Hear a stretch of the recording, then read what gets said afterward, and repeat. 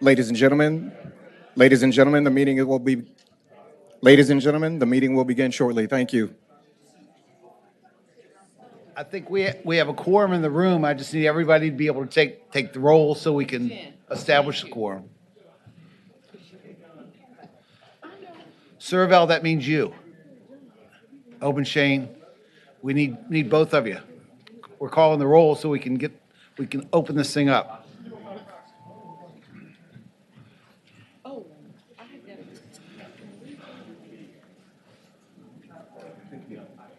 Mr. Chair, you have a quorum. Okay, we've got a long docket, and we're gonna get to as much of it as possible.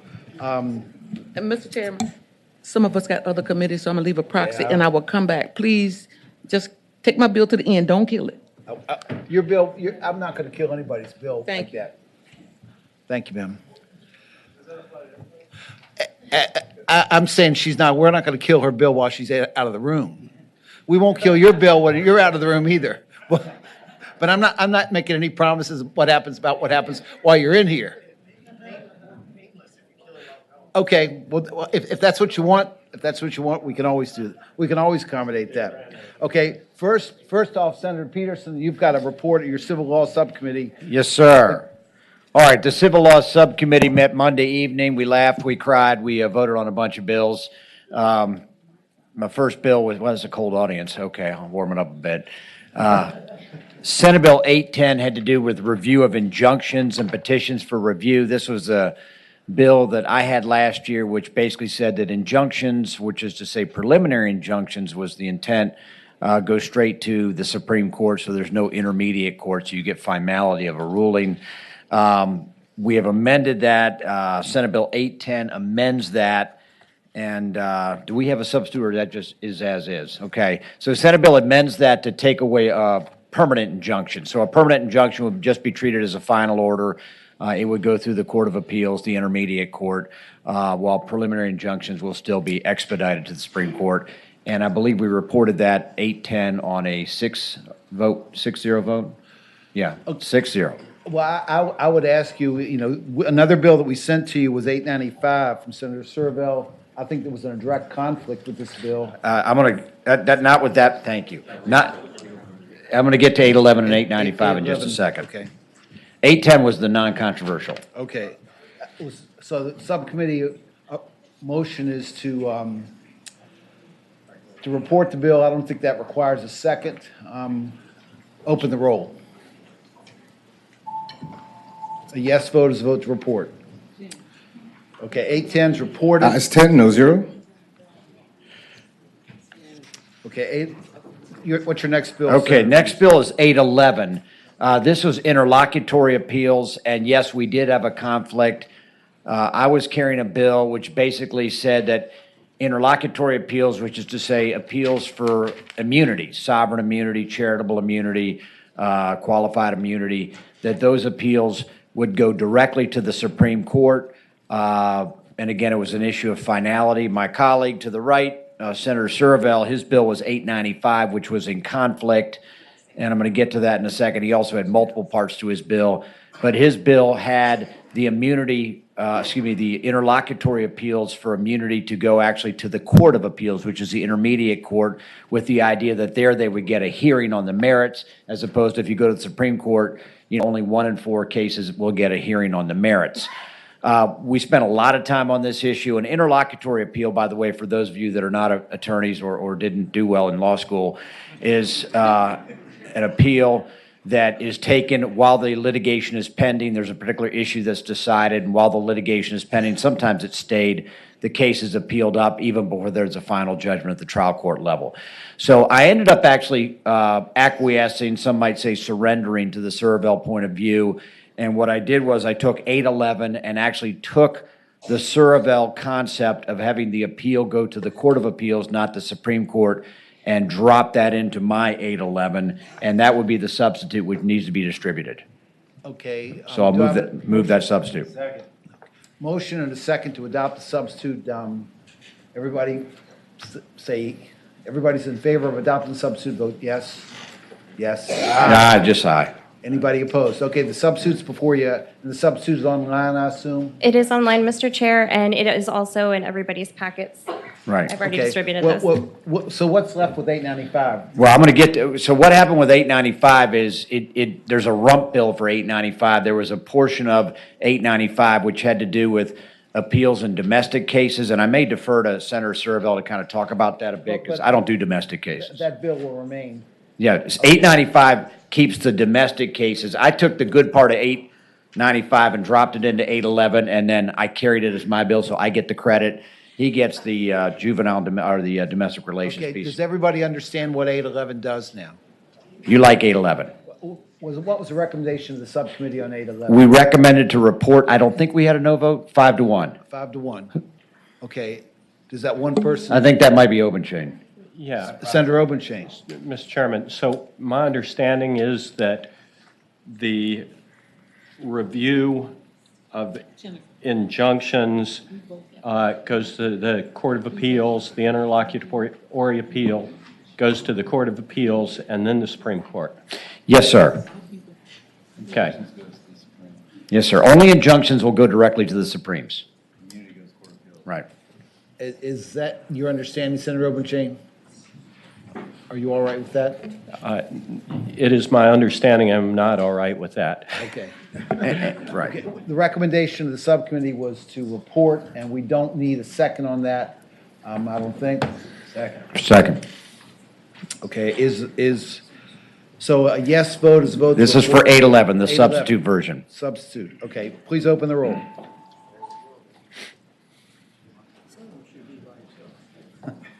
That's awful kind of you, Senator Norman. Ayes 9, noes 3. Okay. 817. Okay, 817 has to do with the lien for attorney's fees. Did we have a substitute on that, or? Mr. Chair, there was a line amendment. Okay, if you could report the amendment, please. Yes, sir. Mr. Chair, sorry. Okay.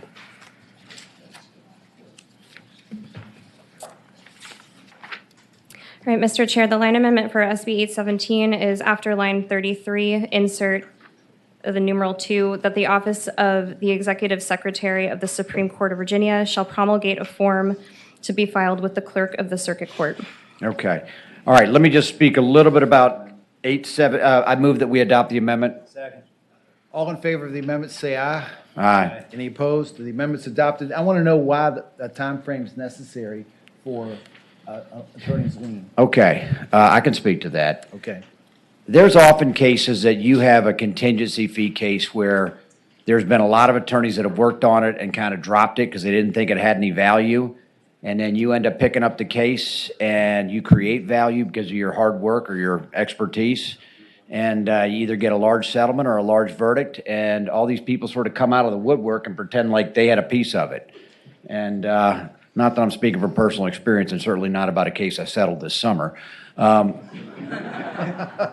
the bottom line is this bill, to use a well-worn cliche, puts some guardrails around attorney liens that if you work on the case as an attorney and you either terminate the relationship or are terminated, then you have to give notice within 45 days of your lien. And I think it really is helpful. It'll clean up, and we don't mention that word around here. But it is a recommendation of the Board Hey. of Appeals Conference. You had to say that. Okay. Okay. The bottom line is I think this is a good piece of legislation that will add some clarity to what is a very, very chaotic piece of the With code the right now. amendment, the subcommittee recommended, Reporting. I think that was unanimous. okay, we don't need a second. A vote aye is a vote to report the bill.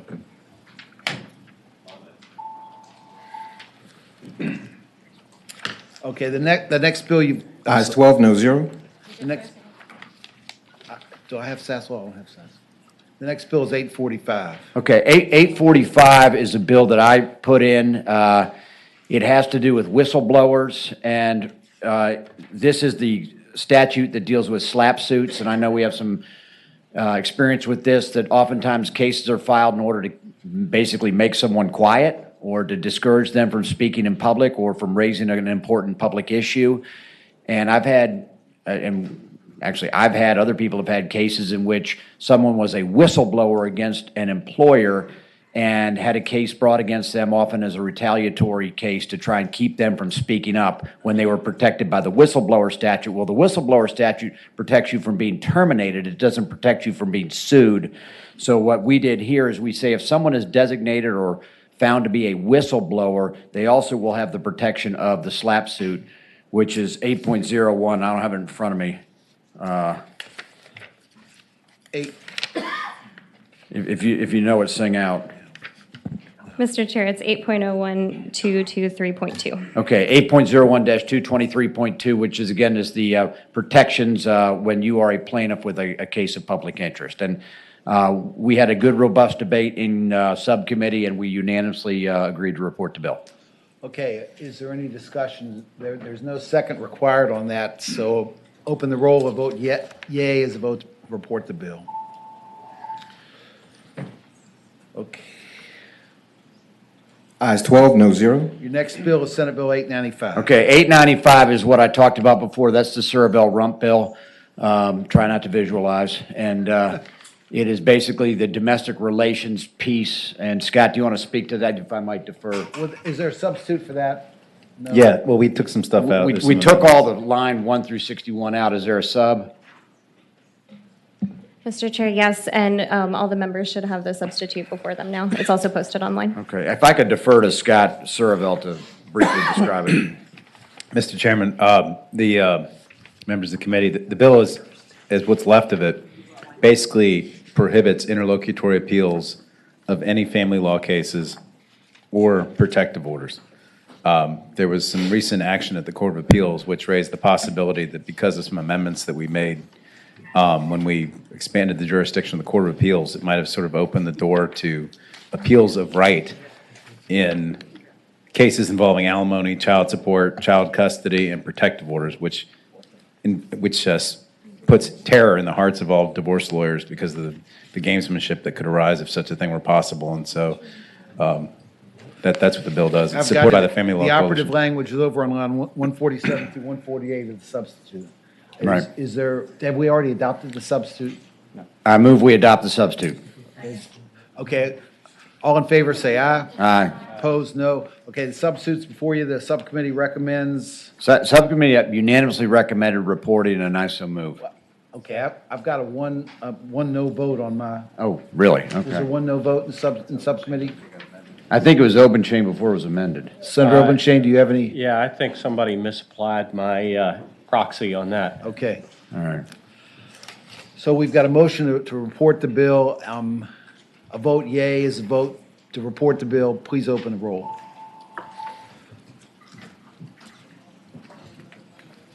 Ayes 13, no zero.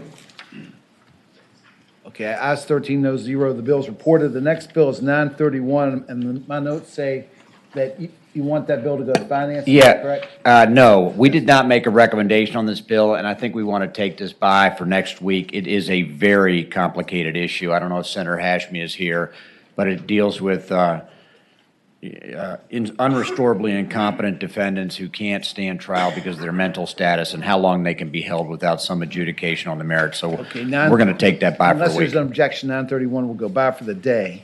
1033. 1033, I believe I had a line amendment on that, if that could be reported on 1033. Mr. Chair, it is a substitute, Oh, there's and a- it is, yeah, it was a substitute that was offered in subcommittee. And it is also before the members, it's also online. Okay, all right. If I might, Mr. Chair, I'll just briefly describe. So 1033 went from a one-line bill Right. to a three-paragraph bill. Okay, here's the deal. We appoint guardian ad litem when a child is a party to a case or is a subject of a case. Right. This has to do with a child as a witness in a case. Normally, that would not require a guardian ad litem, but there may be extraordinary circumstances where the child may have some legal liability or may face some physical present danger and, yeah, some protective issue. And so the idea was the court would have the ability, if circumstances so required, to appoint a guardian ad litem. And that's why the substitute is written the way it is. And so the second paragraph just allows that guardian ad litem to be compensated. Right. The third paragraph says they continue their work into the circuit court if Right. it's appealed. And this is discretionary for the court, and again, it's when circumstances so require. I think this would be probably pretty rare. Recommendation was 4-2, is that correct? Mr. Chairman, Senator McDougal. Can I ask, it looks like y'all said for the guardian ad litem to represent the interest of the minor. Typically with GALs, it's the best interest of the minor because their legal interest could be different than their best interest. Yeah. Representative. Well, if I might respond. Sure. Senator Peterson. I mean, since the minor's not a party, Mr. Chairman, I guess typically it would come up if their legal interest might be if they said something that could find them. Right. That they could be used against them criminally, but their best interest could be something different and might be to protect them or put them in a different place. With the guardian ad litem, they're typically not representing the legal interest, they're representing the child's best interest, and that's why they can be appointed in Chin's petitions or other matters to be looking out for their best interest. So I guess I think if you're doing a GAL, you have to make sure it's clear because you could put an attorney in a very difficult position choosing between the legal interest and the best interest.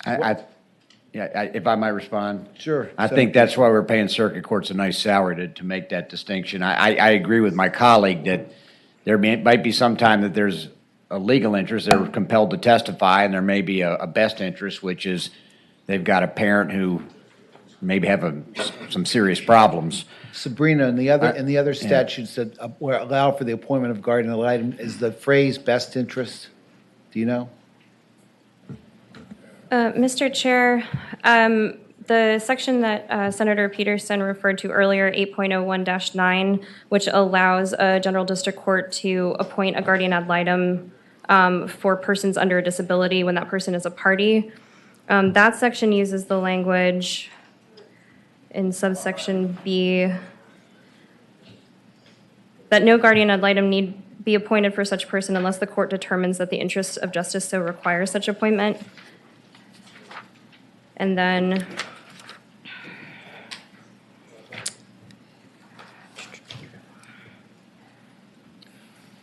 Is there another code section, though, that talks, in the juvenile court, that talks about the best interest of the minor being what the guardian ad litem is supposed to represent? Do you know? Mr. Chair, Senator Peterson. I'd like to keep it just interest for now, and I'm happy to if make a floor amendment. I think if we feel like it's best interest, but I feel like keeping it generic is probably the safest place to be right now, so I'd like to keep it as is. Mr. Chairman, I have a second question. Senator McDougal. On lines 13, how is it the duty of the court to ensure the interest of the minor are represented and protected? Wouldn't that be the guardian's role, not the court's role? If the court determines to appoint the guardian, how does that occur? So I wasn't in the sub, so I didn't. I think that's the context in which they appoint the guardian. That doesn't read that way, but, well, it doesn't read that way.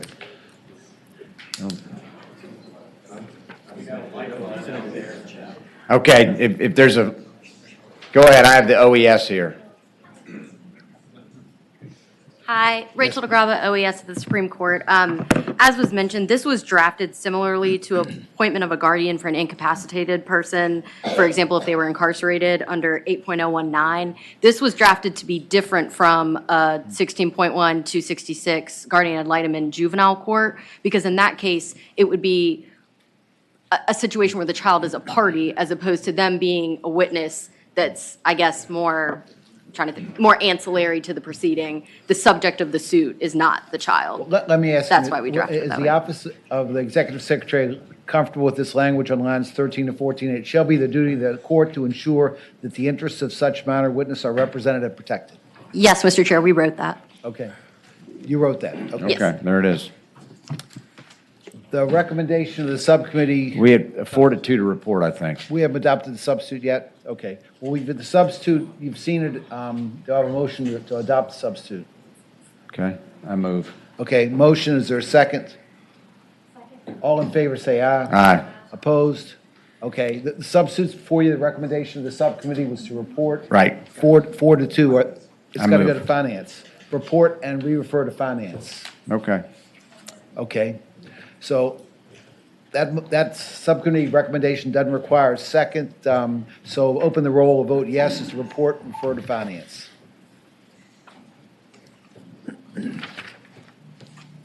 Senator Stanley? Ayes 11, noes 3. Okay, the bills reported and go on to finance. You've got one more bill. Is Yes, that correct? sir. Last bill was Bill 1144, and Senator Stewart had some friendly amendments, which he left behind. I don't think he's here. On line 56, after the word any, insert Roman 1.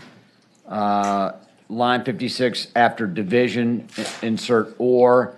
Line 57, introduced after services, strike the comma and insert Romanet 2. And then line 57, after 9.01-101, write, unless the disclosure of such information, records, or reports would impede an ongoing criminal investigation or proceeding. Okay, is that, are those amendments, I guess, in addition to the amendment recommended by the subcommittee? Yes. Okay. And then we have a recommendation by the substitute to insert in a guardianship or conservatorship proceeding. Okay, so the sum of the amendments recommended by Senator Stewart. Right. What do they do? Basically, they carve out an exception to this rule on requesting information, the GAL requesting information, if such request would harm an ongoing criminal investigation or proceeding. Okay. Basically, this bill deals with the ability of a GAL to obtain records during the course of a case. Okay, do you understand the amendments? You want to do them in a block, one from the subcommittee and the rest from Stewart? Do I have a Sure. motion on the amendments? So I move the subcommittee amendment. Okay. All in favor of that amendment, say aye. Aye. Any opposed? That amendment's adopted. I move the Stewart amendments. Okay. Is there a second? Okay, all in favor of those amendments? Aye. Any opposed? Those amendments are adopted. And then the recommendation was unanimous to report the bill. Right, and this bill has to do with the ability of a GAL in a guardianship or conservatorship proceeding to obtain records. Okay, according to my notes, this also has to go to finance, is that Okay, correct? right. So Okay. I move that we report and refer to finance. Okay, and because that's a recommendation of the subcommittee, it doesn't need a second. All in favor will vote aye when the roll is open. Okay, Ayes 14, no 0. that completes your report, Mr. Chair. Thank you. Okay, thank you. Okay, we've got, I want to go by the sign-up sheet, Senator Locke's first.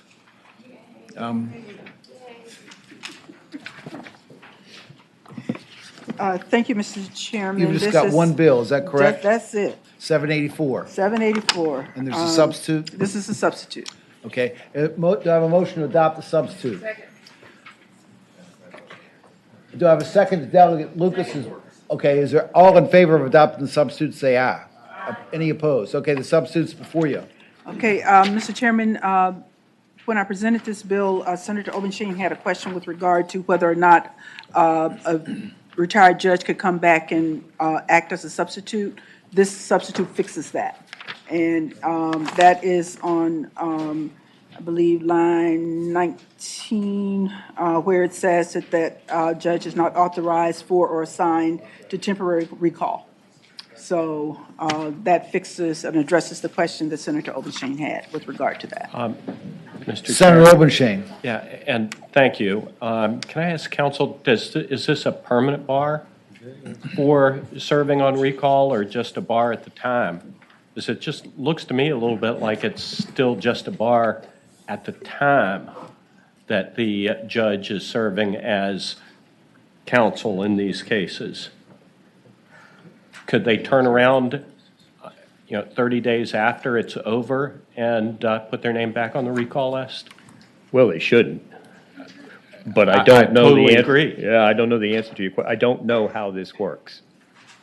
I don't know under what conditions somebody is not authorized.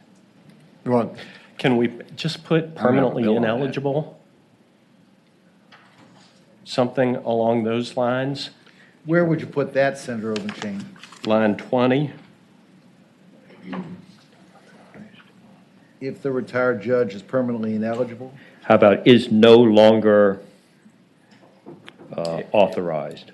Will, yeah, and will it no, I mean, I don't know how you do it other than to have the judge, affirm that it is not his or her intention, or, to say that I will not seek to serve as a designate judge in the future. Or perhaps we could say, by doing so, the judge is permanently deemed- ineligible Right. for designation to be assigned to temporary recall. So that would be at the end of line 30, another sentence? So what you're saying? Yeah. Can I move that in concept? Do you understand the concept of the amendment? Is there a second to that concept motion? The second, okay, the concept motion would basically be at the end of line 30, you have a new sentence that says that a person who exercises their ability to return to practice is permanently ineligible to be recalled as a temporary judge. That's good. Okay, something like that. Okay, all in Works favor for of that me. amendment, say aye. Aye. Any opposed? Okay, with that amendment, the bill is before you. Is there, okay, there's a motion and a second. Are there other motions? It has to go to finance, okay. So there's a motion and a second that the bill is to be reported and re-referred to finance. Open the roll.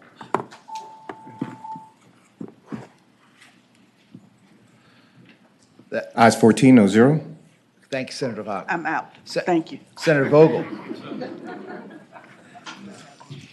Thank you, Mr. Chair. She waited a long time to be first. You've Mr. got Chair, three bills. I have three bills. I'm going to start with Senate Bill 1367, Okay. and I will direct your attention to the statute that deals with abuse and neglect.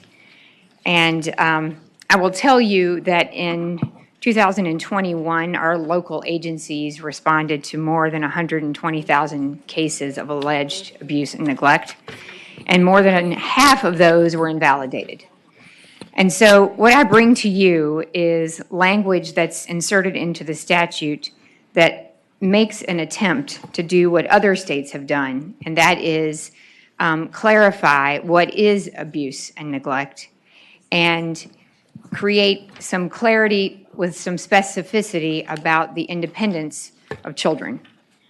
So that in some cases where I fear that we often weaponize allegations, where we often are unclear about the sort of how vague this may be, or we have investigations that are unnecessarily traumatic or disruptive for families, where we, rather than focus where there may be some vagueness, that we are really clear about what's abuse and neglect and focus on the cases that are truly abuse and neglect, and not the situation where a child might be allowed to go somewhere and walk to school, for example, or ride their bike somewhere by themselves, or do something that some parents might see as just allowing their children to be independent, and somebody else might see as abuse or neglect. And so if you look at the bottom of number 2, where under the definition of abuse and neglect, and you go under little 4, it'll say, no child whose parent or other person responsible for his care allows the child to engage in reasonable, independent activities without adult supervision. So basically, this is accepting it. It lays out what abuse and neglect is, and it says that it shall not be a reason alone be considered to be abuse or neglect, provided that the independent activities are appropriate based on the child's age, maturity, physical, and mental abilities.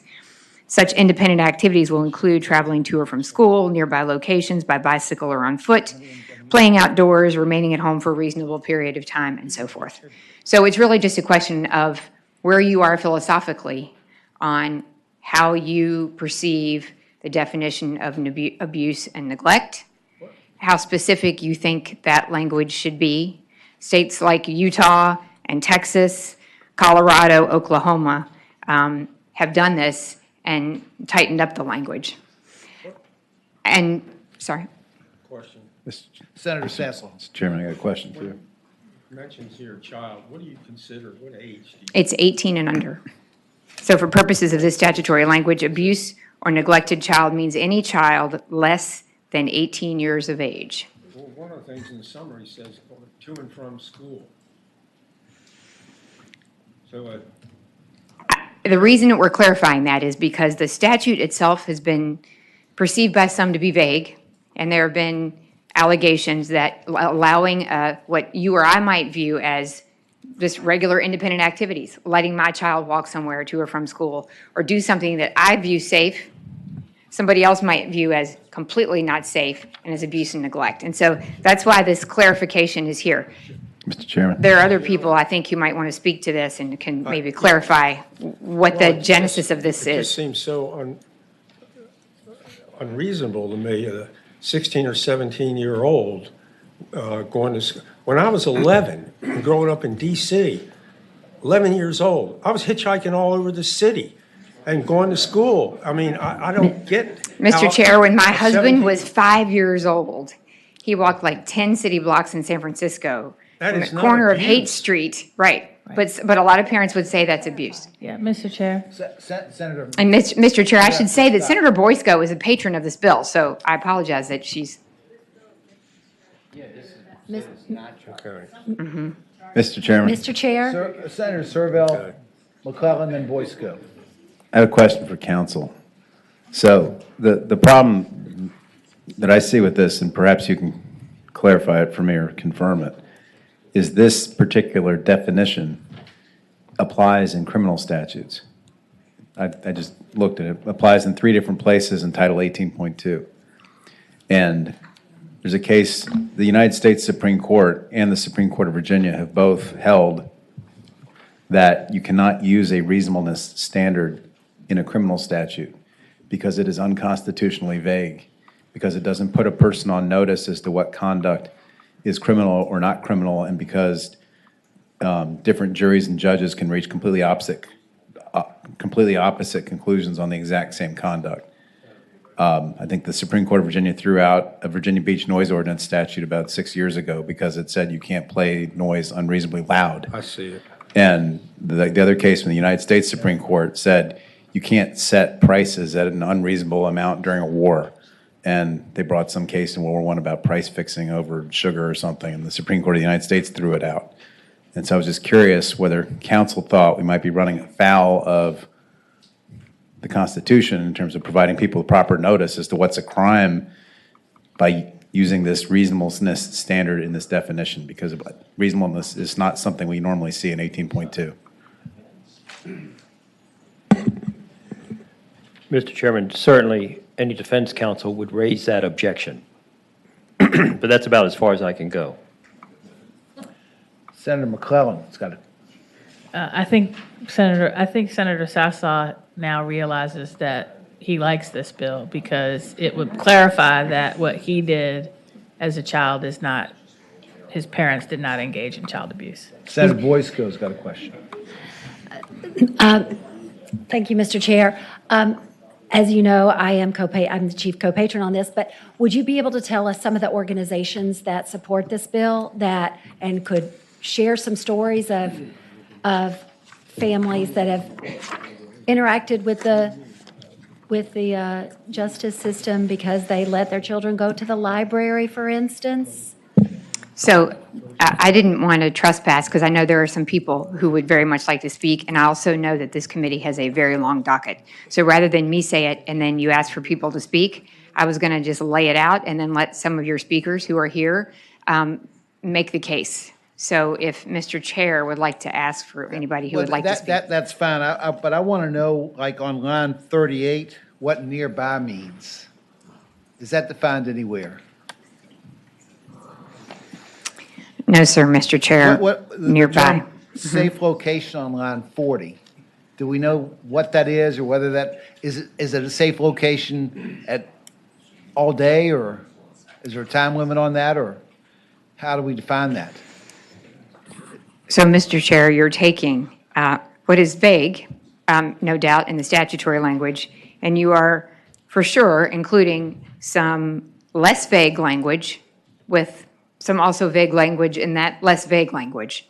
But what you're attempting to do is to clarify the kinds of things that would be excluded, like going to and from school, allowing somebody who's 16 or 15 or 17 years old to have reasonable independence. I think that's what it is that we're looking for, because if you look culturally where we are now, it's very different than where we are some time ago. And you can see that someone would allege abuse and neglect in categories that aren't abuse and neglect, and we wouldn't, and nobody would really characterize it that way. And that's why we have 120,000 cases, and more than half of them are clearly not cases of abuse and neglect. And so I think what we want to do is do what other states have done and said, let's bring some clarity to this. Let's try to make the system work better. Let's not allow the system to be weaponized. Let's not disrupt families. And let's be really, what I think is realistic about what it is, what our expectations are here. And so I understand your question about the language. I understand what I would imagine. You understand that judges one place might interpret Absolutely. those terms a little bit differently than they do in other places. Mr. Chair, Senator Peterson. I read this as basically a jury instruction. That this would be, if you had a jury, you'd hand this up as an instruction, and the jury would have to draw their own conclusions, but it clearly gives a roadmap as to how to get there. Mr. Chairman, Steve. okay, so I agree with everything that's been said about this very well-intentioned common sense bill. And I agree with Senator Peterson that this provides a roadmap for a jury instruction. The problem is the problem that has been identified by Senator Surivel, that people are entitled to clear, objective notice of what conduct is or is not criminal. Right. And so even if we struck the word reasonable in front of independent activities, you're still stuck with line 37 where it says, provided that such independent activities are appropriate based on the child's age, maturity, physical and mental abilities. And people all day long will disagree as to what is appropriate.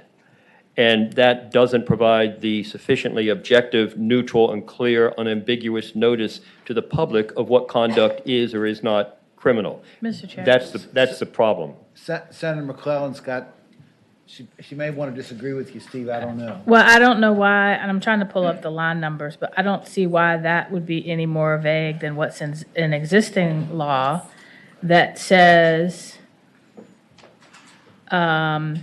if you, line 23, where you say if you refuse to provide care necessary for his health, who decides that? Where line 31, if a child is sufficiently mature to have an informed opinion, who decides that? I think there's already vagueness in the code. And what we're trying to do is put some parameters around to say there are some things that any reasonable person would see is not child abuse, but without some guidance in the code, people can and have been charged with child abuse for letting their 11-year-old walk a block to school, for letting, you've got a 13-year-old and you've got to go to the store 2 blocks away and you don't have a babysitter, but if you don't go to the store, they're not going to eat that night. Like, we're trying to put some common sense where things that in the 70s, 80s, and 90s, everyone agreed was a reasonable thing for a parent to do with a child of, reasonable maturity, that now is being weaponized in ways we don't want. So we're not creating any more ambiguity than is already there, but we are creating more certainty that some things are not child abuse. And Mr. Chair, there are a litany of cases, and again, I was hoping that the others would speak instead of me. There are a bunch of people Yeah. behind you. Oh. And if we want, why Yeah. don't we just open up?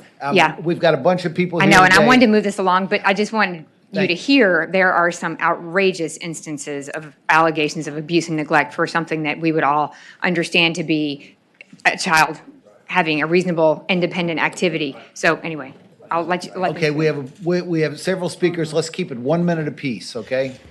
If any participants on Zoom would like to speak in favor of this bill, please raise your hand electronically now. Go ahead. Hi, my name is Elsa Hackle. Hi, my name is Elsa Hackle. I will turn 12 this month. I love to read, I love nature, and I love to ride my bike. When I was a little kid, I looked forward to being able to go to the playgrounds, parks, and library all by myself. It made me feel grown up, and when my mom finally said I could, starting at my 9th birthday. My parents told me what to do if I got lost or if the police came. We had rules about where I could and couldn't be, and I could follow those rules. I knew I was ready. My first 2 trips were to the library. The first one went really well. I loved it. But on the way home to the second time, I was late, and I was walking and running to get home faster. Mom met up with me and said I was being tailed by a cop. I was. We talked and he sounded worried. I felt shocked and disappointed that he felt the need to follow me.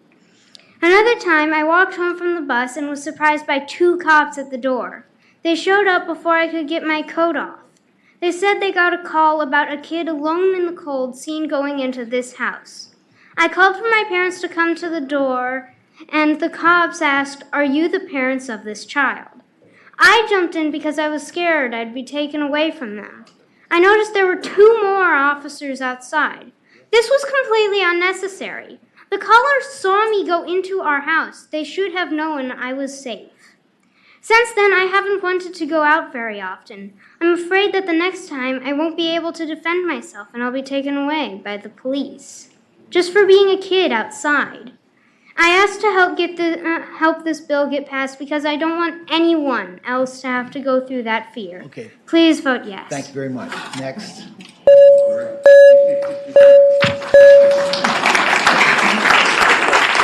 And I'd ask you to please try to limit it to a minute. Thank you. My name is Evelyn Hackle. I live in Falls Church. I'm a naval architect, and I'm Elsa's mom. When I was 25, a fireman mistook me for a lost kid and tried to rescue me. My daughter is also small, so I delayed letting her walk to places like the library and the park longer than she or I wanted to ensure our legal safety. Then, as you heard, 4 cops showed up at our home because she walked home from her bus stop. Worried as I was, I never imagined there would be more police involved for that than when my neighbor was assaulted by a fugitive. My daughter firmly and calmly defended her rights, and I am so proud. But she shouldn't have needed to. The independent activities law is needed because it affirms that Virginia's kids and families have a right to some independence absent obvious danger. And since Elsa was never in any obvious danger, this would protect kids like her and parents like me while we let capable children grow into capable citizens.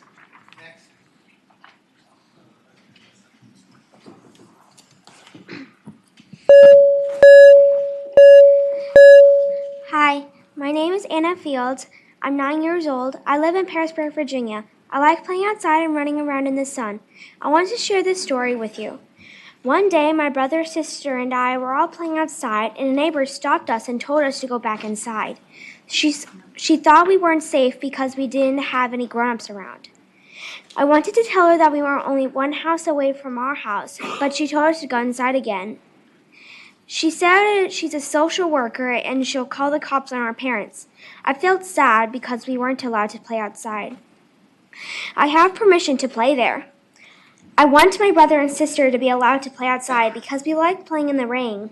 Most of the time, we play outside because we have an idea for a game. My parents know me best, and I know that I am old enough to play outside. Thank you for listening to my story. Thank you. Next. Hi, my name is Emily Fields, and I'm Anna's mom.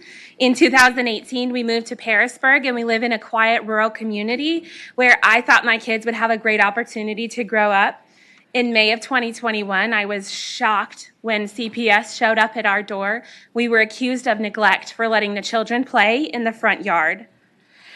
I was told that regardless of where my children are, outside, I personally have to be visible to my neighbors so that they know that my children are supervised. They're now 9, 8, and 6, and like Anna told you, they were playing outside, and a social worker who lives in our neighborhood stopped and threatened to call the police because they were playing within line of sight of our kitchen. When my children ask if they can walk around our quiet block, I never ask myself if they're capable or if they'll be in danger. I know that they are safe and capable. The questions that I ask myself are, who is at home? Who is going to think that this is too much freedom for a child to have?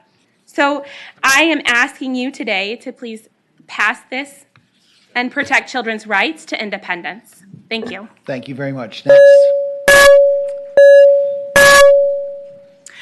Thank you, Mr. Chair and members of the committee. Valerie LaRue from Virginia Poverty Law Center. We support this bill. We hear from parents who call us with concerns about having let their child climb a tree or ride their bike in the neighborhood, those kinds of things. Typically, these are not criminal investigations. It's not in 18.2. This would impact mostly civil investigations by CPS.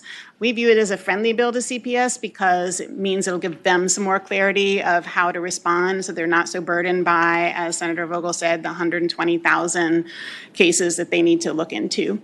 And I know that there are some folks on the Zoom who are in support, and I believe the Action Alliance is also in support. So thank you. Thank you. Okay. Are there people in the Zoom world? Yes, there are. Okay. I'd ask them to keep their remarks to a minute apiece. You're going to be cut off after a minute, okay? Thanks. Will, you may unmute and speak, and Fallon, you are going to go next. Thank you, Mr. Chair. My name is Will Estrada. I'm the president of Parental Rights Foundation. I'm a resident of Loudoun County, Virginia. We are in support of this bill. It's a parental rights issue. It's an equity issue. Many of the families impacted by CPS neglect investigations are minority families. But and we represent families across the board who are found because of these issues that have been discussed. But I just want to address that vagueness issue. Senator McClellan is absolutely correct that there is so much vagueness in our neglect statutes. This will help them. 6 states have adopted them. This same bill with the reasonable language just went through Colorado unanimously, was signed into law by Governor Polis. We've not seen negative issues, so we would ask for your support. Thank you. Okay, thank you, sir. Next. Hello, my name is Fallon Speaker. I am the legal director of the Youth Justice Program at the Legal Aid Justice Center. I will echo everything that has been stated so far, and Legal Aid Justice Center is in support of SB 1367. I have 10 years of experience in representing youth, parents, and families in child welfare proceedings, and what I can say is that this bill is important to help with clarification as it relates to the subjectiveness in the statute. The prior version of the statute allowed for subjective determinations of which instances of childhood independence were neglectful, risking bias due to race, class, and history. And this statute provides clarifying terms that can be equally applied. Because of that, Legal Aid Justice Center is proud to support this legislation. Okay, Thank you. Ma'am. Next. Ollie, you may unmute and speak, and Valerie, you will be next. Good afternoon. My name is Ali Farouk. I'm with Families Forward Virginia. We are the Virginia chapter of Prevent Child Abuse America. We strongly support this bill, one, because we believe it'll take pressure off of our already strained and overwhelmed child protective services resources by preventing unnecessary calls to CPS, and 2, it will prevent unnecessary involvement to the child welfare system when we have so many children that desperately need those services but are being lost in the cracks. Thank you for your time. Thank you so much. Next. Good afternoon, Valerie Slater. I'm the Executive Director of Rise for Youth, and a criminal defense attorney, and Rise for Youth supports this bill for all of the reasons you have already heard. Okay, thank you, ma'am. Are there people that have another view? Well, we have to hear from other people. If anyone on Zoom would like to oppose this bill, please raise your hand electronically. My name is Julia Very Sickle. brave woman. I know. I didn't want to stand up. That's okay. My name is Julia Sickle. I'm the Commonwealth Attorney for Westmoreland County, here speaking on behalf of VACA. We are not opposed to what this bill is saying. So I don't want anyone to think that we do not think. I have 3 children. I let them play without me there. But these are the problems that we see with. I know. These are the problems that we see. Number one, the cases of the individuals that were up here speaking, I didn't hear anybody say they had been arrested for abuse and neglect because of their actions. And I think that when police are called and a concern is made, even if this language is in the statute, it's still going to be investigated. You're not going to have somebody just say, we're not going to investigate it. So I'm not sure that it curtails the investigation of the cases, which has been talked about. What we can say from our perspective is these are not cases that we see prosecuted in Virginia. We are not bringing criminal charges against individuals who are letting their children go play outside or walk to the library. There is case law that's in effect now that talks about what felony child neglect is, and it talks about looking at the gravity and character of the possible risks of harm, the degree of accountability or accessibility of the parent, the length of time of the time the child's not around, the age and maturity of the child. So essentially, there's case law that says these are the things we're supposed to look at. And what our concern is if these things are in place, it will make it more difficult for us to prosecute individuals who are committing abuse and neglect against their children. And I'm sorry, I'm the only. Thank you, ma'am. Are there people in the Zoom world who wish to speak against the bill? There are no speakers on Zoom, Mr. Okay, Chairman. Senator Obenshain. Mr. Chair, I don't know whether there's a desire to add language to this that addresses Senator Surville's concerns, but if there is, I would suggest that we look at the involuntary manslaughter instruction. I know this is taking this in a wholly different direction, but I don't mean to, but in which we say that the described conduct is not child abuse unless the defendant's failure to perform unless the defendant's conduct constituted negligence so gross, wanton, and culpable as to show a callous disregard for the safety of the child or children. Okay, so that's another conceptual amendment, I guess. What's your? Mr. Chair, if we look at line 15 and 16 and 17, wouldn't that cover where they're talking about abuse or neglect means any child whose parent or other person responsible creates or inflicts or threatens or inflicts or allows to be created. So your physical or point is medical. the language that Senator Obenshain suggested might be in conflict or might already be covered by language. That's my question. I'm not arguing, I'm just raising the question. I feel like when I read this, I feel like it's clarifying that if you're putting a child in harm's way, and then and then under number 2, on number 23, whose parents or other parents responsible for his care neglects or refuses to provide care necessary for health. I don't know. I mean, it's your. Don't look at me. I'm just trying to help my friend on the right wing of the committee. Mr. Chairman. Senator Morrissey's next, but you are. Well, I'm trying to address his Okay, issue. you want to address this? Yeah, I mean, I support the concept of the bill. I want you to pass a law that's going to be actually enforced. And I'm telling you, if you put reasonable in a criminal statute, you run very thin ice. And that's what I'm trying to get at. And I think using the types of language that Senator Obenshain just mentioned is much more likely to be sustained in court and actually get you the result you want. And that's what I'm trying to accomplish here. So it might require a little bit more careful wordsmithing So, Mr. Chair. Perhaps between here and the floor, we could do that or Right, something, but. so here's what I'm very desperate to do. You understand the mission here. The goal and the mission is to create some level of independence for children where it's very clear that this independence is allowed, does not neglect. And they said it way better than I ever could. And so if there is a way between now and when this goes to the floor that perhaps could be amended with language that's agreeable to everybody, and you heard how many people believe from CPS to everybody else, if we could agree on language. Senator Morrissey's still got a point to make, and I want him to be able to do that. But I'm gonna, if we do report the bill out of here, I'm gonna hope that you, Senator Vogel, get with Survell and Obenshain and figure out what that language looks like, if it's appropriate. Okay? You bet. Okay, Senator Morrissey. Senator Vogel, I love your bill. Okay. There are some portions of this bill that are open to interpretation, like lines 33 through 35, and I think that can be tightened up a little bit. But there's three things I really hate. I hate participation trophies. I hate coddling kids. And I hate, dislike is a better word, parents who drive their children less than 1 block in their SUV while the engine runs to heat it or cool it, and then get on the bus, and then they're there. When the kids get back, get on the SUV and drive less than half a block home. I can't outlaw 2 of them, but the middle one, I think your bill comes closest to addressing. And while it may need a little tightening up so that there's no subjectivity to it, I hope that this body supports this bill. Move to report. Senator Boyce, we got a motion to report. Is there a second? Okay, are there other motions? I would just say, Mr. Chair, I really appreciate it because independent children are very successful adults, I promise you. And assuming that this gets out of here, I'm hoping that you all get together and figure out whether there's any way to tighten up. Except for Sasslaw. He's an anomaly. My second grade teacher told my mother I was a little criminal. Okay, open the roll and vote yea is a vote to report.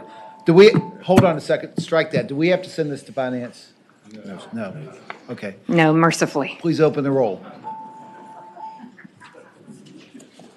And thank you so much to everybody who testified. Okay. I got 2 more bills. I've got Edwards too, I'm sorry. Okay. Ayes 15, no zero. You've got 2 more bills. I got 2 more bills, and hopefully these will be quick. I'm going to start with Senate Bill 1377. It's next in number.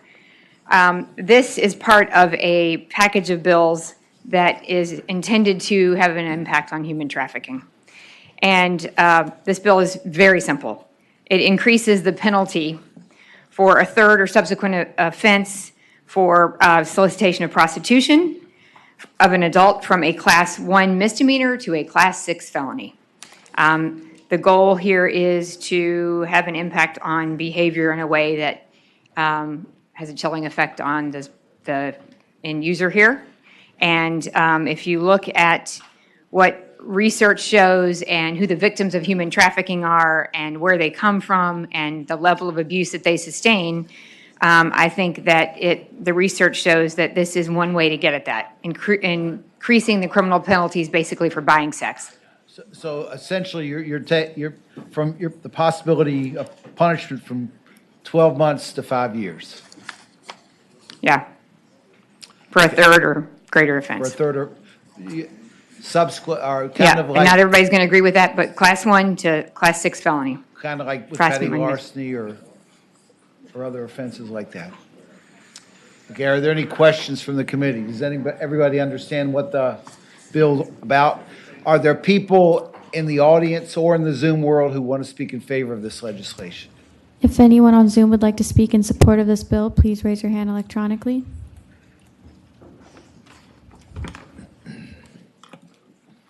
Good afternoon, Mr. Chair, committee members. Brandon Robleski from the Attorney General's office. The Attorney General does support this bill. Thank you.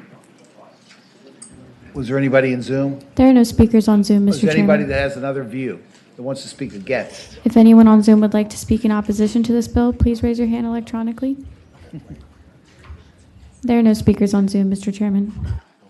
What's your Mr. pleasure? Chairman. Senator Survell. Mr. Chairman, I'm speaking of the bill. We've heard this song before, and I think we've heard repeatedly that enhanced penalties, increasing the penalties of crimes, does nothing to deter the crime. What deters crime is enhancing the likelihood that you're going to get caught and convicted. And I don't think I generally don't like creating new felonies or enhancing the penalties of the ones we have, because I think we've seen that, we've heard that song before and it hadn't worked. And while I appreciate that human trafficking is an issue, I don't think this is the way to deal with it. The best way to deal with it is to put money into enforcement instead of jacking up the penalties. So I don't like the bill. I would move to gently PBI it. Senator Morrissey seconds that. Okay, got a motion. Is there a substitute motion? Second. Okay, the substitute motion takes precedence. All in favor, vote, open the roll. All in favor of reporting the bill. It'll be report, motion is report, substitute motion is report and refer to finance. Correct. All in favor will vote aye, opposed nay.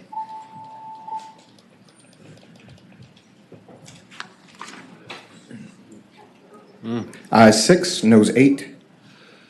Okay, the primary motion is to PBI. So a vote, green is a vote to PBI. All in favor?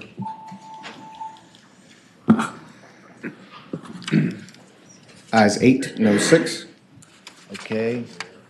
So Senate Bill 1490 is. Senate Bill 1490. Thank you, Mr. Chair. If you don't like increasing penalties in the last one, you're probably not going to like increasing penalties in this one. This one has to do with fentanyl. And I think it is not unknown to the members of this committee what fentanyl has done to the communities all across Virginia and across the country. Thousands of people have been victims of fentanyl. It is what is driving a massive industry. And the number of people dying is astounding. And even when, it's more than I can even get my arms around. It is more than people who die from car accidents and, I lost my thing here. And gun deaths combined in a year, which to me is shocking. Anyway, again, if you don't believe that increasing penalties changes behavior, then you won't like this. I think it does. And so what this bill does, it says that if you are a person who provides, sells, gives, or distributes a substance that you know contains fentanyl, and you're guilty of attempted murder of the first degree by poison. That's simple. Mr. Chair. Thank you, Mr. Chair. I serve on the Substance Abuse Services Council, which has now been called the Recovery Services Siobhan. Council. We passed a resolution. It is filled with people who are in this world, people who are the peer recovery specialists, who are the psychiatrists, psychologists, the doctors, the parole officers. It's folks who live and breathe this kind of stuff. And we passed a resolution unanimously saying that we disagree with further penalizing substance abuse and harm. And I absolutely agree that we've got to do something about fentanyl and getting it off the streets. But there are a lot of people who are doing peer-to-peer sharing. And we've had a hearing on this, a very similar bill to this. And we had probably more than a dozen people testifying, people who had been former users, people who had loved ones who had lost loved ones, and they were begging us not to go in this direction. And while I always respect you as we work together on the last bill, I'm not gonna be able to support this and wanted just to share that information. And Mr. Chair, if I may, I understand your position. I've certainly worked a lot in the community of those who work with those who are victims and those who are addicts and those who struggle with substance abuse and mental health issues and who are trying to self-medicate. And we are not trying to criminalize. I understand addiction. I understand the disease, and I understand where we're trying to go. However, I believe that there is a commercial enterprise going on here with fentanyl and people who are cutting drugs with fentanyl and know they're doing it. And so that's my reason for bringing the bill. But yes, I understand, Senator Mr. Chair. Mr. Chair, I would take a different view with respect to this. I couldn't agree more with my friend that we need to look at a different approach with respect to drug abuse and sharing, but that's not what this one is about. You know, I worked very closely with my former colleague, Congresswoman Wexton, when we passed legislation out of here, taking a different approach, but dealing with this. This isn't further criminalizing sharing. It's not further criminalizing drug abuse. These are the people who are peddling something that they know is going to kill somebody. That is, they know is going to kill somebody. And while raising sentences may not discourage some criminal conduct, we do know that taking some of these criminals off the street and keeping them from committing these crimes does stop some of the criminal conduct. These are the people who are killing our children across Virginia, the ones who are, you know, putting the fentanyl in, who are knowingly distributing it, not the drug users, but the peddlers. And we got to do something. And we elected not to pass Senator McDougal's bill. So this is what's in front of us, and I support this. I would ask counsel, one who is convicted of possession with intent to distribute fentanyl right now is subject to a 5 to 40-year penalty. Is that correct? That's correct. Okay. Last year, we had a similar bill, 1356, that was patroned by Delegate Anderson. Is this bill substantially different or different at all from that bill? Do you know? Mr. Chair, it's only different in the penalty. I believe Delegate Anderson's bill was murder in the second degree. This is murder in the first degree. Okay. So we moved from a 5 to 40-year sentence to, and this says it's a separate offense, so 5 to 40 years plus what? Well, it's punishable as a Class 2 felony, which would be up to life. Up to life, okay. Okay.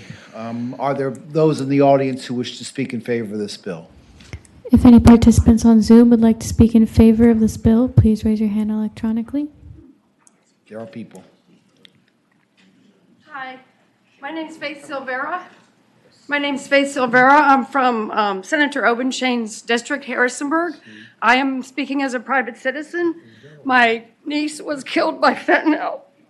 I wasn't expecting to speak today because I didn't know this bill was going to be discussed. But I believe eventually everyone that takes fentanyl is going to die from it on the street. I'm a labor and delivery nurse who uses fentanyl judiciously to control pain and labor. We love it. But on the street, it's going to eventually kill everybody. And as a parent, I would rather have my child in prison than have them dead. My niece was not an addict, but we definitely need to spread awareness because she had been throwing up and went to the hospital because of respiratory problems. But my sister-in-law and brother-in-law had no idea where this path was going to lead. She was on a full scholarship at Bridgewater College.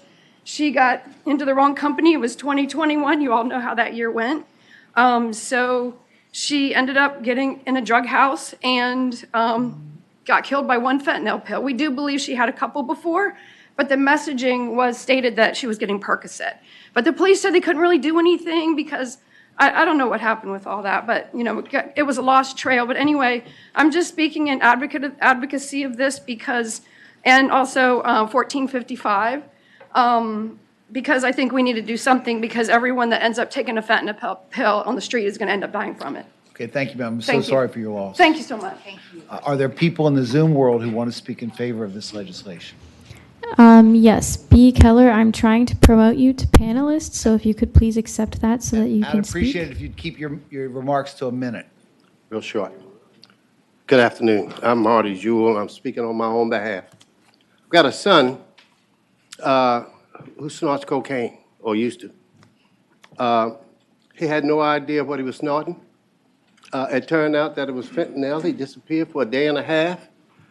His landlord didn't know where he was until she went in the next day. There he is laying on his back on his bed with his feet on the floor, out for a day and a half. They took him to the hospital, MTB, and he stayed there for a day, 2 days, and then he was almost incapacitated mentally for the following week or two.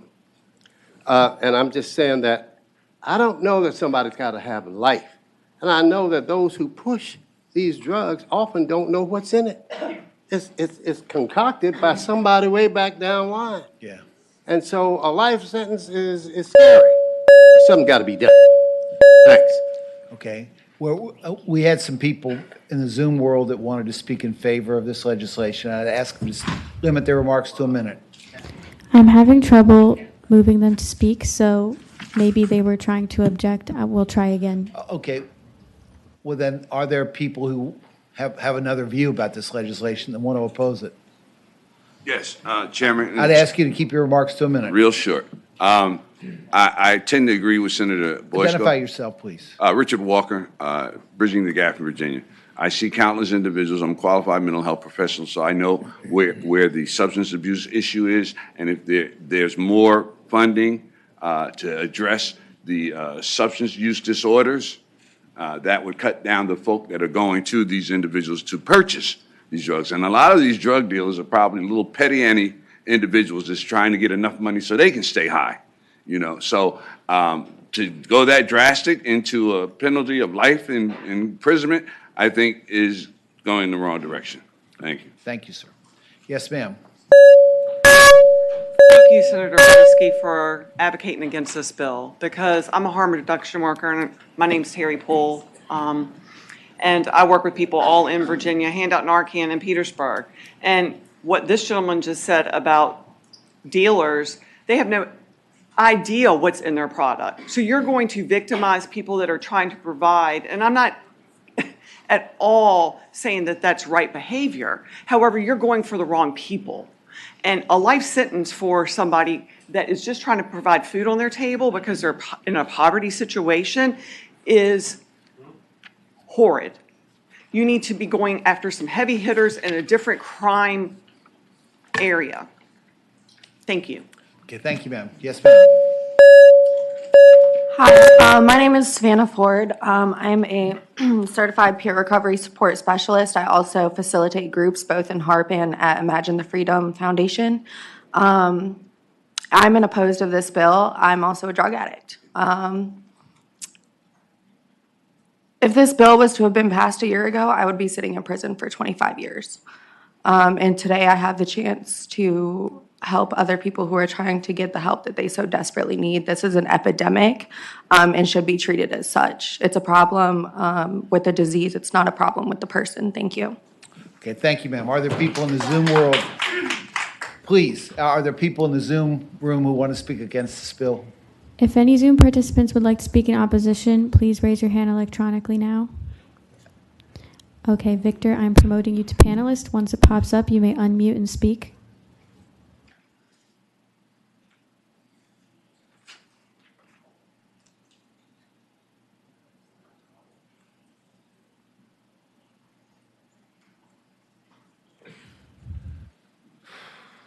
Good afternoon, Mr. Chairman. This is Victor McKenzie, Executive Director of the Substance Abuse and Addiction Recovery Alliance, and we are speaking in opposition of this bill.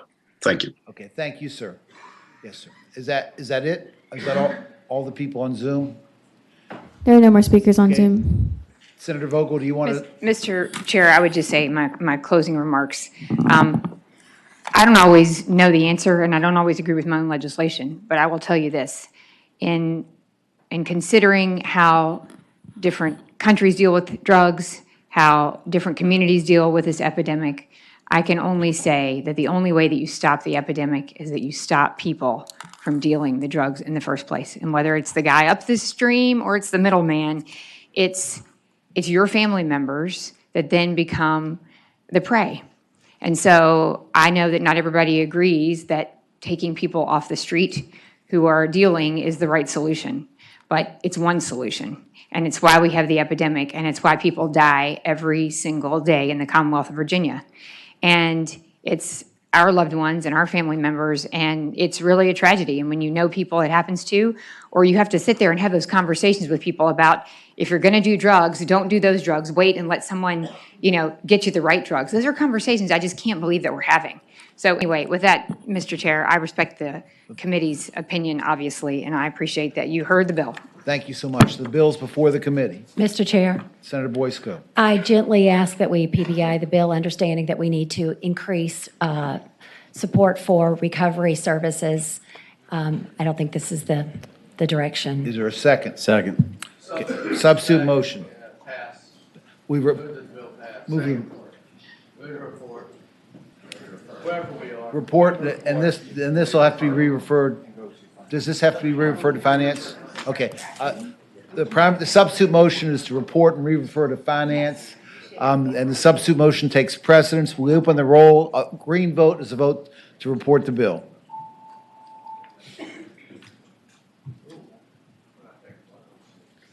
Ayes 6, noes 9. Okay, ayes 6, noes 9. We go back to the primary motion, which is the PBI. Open the roll. A vote to green is a vote to PBI.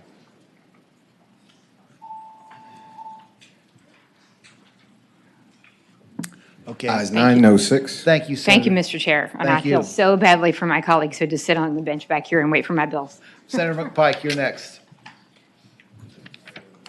And- Thank you, and Mr. Chairman, members of the Pike, committee. Donovan, then Reeves. No. Senate Bill 1034, Mr. Chairman, and I have a substitute. A substitute for Senate Bill 1034. Thank you, Mr. Chairman. Do we have a substitute for the committee? Is there a motion to adopt the substitute? Okay, is there a second? Okay, all in favor of adopting the substitute, say aye. Any opposed? The substitute's for the committee. Okay, Senator McPike. Thank you, Mr. Chairman, members of the committee. This bill updates our 911 section. Right now, if you have someone that's calling and harassing the 911 system, our current code only says to ring a telephone. Well, we now have Next Gen 911, you have text, you have video, and so there's many other ways to now interface with the 911 system. So this is supported by Virginia Department of Emergency Management, the 911 Services Board, and many other localities as these systems are modernizing into new applications and want to make sure the emergency 911 operators are focused on 911 and not different harassing phone calls. So that is the bill, Mr. Chairman. I know there's a few folks here just to briefly speak to it, and about a dozen others that'll simply stand to be recognized. The one question I had was on line 19 now, the substitute, you've stricken the language emergency calls. Is that, I mean, does that do harm to what you're trying to do, or? Mr. Chair. I'm afraid that's a defined term. So, Mr. Chairman, it's really looking at lines 18. It's really the intent to annoy, harass emergency personnel in the performance of their duties, and then to ring or other device to signal. And so I think that's really taking care of the work that they're doing, because it's the same staff, no matter whether it's not emergency or emergency. If they're getting prank calls through any sort of signaling device, it's taking them away from actually real emergencies. And that's the intent of this original code. Okay, are there any other questions from the committee? Okay, there are people that are behind you, and I'm assuming they're going to want to speak to the bill. Just briefly. I'd ask you to keep your comments to a minute, okay? If anyone on You're in Zoom would like favor to of the speak bill. in support, please raise your hand electronically. Mr. Chairman, members of the committee, Alana Crennan representing Arlington County. We thank the patron very much for working with us on this bill. Again, the bill was endorsed by the Virginia Department of Emergency Management 911 Services Board, and I'm going to turn it over to one of our emergency call center workers to talk about her experience with these harassing text photos, et cetera, in Arlington County. Thank you. Thank you. Yes, ma'am. Thank you, Mr. Chairman. My name is Angelina Candelas-Reese, and I am the 911 Systems Manager in Arlington County, Virginia. Today, according to the law, I can prosecute someone who calls 911. We had a gentleman last year made 5,532 phone calls to the Emergency Communications Center in less than 90 days. However, in that same law, I cannot do something about it if that same person turns around and does it through text messages and eventually photos, videos, or any other future modalities of ways to contact an emergency communications center.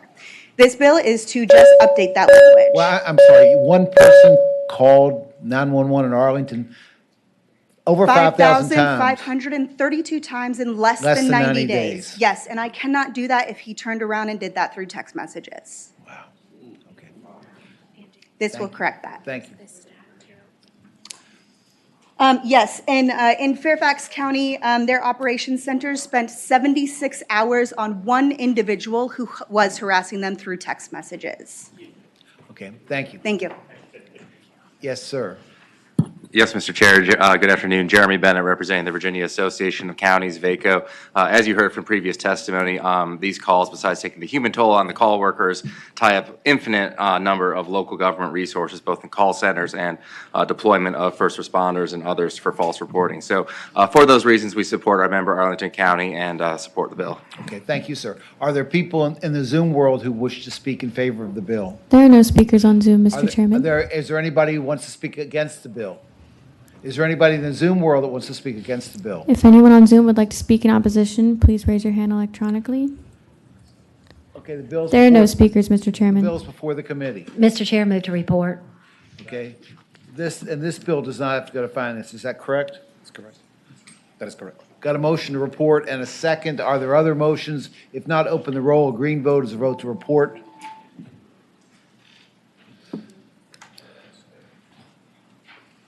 Ayes 15, no zero. That's 15, no zero. That was your only bill, Senator McPike. Thank you, Mr. Chairman. Okay, thank you. Senator Dunovitz next. Thank you, Mr. Chairman and members of the committee. I have two bills to present today, and I'd like to start with Senate Bill 1252. 1252. Yes, sir. And Mr. Chairman, there is a substitute. Okay. There's a substitute for 1252. Do I have a motion to adopt the substitute? Is there a second? Yes. Okay, motion and a second to adopt the substitute. All in favor, say aye.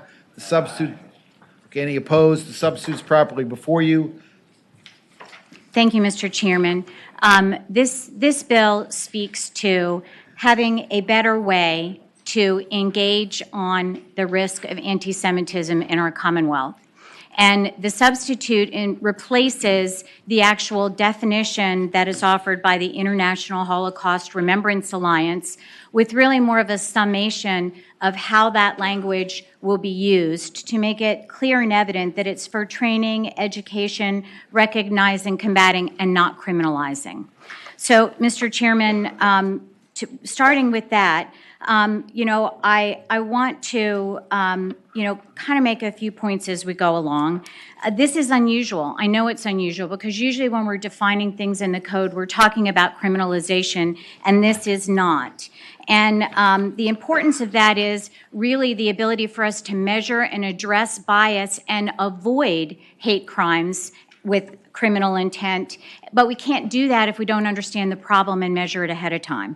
So when we talk about hate crimes, we're talking about criminal offenses that are motivated by bias. This definition is much more general. If you read the entire definition from IRA, it says anti-Semitism is a certain perception of Jews, which may be expressed as hatred toward Jews.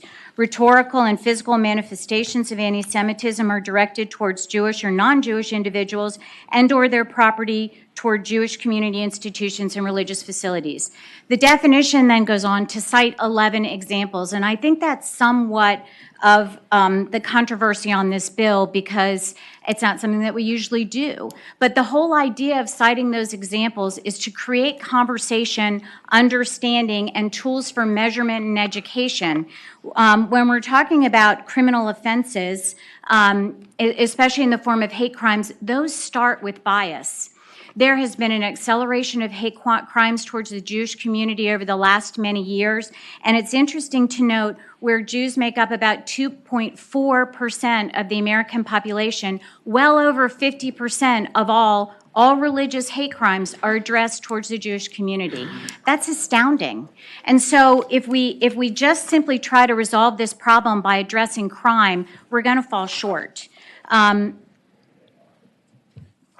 And I'm just trying to go through my notes where I've mixed things up. Senator Servel's got a question, I think. Okay, we'll start with that, and then I'll talk a little bit more about some of the statistics I wanted to give.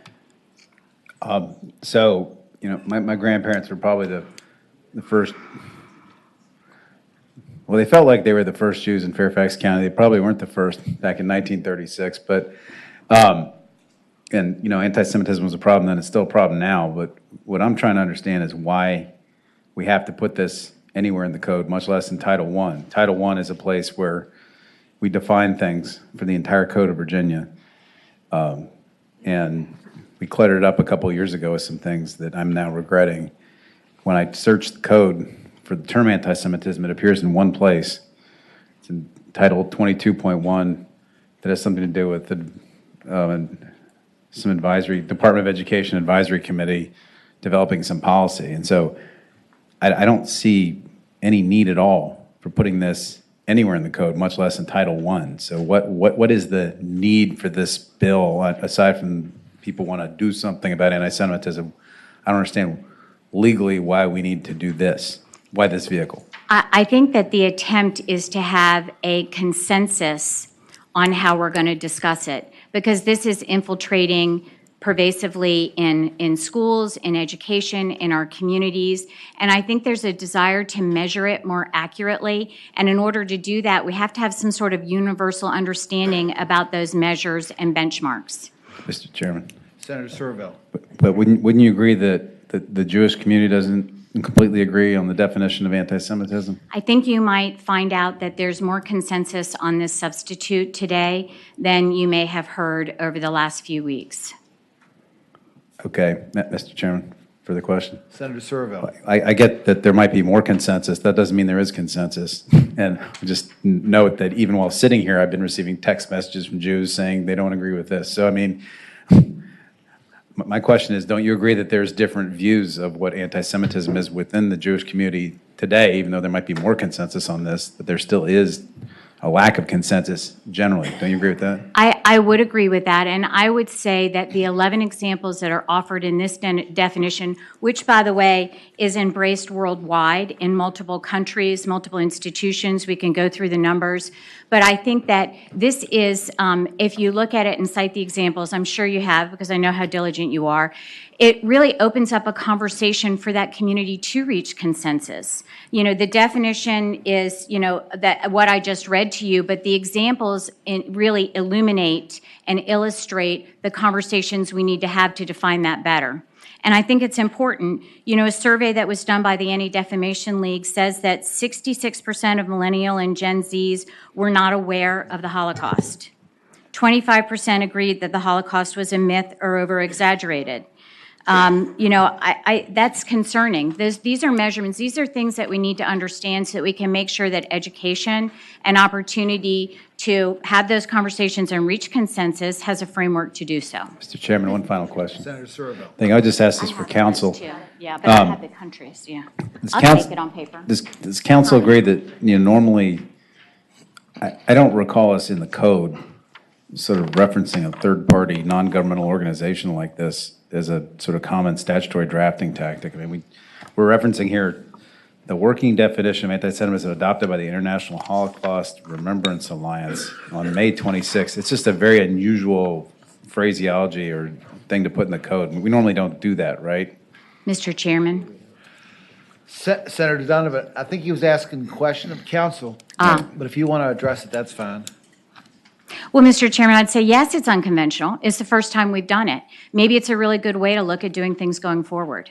Just because we haven't done it before, again, it's not trying to criminalize. You're right, it's different. This is different. But it's been as of just, I think it was March 22, no, this was August of 22, 37 other countries, including most of the Western democracies, have adopted this definition, as have hundreds of non-federal entities, including regional, provincial, state, county, municipal, universities, you know, and so I think that, yes, it's unconventional, but we have to have a consensus of how we're going to discuss something that's obviously a significant portion of the hate crimes that we're seeing both in Virginia and across the country. Mr. Chair, and to answer Senator Serville's question, I do agree it is unusual. I vaguely recall we've used third-party definitions for human trafficking before, but that's just a recollection. I can't find the specific site, but it is unusual. But I do believe once in a blue moon we have used a third party. I love blue moons. Mr. Chair. Senator McClellan. Senator Donovan, how often does that definition change? Why wouldn't we just put the definition in the code and then we don't have this problem? And I'm going to let some of my expert speakers speak to that, Mr. Chairman, Senator McClellan. But I think the reason is because The definition maybe is limited, and it's these 11 kind of illustrations of how you might have a conversation or what might be the difference between bias and hate crime. And it's complicated and convoluted. So the idea is it hasn't changed. I asked the same question when this came up, but I think this is actually an opportunity to, if it changes, we might have to have a conversation about that. Mr. Chairman. Senator Boysko's got something. Okay, yes, Senator Boysko. Thank you. So it seems to me that a resolution might be more appropriate, but I would just like to harken back a couple of years ago, because in my community in Loudoun County, there were instances of swastikas and KKK, and our General Assembly passed a bill that set up a work group called the Culturally Relevant and Inclusive Education Practices, because as you rightly stated, there are lots of people who don't know about the Holocaust or don't believe about it, and we spent the better part of a year with experts, with parents, with students, with teachers, with administrators, working on policy that would teach our children about these kinds of things. It seems to me that that is a more appropriate place. Unfortunately, the administration chose not to publish and promote the results that we came up with, but I just am wondering why this needs to be in the code in this way, when we know that it is a problem, and we've worked to try to get something done through the education system where the kids are actually getting classes and instruction and trying to understand at a deeper level. I'm just not sure that one sentence in the code is going to make a big difference. But I appreciate your effort here. And Mr. Chairman and Senator Boysko, if I can address that, I think that the work of that group is very much aligned and an extension, I hope, of the Anti-Semitism Commission that has been meeting, that has made the recommendation that we embrace this IRA definition. You know, when we start talking about all of the other Western democracies adopting this, we're talking about a common tongue. We're talking about having a reference that we can use to work together. I assure you that education on all of these issues is preeminent, and that is why this is not being suggested as a criminal definition. This really hinges all on education, but it seeks to find, instead of you having an unpublished report from a group that got together and met, this puts it as a defined entity, although awkward, that we can reference and have common language as we work with other communities across the world and definitely across Virginia to accomplish this. I'm going to say a couple more things, and I'm going to turn you over to the people who know way more about this than I do. I'm going to give you a quick list of people who are supporting this: Conference of Presidents of Major American Jewish Organizations, Anti-Defamation League, American Jewish Committee, Jewish Federations of North America, the Combating Anti-Semitism Movement, Stand With Us, Christians Unite for Israel, United Jewish Federation of Tidewater, Jewish Community Relation Council of the United Jewish Federation of Tidewater, United Jewish Communities of the Virginia Peninsula, Jewish Community Federation of Virginia, Jewish Community Federation Relations Council of Richmond, Jewish Community Relations Council of Greater Washington, and the Jewish Federation of Greater Washington. Mr. Chairman, I'd like to turn the mic over and make a quick introduction now to really an esteemed speaker. His name is Alon Carr. He has served as a senior U.S. diplomat, as the United States Special Envoy to monitor and combat anti-Semitism. He was a deputy district attorney and criminal prosecutor in Los Angeles County.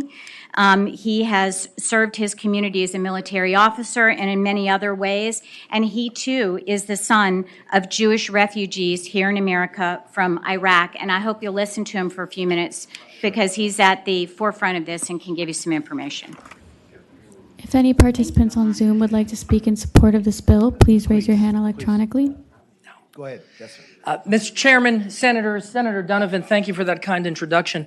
I can't thank you enough for allowing me to be a resource as you consider this deeply important bill that adopts for Virginia what is a global standard for the definition of anti-Semitism. It is a global standard. To this date, Over 1,000 entities around the world have adopted this, including 39 countries. The United States adopted this during the Obama administration. It was used in the Trump administration. It was just reaffirmed by the Biden administration. As the lead diplomat on this issue, I can say that adoption of the IRA definition was a major goal of our country and continues to be. It has been adopted by over 400 state, provincial, and municipal governments around the world, including a majority of states in the United States. And it's been adopted by over 300 educational institutions. Examples of entities that have recently adopted IRA, Washington, D.C. unanimously, Los Angeles unanimously, and universities around the world. I've been looking for somebody to ask, and you might be exactly the right person to ask this. I've got a constituent who's Jewish who teaches at the University of Virginia in the program in Jewish Studies, and he wrote me and asked me not to vote for this. He says that it would be best to adopt the Jewish Declaration of Anti-Semitism, which has been signed on by some 350 scholars. What's the difference? What's the difference between this and that? Your Honor, there is, I'm sorry, Mr. Chairman, I used to be a criminal prosecutor, that's what. Mr. Chairman, there is only one global definition of anti-Semitism that is embraced by the world Jewish communities and by governments, including the multilateral entity of which the United States of America is a part, and that's this definition. And it is deeply important because at a time of dramatically rising anti-Semitism, and let me say it is dramatically rising, including in the United States and including in Virginia. In order to confront a threat, we have to be able to recognize it. And we have to be able to... Are you familiar with this Jewish declaration, or Jerusalem declaration he's talking about? I am. I've read it. I'm familiar with it. It's a fringe declaration. There are others, by the way, by fringe groups that have proposed other alternatives. You'll always see that. But when you've got a global gold standard, that's the standard our country uses in a majority of U.S. states. And it's very important to say, because I know that some of you talked about texts you've received by those who say don't adopt it. There are those who say that this somehow violates people's right to free speech. And let me say that there is nothing further from the truth. This doesn't criminalize or prohibit anything. Anti-Semitism is protected by the First Amendment. People can be anti-Semitic. It's protected speech.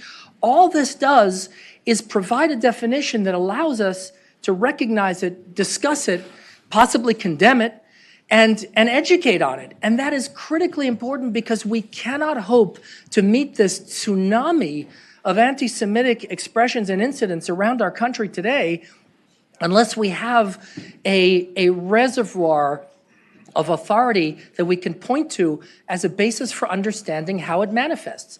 And that's what this definition does. It doesn't prohibit anything, it doesn't limit free speech, and it is, again, the gold standard. And that's why the Virginia Anti-Semitism Commission said that at this time of rising anti-Semitism, one of the most important things Virginia can do is adopt this. And may I just answer Senator Saravel's question?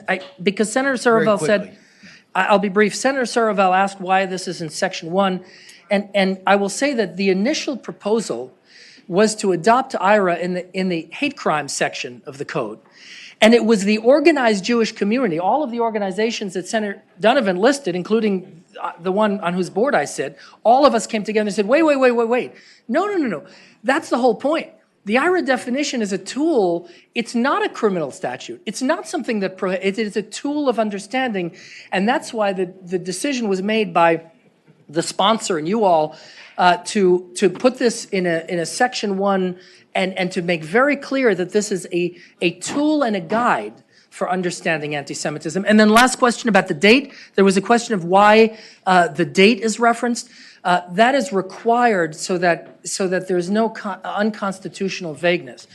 When you're using a third-party definition, it's very important to say it's this particular definition adopted on such and such a time so that there's no question about what we're talking about. And that's why the date of adoption by the IRA is in there. Okay, are there other people that want to speak in favor of this legislation? Yes. Okay. Yes, we also have a speaker on Zoom. Keep your remarks to a minute. Come on up. And while they are, I do want to address the freedom of speech. we're not so great on this right now. We have a really hard time talking about difficult things. When you have a framework like this with 11 examples that can initiate conversation in a constructive way, this is maybe how we diffuse. Let's try something new. Let's diffuse the bias. I think Senator McClellan's got a question. I do, Mr. Chair, and I apologize for coming in late. So if you've already done this, I apologize. But what is the working definition of anti-Semitism adopted? What is it? Well, and there's a have we tested it out? substitute, and we No, I'm basically. looking at the substitute. Okay, in the substitute, we reference the definition. I will tell you, it says anti-Semitism is a certain perception of Jews which may be expressed as hatred toward Jews. Rhetorical and physical manifestations of anti-Semitism are directed towards Jewish or non-Jewish individuals and or their property, towards Jewish community institutions and religious facilities, and then it is embellished with 11 examples of what that might look like, which are how you get to the conversation starters that do not suppress free speech, but elicit a conversation and consensus. Do you have a handout or something? Here's part of my question. I received hundreds of emails that said that this definition conflates criticism of the Israeli government with anti-Semitism, and I don't know if that's true or not. So And I will would text you the 11 examples because I have them on my phone, and I will say that I believe that is a misrepresentation. As was previously cited, freedom of speech is protected in America, and you can speak against something without it necessarily being hatred, but that's why this conversation's so hard. Mr. Chair, I think if we're being asked to put a definition in the code, we should be allowed to read the full definition and examples before we're asked to vote on it. Well, I will let you speak to some of the speakers, and again, this has been adopted now by the United States of America, multiple of our allies, and we get 36 countries as of August last year, a multitude of states. And so this is awkward and different, and we did reference that. We said this isn't usually how we do things in the code, but sometimes we do things unusually. And an example of how we cited an outside definition before was human trafficking. You're missing. Okay, I'd ask the speakers to come up and limit their remarks to 1 minute May he each. answer that question better than I did? Just very briefly, Senator, the IRA definition itself, as part of the definition, says that criticism of Israel cannot be deemed anti-Semitic. That's in the definition. I guess, this last thing I must. Here's what would have been easier. If we'd been provided a Yes. written copy of the definition when the bill was filed. You know, the other day, I went looking on the internet for the definition. I couldn't find it. The webpage for this organization is down. I found it in the State Department webpage, but you know, it's not easily located. Mr. Chairman and members of the committee, the original bill was the definition that we have now substituted without the 11 examples. Okay. I'd ask speakers to limit their remarks to 1 minute each. Thank you, Mr. Chairman. My name is David Asher, the rabbi of Knesset Beth Israel in the near West End, represent the traditional synagogue in Richmond. I'm speaking in support of this bill. Look, there are 60% of religious hate crimes perpetrated against the community. My family should be in Germany right now, but my great-grandfather was murdered by Germans. My great-grandmother was murdered by Germans. My grandmother became an orphan pauper. This is the definition that all of us have come together, Democrats and Republicans. Yes, you'll get many text messages from individuals. There will be 350 scholars, but these are organizations representing hundreds and hundreds and hundreds of thousands of Jews and not fringe groups. And this protects free speech. This is defense so that we can deal with anti-Semitism rising in our communities. When I walk to services and I wear my kippah and people choose to dress in an ethnic way and people yell at us on the street, all we're asking is that the Senate does something. This bill does something, and it defines it so that we can deal with it. And once we define it, we can tackle the problem. Thank you. Thank you, sir. Next, please. Hello, Senators. My name is Joel Bond, and I'm the Director of the Jewish Community Relations Council of the United Jewish Federation of Tidewater. And I represent between 10,000 and 12,000 people in the Hampton Roads region. As we in the Jewish community are all too aware, official reports consistently note that the Jewish community has been the target of a stunning rise in hate incidents, and that attacks against the Jewish community are by far the largest percentage of religiously based hate crimes, while making up less than 2% of the population. About 5.5 years ago, white supremacists marched in Charlottesville chanting, "Jews will not replace us."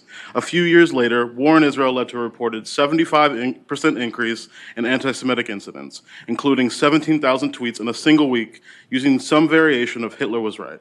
Just over a year ago, Colleyville, Texas synagogue goers were held in hostage in the middle of Shabbat services, and the FBI wasn't sure whether it was an anti-Semitic hate crime. We were sure. We have longer understood the need to protect our facilities. It is with this backdrop that I testify today in support of Senate Bill 1252. Thank you, sir. Next. I just texted as many of you as I can, the 11 examples. Mr. Chairman, Senators, my name is Richard Samet. I'm President Emeritus of the Richmond Jewish Community Federation and also Chairman Emeritus of the Community Relations Committee of that organization. I am here today to simply speak on behalf of the Jewish Community Federation of Richmond and say that we do support the passage of this bill. Okay, thank you, sir. Yes, ma'am. Good afternoon. I'm the Northern Virginia Director of the Jewish Community Relations Council of Greater Washington, the public affairs arm of the organized Jewish community representing. And your name? Vicki Fishman, I'm sorry.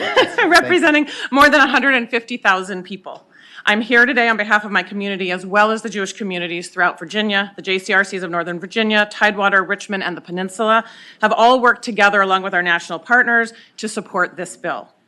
While in the past anti-Semitism may have seemed easy to identify, the latest manifestations are complex and take a turn toward denying a Jewish right to self-determination. That's different than criticizing the Israeli government. It's denying the Jewish right to self-determination. Demonizing Israel and attacking Jewish people in general for the actions of the Israeli government. That's the piece that's being misrepresented when you're told that this stifles free speech. Thank you. Thank you, ma'am. Yes, ma'am. I'm Connie Meyer, and I am in charge of legislation for the Virginia Commission to Combat Anti-Semitism. And we started working on this last August, and I gave the directive that not one word would be put on any bills for us unless it was in congruency with Virginia constitutional law. We started with the Attorney General's office, and that it met the highest possible standards. This conference of Jewish affiliated organizations, Alon Carr flew 3,000 miles to be with us today and be a resource for all of us. They approved it. All Jewish organizations have approved this. I wish we didn't need a commission to combat anti-Semitism. Virginia was the highest instance of increased anti-Semitic attacks of any state in the United States. The world is watching us right now. Every state in the United States is watching us now. We want to do what's good with you guys. We want to know because we respect so much what you do. But we are being vilified and attacked. An example is all of the emails that you're getting and all of the untruths that they're telling you. The Virginia's Commission to Combat Anti-Semitism was founded because there's such a need in Virginia, and we really want to do this in the absolute best possible legal way. And so that's why we brought these experts to you. Thank you, ma'am. Thank you. Okay, is there anybody in the Zoom world who wants to speak? Yes, Mr. Chairman. Martha, you may unmute and speak now. I'd ask you to limit your remarks to 1 minute. Yes, I'm Martha Cohen of the Richmond Jewish Alliance. We support this bill and want to thank Senator Donovan for bringing the legislation forward and also the co-patrons. Why do we need a definition of anti-Semitism? Doesn't everyone know what it is? A recent report by a major Jewish organization found that more than half of Americans 18 to 29 years old said they didn't know the meaning of the word anti-Semitism. Shocking, but not surprising. Why is it? Because over the centuries, anti-Semitism has manifested itself in many different ways, and so it can become confusing without an agreed-upon definition to make a determination. And if you can't define it, you can't recognize it, and that leads to the proliferation of anti-Semitic events happening throughout our country and sadly here in the Commonwealth. Not only have we heard of too many incidents on campus, but currently there is a Title VI Office of Civil Rights investigation into allegations of anti-Semitism in the Fairfax public schools. And without a working definition, there are those that may engage in anti-Semitic actions with no intention to do that. How are they to know? That's why this bill is so important. And as was said, there is no issue with First Amendment right to free speech. Critics assert that it will criminalize behavior, but there is no enforcement mechanism, no criminalization, and it does not silence or punish anyone who wants to be anti-Semitic. But it just gives everyone a way to recognize it. And the definition incorporates contemporary examples of when actions could or could not be considered anti-Semitic. Overall context is a part of the analysis. There's more to be said, but we know that there's very limited time. So we would ask that the committee vote to support SB 1252 and move it into the Senate chamber. Thank you. Okay, thank you, ma'am. Are there others? No more speakers, Mr. Okay. Chairman. Are there those who would like to express another point of view? If anyone on Zoom would like to oppose this bill, please raise your hand electronically. Okay, please. One minute each, okay? Richard Walker, Bridging the Gap, Virginia. I'm sitting here, my blood was boiling because I was just on a phone call last night, on a Zoom meeting last night, where we had bombers. I'm sure you're aware of what a bomber is. They infiltrated the Zoom platform, and they kept coming out, nigger, nigger, nigger, nigger. Where is that for us, for African Americans? That legislation is not being put forth in front of you. You know, there's still hate crimes still going on being perpetrated against blacks and African Americans. Where do we get that point of where we can turn it into legislation? You know, I'm against this bill, and primarily the other rationale for it, you know, trust me, I know my history of anti-Semitism, you know, but however, at the same rate, you know, this governor, he calls it divisive, CRT, critical race theory, and that he's disallowing it and had a tip line. So where are we going with this? Thank you. Thank you, sir. Who's next? Hi, my name is Danny Zemmel. I'm here by myself. I am also a Jewish individual. My family fled from the Holocaust and from the pogroms, and I believe very much with Senator Surville and others that, I mean, the actual examples that keep being listed, one of them says that an example of anti-Semitism is applying double standards by requiring of it behavior not expected or demanded of other democratic nations. And another one is claiming that the existence of the state of Israel is a racist endeavor. And I will stand here right now as a Jewish person and tell you I believe the state of Israel is a racist endeavor, and that having disagreements with the functional government of the state of Israel is not the same as anti-Semitism. And the idea that those two are being conflated here, and the idea that groups, scholars that, including relatives of mine, are considered a fringe group for being opposed to that, I think is really scary. Thank you. Thank you, sir. Who's next?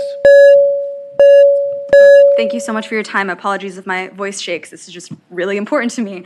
My name is Emily Kaplan, and I'm a Jewish resident of Arlington, Virginia. And today I actually drove down the 2 hours to Richmond at 5:30 a.m. because this is really important to me, and I wanted to join my colleagues with the Virginia Coalition for Human Rights advocacy effort. I am intimately familiar with the harm caused by anti-Semitism, but I'm also familiar with the harm caused by the IRA definition and all of the examples that's included that are cited in SB 1252. Excuse me. Like most Jewish people, I was taught very early on about anti-Semitism, not only through the stories told at the high holidays, but also through my own experiences. I grew up reading the handwritten accounts of my relatives who had narrowly escaped the Holocaust and the details they shared of those relatives who weren't able to do the same. In grade school, my locker was defaced with devil horns. In high school, I was told that I didn't look Jewish, as if it was some type of compliment that I should be excited about.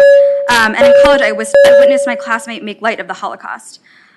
However, SB 1252 is not the way to dismantle the anti-Semitism that I and many others like me have faced. Codifying the controversial IRA definition into law through SB 1252 does nothing to protect Jewish people in Virginia from having those same experiences. All it does is threaten Palestinian rights advocates and free speech. By design, the IRA definition's focus on branding the criticism of Israel as anti-Semitic makes it a tool to silence Palestinians and shield the Israeli government from any form of accountability. It fails to identify the true nature of anti-Semitism or its root causes in white supremacy, and we must fight to dismantle anti-Semitism as a part of the machinery of division and fear interwoven with white nationalism and all forms of racial bigotry. The IRA definition only weakens this fight. That's why I'm here urging you to vote no on SB 1252 today. Thank you.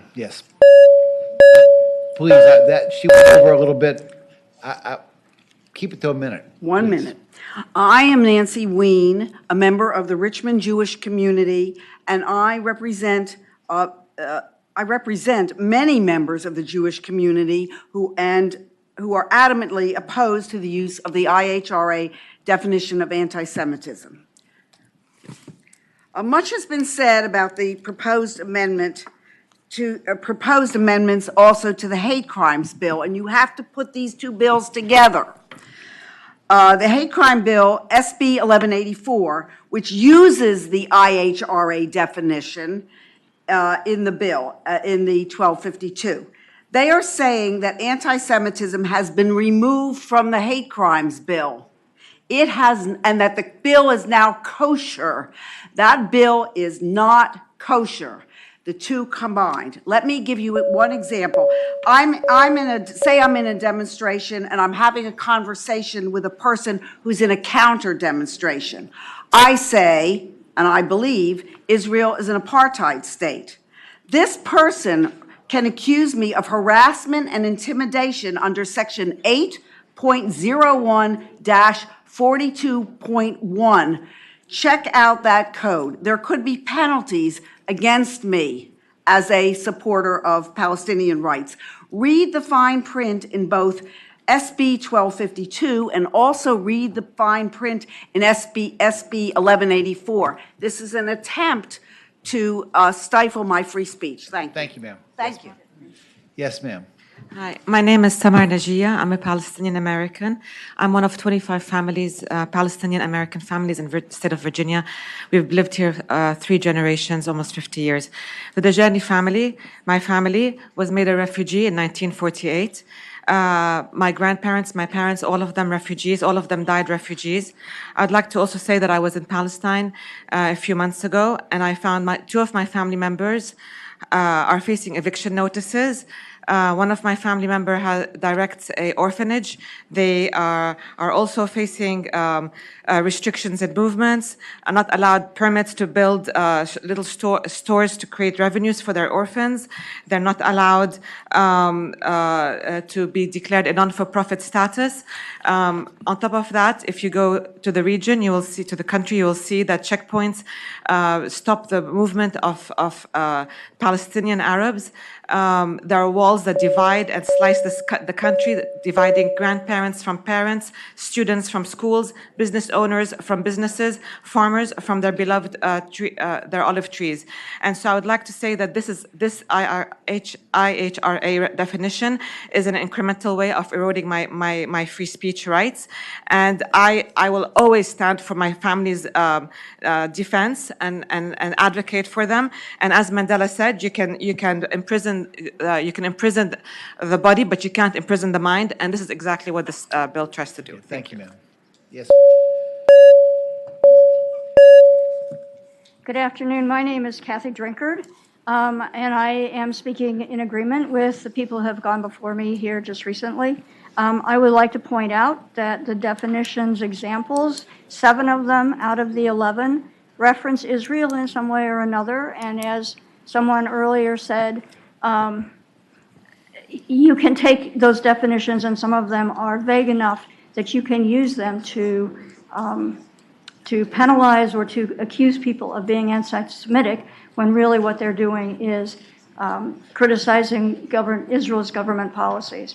I have, my church in Northern Virginia has a partnership with a church in the West Bank.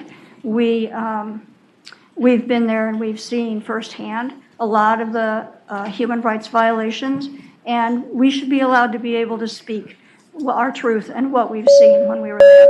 Thank you very much. Yes. Good afternoon. My name is Robin Allman. I'm from Richmond, Virginia. I come here to ask you to vote no on SB 1252 because the IHRA definition, there are 128 scholars specializing in anti-Semitism and Holocaust studies in modern Jewish fields of research. They have all found this definition that you seek to enact as deeply problematic. One of these scholars, Kenneth Stern, who is the lead author on the IHRA definition, does not wish it to be codified. And that is why you had difficulty finding it. I believe that we shouldn't be limited in our speech in any way. We need to be able to speak freely, to speak against anti-Semitism. I'm sure that all the people around here believe anti-Semitism is wrong. It is wrong, but it is only one form of racism, as the first gentleman pointed out, and adoption of SB 1252 will not protect people from anti-Semitic behaviors. Thank you for your time. Thank you, ma'am. Yes, ma'am. Thank you. My name is Melissa Newwaser. I'm from Arlington, Virginia. I'm also a Palestinian American, but I didn't really know that growing up. My father kept it somewhat hidden. He was afraid of being termed a terrorist or afraid of how people would react. So I'm a Palestinian American. My father's now married to a Jewish woman. So I have both sides. I'm against this bill for many reasons. I take offense somewhat at the way free speech was just characterized as free speech to be anti-Semitic. That's the furthest thing from the truth for me. We're talking about free speech to speak out against policies or practices of government entities that we find offensive and are violations of human rights. This, to me, feels like foreign influence in our domestic politics, frankly. I believe that the government of Israel does not want us to know or to see what's happening in West Bank, Palestine. It's incredibly painful. I visited 2019 there and saw what was happening. Most of the US public has no idea what's happening. If I want to speak about that, I want free and open debate and conversation about it on college campuses, here in these spaces, without being called anti-Semitic. I want to tell my story. I want the Palestinian story to be told. Thank you. Thank you, ma'am. Yes, sir. Hello, my name is Stephen Greaves. I'm a native of Virginia and I live in Gloucester.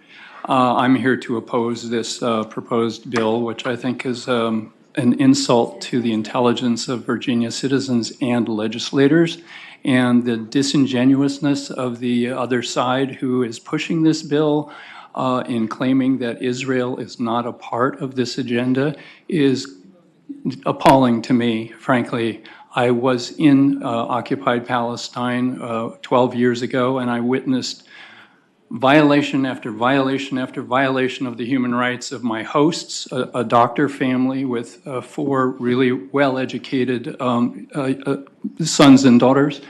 And the checkpoints are really a form of fascism there.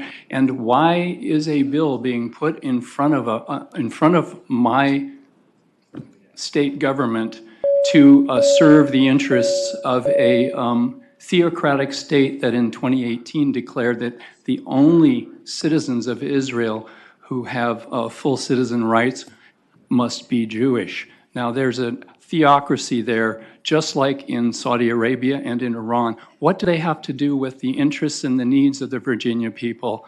I'm really disturbed that your time is being wasted on this really dishonest effort by an agenda which was formed in 2004 by a minister named Nathan Sharansky for the state of Israel. And you've heard the words demonization, you've heard the word delegitimization, and double standard. Those were all in his position paper for the foreign policy of Israel to influence this country in a negative and deceptive way. Thank you. Good afternoon. First off, I'd like to thank you for having this meeting. It's very important to me. I oppose the SB 1250. My name is William Walls. I'm from Arlington, Virginia. As such, my name is William Walls, and I'm from Arlington, Virginia. I urge you to defeat SB 1252. I don't understand how a bill can be proposed in the General Assembly when the content violates my First Amendment right for free speech.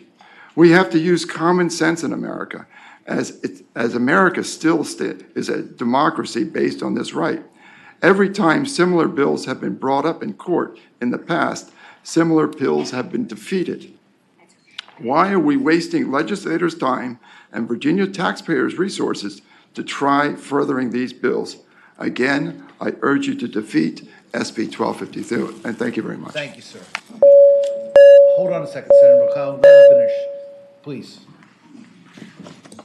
Good afternoon. My name is Reem Kaldi. I'm a Palestinian American, part of the Virginia Coalition of Human Rights, and I'm here to oppose this Bill 1252. And I like to focus on the Jewish community and how they are divided. So I'm just going to share a quote from the Progressive Israel Network group opposing the codification of the IRA working definition of anti-Semitism, specifically citing the strong potential for the misuse. That's my important. So the following statement that I'm going to share with you is issued by members of the Progressive Israel Network, which are American for Peace Now, Hashemar Hetz World Movement, Jewish Labor Committee, J Street, New Israel Fund, Partner for Progressive Israel, Constructive Judaism and Torah, and Judaism for Voice for Peace. And I quote, "We respect the original creation of the IRA working definition as an illustrative tool and as part of a larger and ongoing conversation about the nature of anti-Semitism, while we maintain no substantive objection to the core definition itself. Our concern with its adoption as a legal tool is with the IRA definition, contemporary examples which have been included as an intro to the definition. We fear its adoption in law or policy at the state, federal, and university level, and in corporate governance has the potential to undermine core freedoms, and in some cases already has. For this reason, the Progressive Israel Network opposition the codification in the U.S. law or policy of the IRA working definition of anti-Semitism." Okay, Thank you. Thank you, ma'am. Okay, and there's one person in the Zoom room. Yes, we have a couple people on Zoom. Daniel, you may unmute and speak, and Clipstock, you will go next. Okay, you'll be cut off after 1 minute on Zoom, okay? Thank you very much. My name is Daniel Staffenberg. I'm a Virginia resident, CEO of the Jewish Community Federation of Richmond. I want to thank all of the speakers, both for and against, but I would like those in the room to recognize that the IHRA definition is not actually about Israel. It is about hate towards Jews and identifying what is a growing and significant problem in the Commonwealth. The attempt So to are you change, for or against the bill? I am for the bill. Okay. I am grateful that we are recognizing the growth of anti-Semitism in the Commonwealth. This is not about Israel. This is about Jews in our Commonwealth being increasingly targets of hate at a rate that is far in advance of anyone else. I would ask that those in the room think about how they would like to define anti-Semitism without asking Jews to be part of that conversation. Thank you, sir. There's one more person, is that right? Clipstock, you may speak. Yes, I'm Ken Lipstock, President Richmond Jewish Alliance. I'm for the bill. I just wanted to clarify that the 11 examples that go along with the definition are key.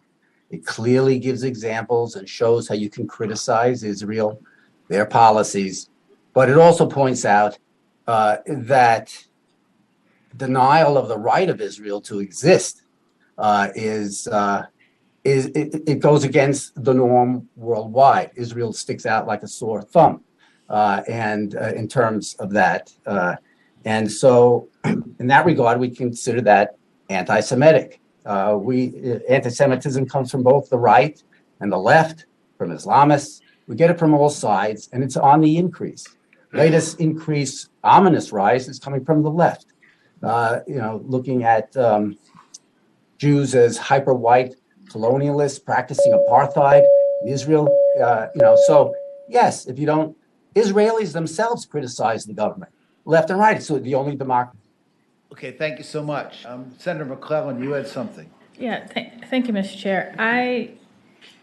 Let me just preface this by saying I think everybody on this dais understands that anti-Semitism is wrong, that we need to combat it. As a non-Jewish person, I'm confused. When I hear members of the Jewish community on both sides of this issue, I get confused. When I am asked to adopt a definition into state law that references a document that was not presented to this committee until it was texted to us, I get confused.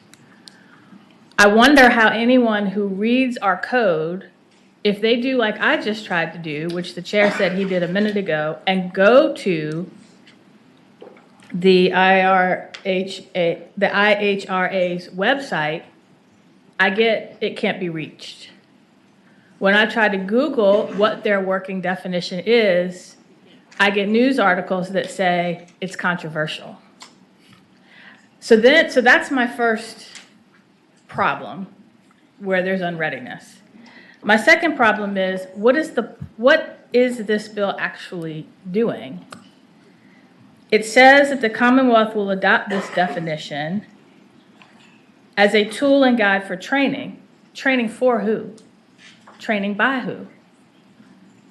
Education. Education of who? In our schools? By who? Recognizing and combating anti-Semitic hate crimes. By who? If it's setting a definition in the code that should be used everywhere in the code where anti-Semitism may or may not be, it should be in general laws. If it's about educating our students, it should be in the Education Committee. So I'm confused. If it's about expressing the feeling of the Commonwealth or the belief of the Commonwealth that the IHRA's definition is the right one, it should be in rules. I can't for the life of me understand why this bill is in the Judiciary, and I can't understand what the practical effect is going to be or how anyone reading this code section will understand what we've done. And as a result, I'm stuck with having to abstain on this bill because right now I don't oppose it, I don't support it because I'm confused. Senator Morrissey. Thank you, Mr. Chair. Senator Donovan, if there's one thing that I know about you, it's that your heart is always in the right place. Last night at about 10:15, I left the Henrico County Board of Supervisors after presenting because I hadn't gotten enough, Mr. Chairman, of presenting in the General Assembly. So I got home and I did what most of the legislators do, and I was reviewing the bills up here today. And when I got to 1252, it was easy. It was a no-brainer. I read the Section 1 bill. I saw that the Jewish Federation was in support of it. It was an easy bill. I had my decision made up in my mind. Then it's presented here today. And I don't care what committee it's presented to, we have an obligation, I think, to make our decision. Here's what was extremely conflicting to me. Number one, as Senator McClellan said, it has deeply divided the Jewish community. The other thing that was important to me in making my decision is that one presenter said that there were 128 anti-Semitic scholars who find that the IHRA definition is deeply flawed. Several presenters said that SB 1252 won't prevent anti-Semitism. And so I think for the first time since I came into the General Assembly almost 15 years ago where the Jewish Federation has supported a bill, I'm not going to abstain. I'm going to vote no because this community is deeply divided on it and for the reasons that I just stated, notwithstanding that I always know that you present a bill that you not only in good faith and good conscience, but with a very big heart. But for those reasons, I'm voting no. Is there anything else from the committee? Senator Donovan, do you want to wrap it up real quick? Senator Edwards. I'd just like to say one thing. I have many wonderful, long-time, loving Jewish friends of mine my entire life. Some of my best friends. But I don't think any government should ever define what a religion is. The First Amendment says you have a right of free expression. That's pretty clear. Whatever your religion is, you can express it. It also says the government should not establish any religion. We kind of know what that is. You can't tax religion, and tax money shouldn't go to support a religion. In this particular case, especially, I don't think the Code of Virginia should define what is Semitic or anti-Semitic. I mean, we know anti-Semitism is horrible, it's terrible. We saw what happened in Charlottesville, and people who are this way are being prosecuted for hate crimes. It's pretty awful. But I don't think that any government should ever go to the business of defining what is or is not a religion, or what is anti-Semitic or Semitic, as the case may be. I think, especially in a situation where the entire, so many people are divided on the issue who are Jewish. So I'm going to vote no. Senator Donovan, do you want to wrap it up? I would love to. Thank you, Mr. Chairman. And I will say that I think that the testimony you've heard today is a cry for help to have a conversation. And I think that's what we said. And I apologize, you're absolutely right. We should have had this definition for you. I looked it up. I have it on the website now. This room is hard to get things in. But I'm going to read a part that is not included. It says manifestations might include the targeting of the state of Israel conceived as a Jewish collectivity. However, criticism of Israel similar to that leveled against any other country cannot be regarded as anti-Semitic. And you will note of those 11 bullet points that I sent to you, there's nothing that precludes speaking against Israel. It gives some qualifying variables. So, I understand this is confusing. There's no intent to, gag anybody on speaking against something that they feel morally objectionable to. But we must have a working definition to have a conversation. And, I don't know if the committee would have a different opinion if you had the opportunity for me to actually present this information and come back at another time. But I think that this has been vastly misrepresented. You all know what it's like to get stakeholders together, and it's hard.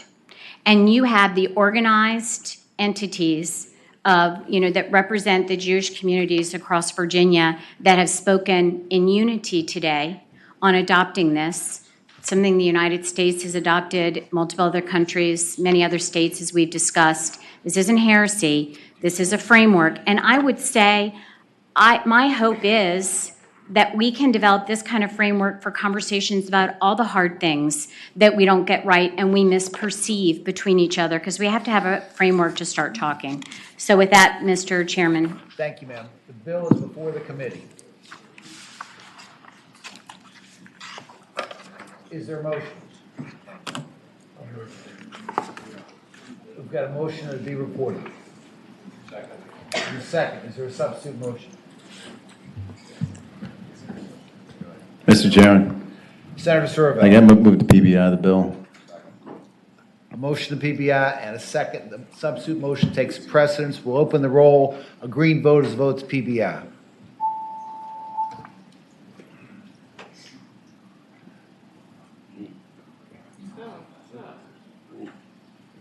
Ayes 7, no 7, abstentions 1. Okay, motion to PBI does not pass. We go back to the main motion, which is to report. A green vote is a vote to report.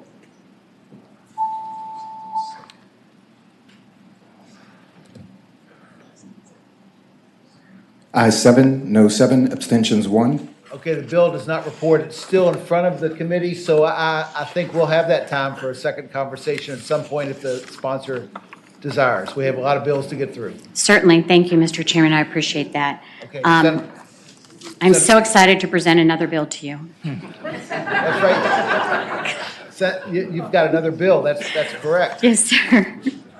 I have Senate Bill 1436. I think this is an easier lift.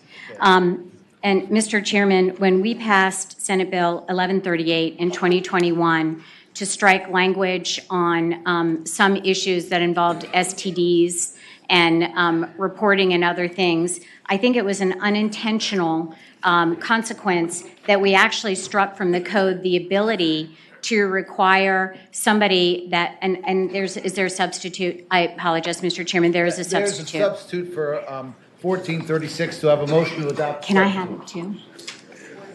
Do I have a motion to adopt the substitute? Do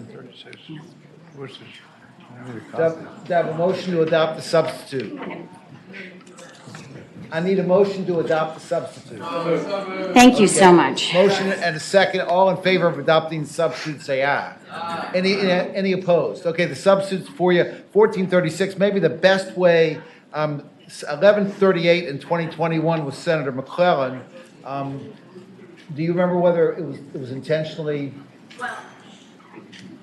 So, Mr. Chair, and I believe we've adopted the substitute. Yes, ma'am. The bill that I had was to modernize and remove the stigma around HIV, and the statute that was eliminated mandatory testing for HIV and I think hepatitis C because it wasn't comprehensive.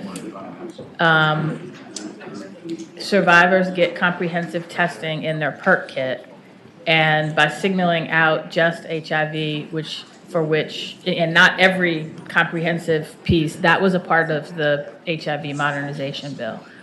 It is my understanding that with the substitute, this would be focused on comprehensive testing and does not have the same concern around stigmatizing solely HIV. So you don't have the same concern about this language, putting it in the code? I do not have the concern around stigmatizing HIV. Okay, the way this would work, the Commonwealth Attorney would have to make the motion. Is that right? I think that you can request first, and if it is declined, there's due process where you would, yes, have a hearing and be able, the judge would be able to decide if the testing was appropriate. Mr. Chairman, under the substitute, I don't see a provision for objection or hearing. Very good. Thank you very much. So then you're right. You're absolutely right. It would be just the Commonwealth Attorney. Okay, does everybody understand the bill? It wasn't. I'm not sure. Senator Morsi. Senator, I've read the bill, I've read the substitute. Under what basis is the Commonwealth's attorney making requests on behalf of the complaining witness that somebody be tested? What's before the court for the Commonwealth's attorney to make this request? I'm going to let the Attorney General answer that question because we changed the bill to kind of take out some of the challenges, and it did previously. Do I have the Commonwealth Attorney here? Yep, Attorney General's office. I'm going to let them answer that question. I'm really here on the intent of the value of this as opposed to the process and making sure that people who have been victims. I will tell you as a healthcare worker, if you test me, that doesn't mean I don't have to take a multitude of medications to prevent the possibility of having been exposed to something for which I'm not yet positive. Okay. Whereas if you can document that the person involved is negative, it changes the requirements for me. So, Mr.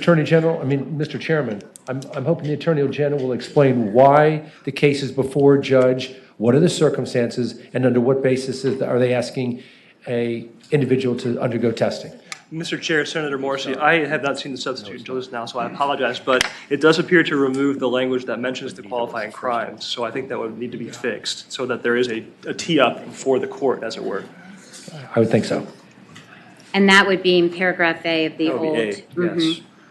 And Mr. Chairman, if the committee is willing, I will make a motion that be restored to the bill. What exactly is the language? Paragraph A says, as soon as practicable following arrest, the attorney for the Commonwealth may request after consultation with a complaining witness or shall request upon the request of complaining witnesses that any person charged with a crime involving sexual assault pursuant to this article, any offenses against children as prohibited by code sections, any assault and battery in which the complaining witness was exposed to bodily fluids of the person arrested may be requested to submit to diagnostic testing. So you would put the first paragraph of the old paragraph A, so you'd substitute that for the paragraph that you've got in the substitute? I think that was an error, Mr. Chairman, yes. Mr. Chair. I apologize, I did not see Mr. Chair. Senator McClellan. I think this probably needs to go to the criminal subcommittee rather than us trying to. What? Okay. So I make that motion.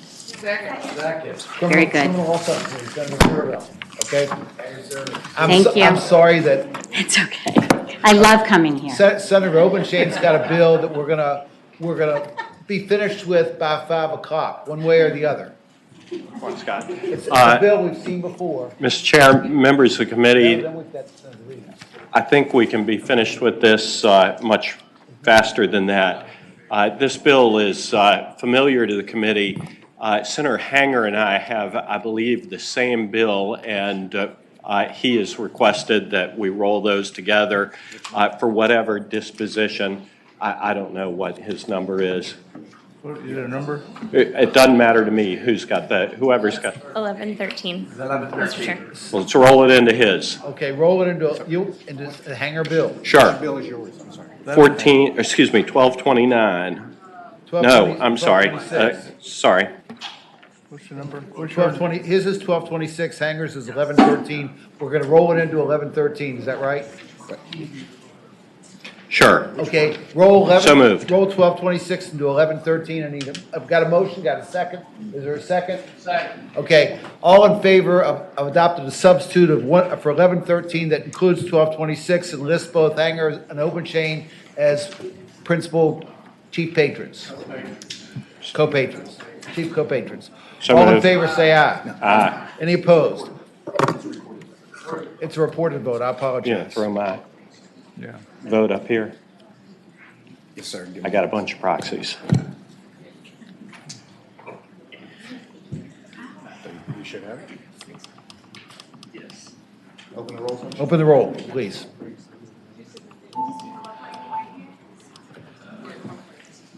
Okay, the substitutes for you, this is a dram shop bill. We saw the same bill last year. Mr. Chairman, I will be brief. Let me remind the members of the committee, Virginia is one of only, I believe, a handful of states that have no dram shop liability, for none. And what this bill does is it is a very, very limited approach to dram shop. It creates liability for a licensee who illegally sells to minors alcohol. And the standard is very high. The bill sets forth specific defenses that can be asserted by the licensee, including training, familiarity of the staff with the rules, and it creates civil liability only in instances in which there's clear misconduct of a licensee selling alcohol to a minor, where it can be shown that that sale of the alcohol to the minor directly and proximately caused an injury or death. With that, Mr. Chairman, I would ask you to hear from Dr.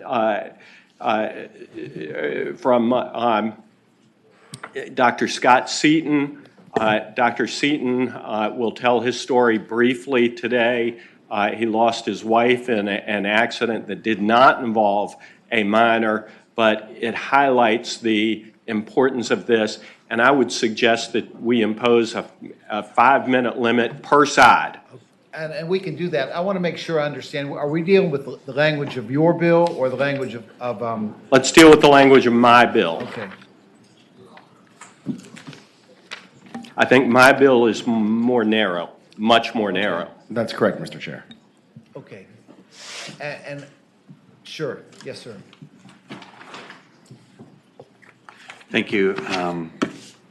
Hello, Senators and Chair. Just to remind you, I brought in a picture last year. This is a picture that was sent to me by my family regarding my wife. So it's a real person. This is a picture of my grandson with my son and daughter and son-in-law without my wife in it just a month ago here. So I'm Scott Seaton. I'm a physician of internal medicine and a county supervisor in Augusta County. And thank you for taking me so quickly because I have a meeting at 7 o'clock in Augusta County. I'm asking you to save lives and pass civil liability dram shop legislation. This legislation can prevent drunk driving related deaths and injuries and will unburden the state with drunk driving related expenses. Last year in my testimony, I wanted you to know my wife. She is forever 49 years, and we were married forever 29 years. We found out that we would be grandparents the day before she was killed by a drunk driver. We have 4 beautiful children. On April 23rd, 2021, an unlicensed Sean Webster was served 4 drinks in a local pub After dropping his workmates off at a local hotel, he returned to the pub where he was served 4 more drinks. He drank 3 more. After he killed my wife, his corrected alcohol level was 230. The pub didn't make a mistake when they served enough alcohol to put him over the legal limit twice. He did not have a driver's license. Last year, from the alcohol industry, I heard about how a pub could lose its license, and that should be enough punishment. Let's calculate the economic impact of the alcohol industry. We know that states receive taxes, restaurants receive income, servers receive tips, and the victims of the drunk driver gets killed or maimed, and the drunk driver more often has no insurance. And the minimum uninsured motorist benefit lasts only a few months if the survivor must find daycare and a job, leaving him, or more often her, permanently impoverished. The family loses the wisdom and stability of the deceased parent, and for a time, the surviving parent's mental health is crushed. The state is burdened with the consequences of a single-parent household and multi-generational consequences. It's burdened with prosecution, incarceration, and health care of the living drunk driver. It's burdened with food stamps and other support programs, and loses the deceased income and production. The pub doesn't lose its license. So the legal calculation of this drunk driving. The drunk driver was not penalized enough. The VABC was not informed of the drunk driving death. The Commonwealth attorney did not want the VABC agent to investigate the restaurant because he wanted the cooperation of the employees. The restaurant had no consequences and was not at risk of losing its liquor license. Besides tougher drunk driving laws, dram shop civil liability is needed to reduce alcohol-related fatalities in Virginia. This legislation is supported by MAD. Virginia is surrounded by states, even West Virginia and the District of Columbia, that have passed civil liabilities laws. Do we care more about the alcohol serving businesses and their billions of profits, or about your constituents who continue to be killed and maimed by irresponsible serving practices? In other states, civil liability legislation encourages insurance companies to educate covered restaurant employees to identify intoxicated or underage individuals without significant impact on business. This legislation does not require the state to pay for more VABC agents, more prosecution, or more incarceration. Most states, now 43, have passed some form of legislation. Please honor Anne.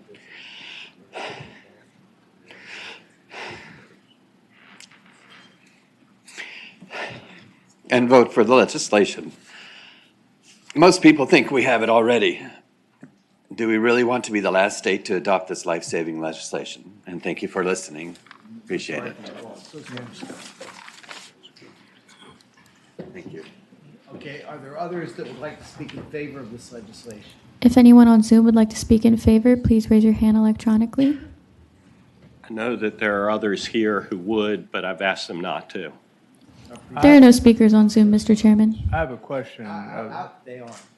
I would just ask council, what's the difference between this bill and the bill we considered last year? Mr. Chair, I believe they're identical. It's identical to last year's I bill. have a question of the patron. Senator Edwards has a question. I have a question. Senator, under line 30, it says the underage driver's negligent operation of a vehicle while so impaired was a proximate cause of the injury. The way I read it is the negligent operation of the vehicle was the proximate cause, not the being impaired caused the injury. So, Mr. Chairman, if you look at the entirety of Section B, it includes multiple elements. An aggrieved party, and that would be the Seaton family, the executor of Ann's estate, would have a cause of action for damages against a licensee, an ABC licensee, if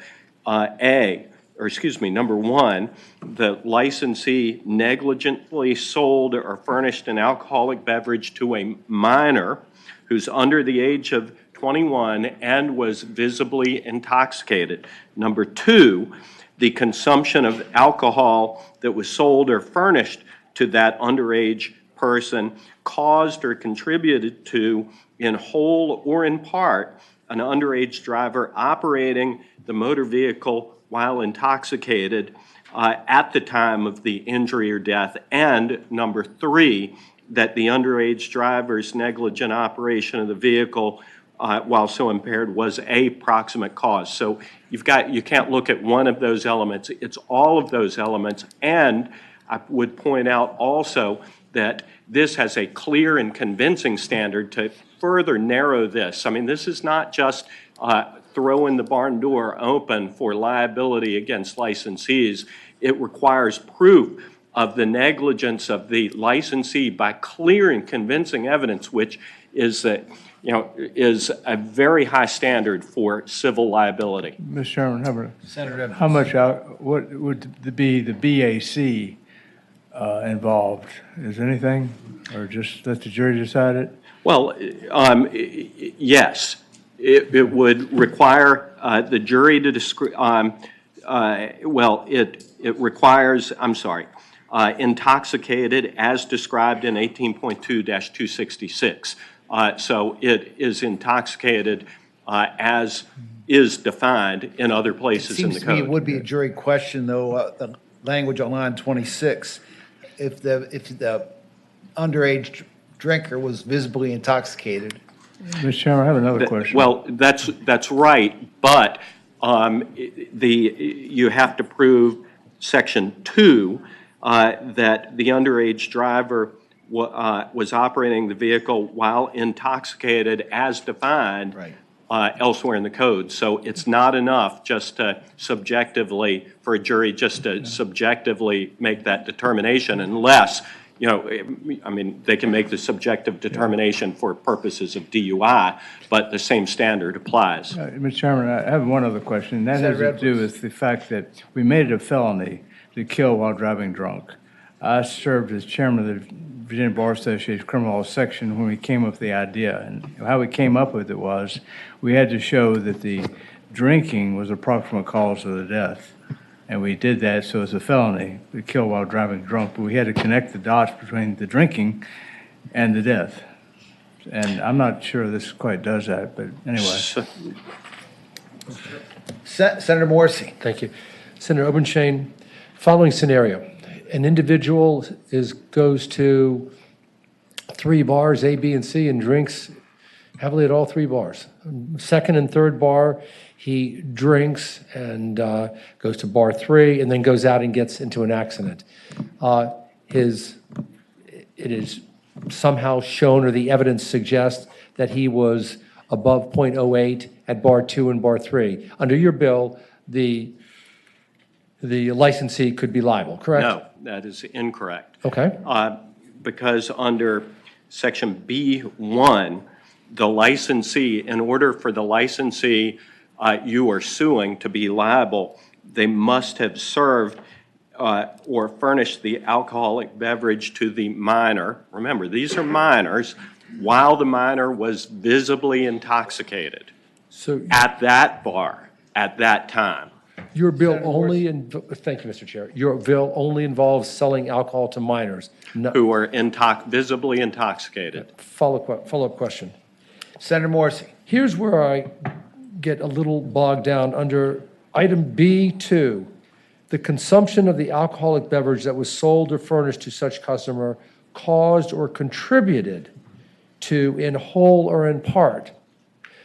What if one of the bars sold alcohol and they didn't know that the person was under 21, but those initial drinks did not raise it to a level of intoxication such that it to comply with in whole or in part? So, and a great question, but these are and provisions. You have to prove all 3, 1, 2, and 3. So if you can't prove, number 1, that bar served a visibly intoxicated minor, you fail. What that language is there for is that an accident can have more than one proximate causes or contributing causes, and that is necessary for the purposes of Senator Edwards' question, because the bar serving to that minor was a contributing cause, and the minor driving drunk was also a contributing cause. So they are jointly liable. They both were their conduct was a proximate cause of the crash.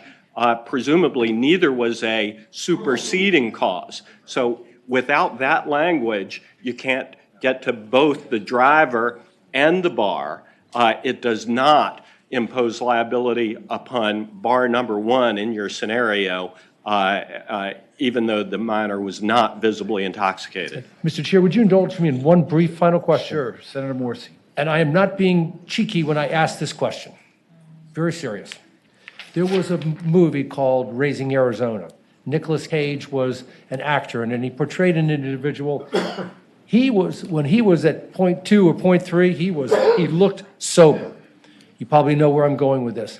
What about that individual who is wildly intoxicated under the Virginia Code, but when he's there at the bar, you can't tell it at all because of the high threshold for alcohol?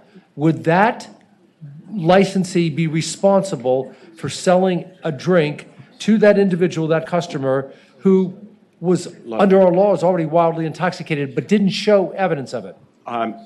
Possibly so, if that bar didn't card him. If that bar saw that he looked like a 12-year-old and they served him, yes, but they'd still have to prove it by clear and convincing evidence. And look, I really didn't mean to engage in this length of debate. I appreciate it. Look, this is as narrowly drawn a dram shop bill as you can possibly, as I could possibly conceive. Drunk children, serving to drunk children.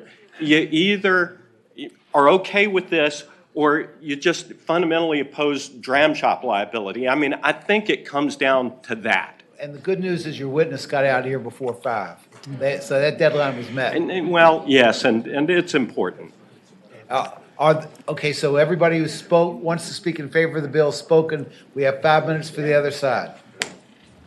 If anyone on Zoom would like to speak in opposition, please raise your hand now. Thank you, Mr. Chairman, members of the committee. I'm Tom Lisk. I'm here representing the Virginia Restaurant, Lodging, and Travel Association.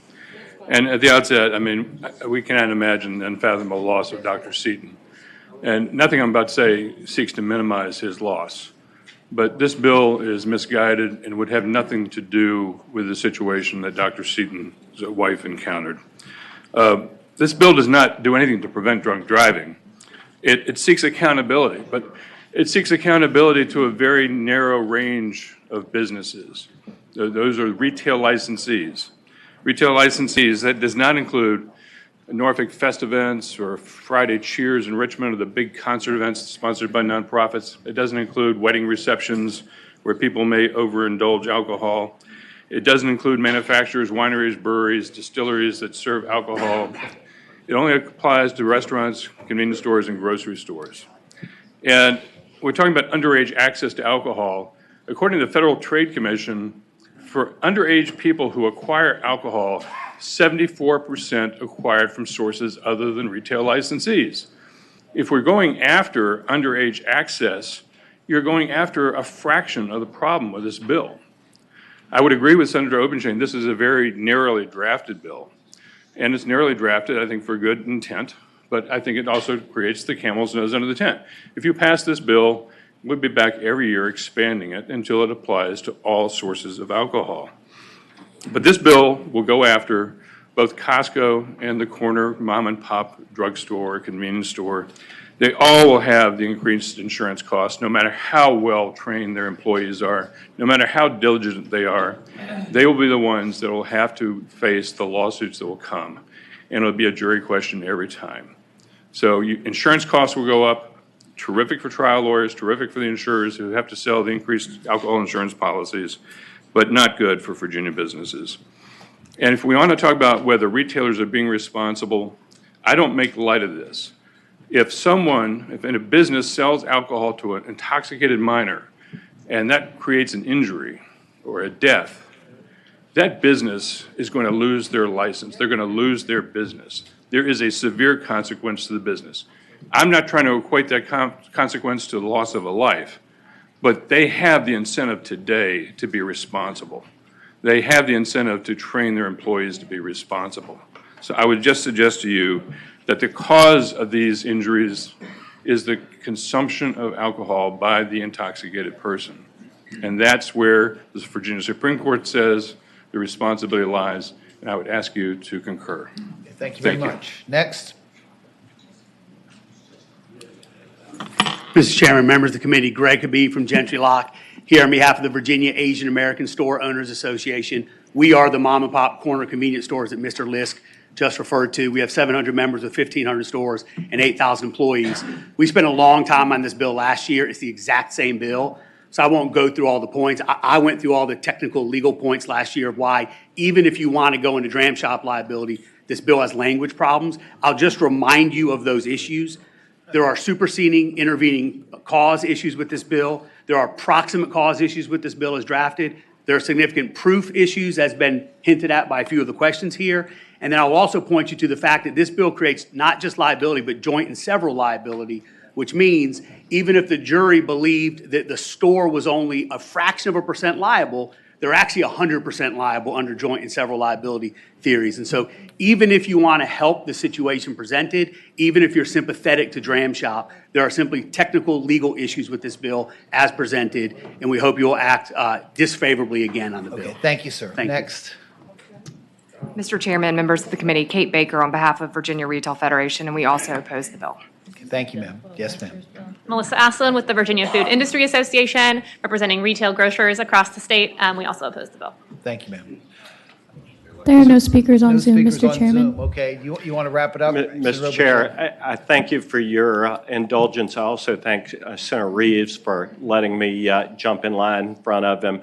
You know, I know that it's not a minor item to lose your license, but, you know, we're talking about people who are dying, and they are dying because licensees are selling alcohol to children, and this is a small step in the right direction. So, thank you. Okay, the bill. I would move to report. Okay, a bill, motion to report, House Senate Bill 1113. Is there a second for that motion? Second. So there's a second for the motion to report. Okay, motion. Okay, there's substitute motion. Okay, there's a substitute motion to PBI and a second. Substitute motion takes precedence. I'll ask the clerk to open the roll. A green vote is a vote to PBI.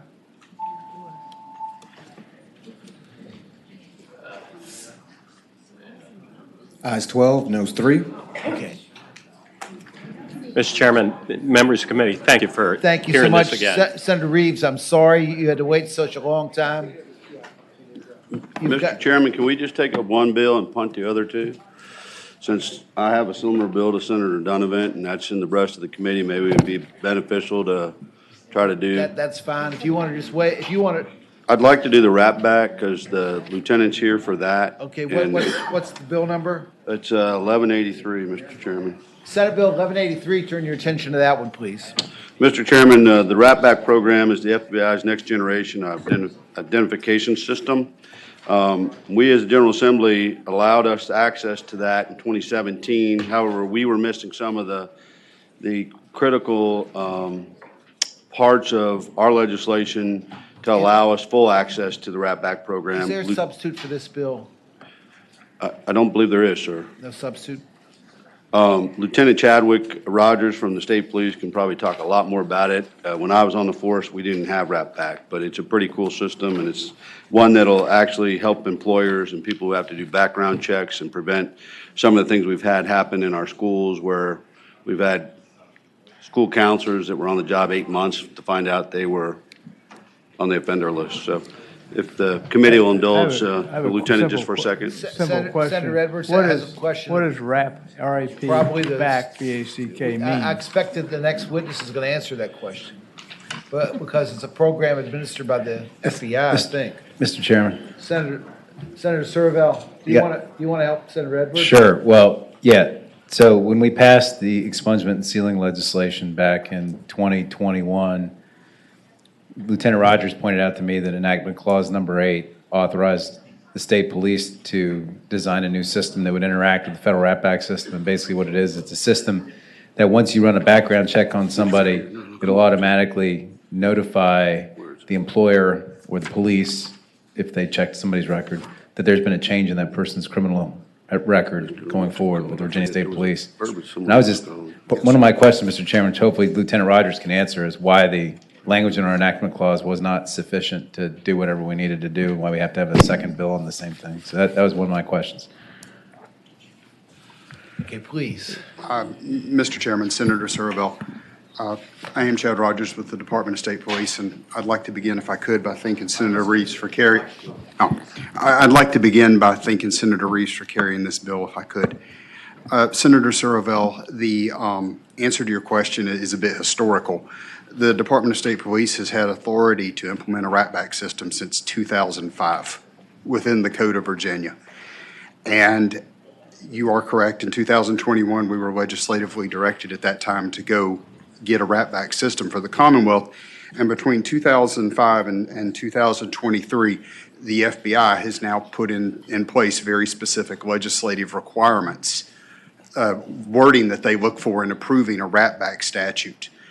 And what our bill does, Senator Surabel, and the reason for the change is it conforms Virginia's language to current FBI requirements. My question. Senator Edwards.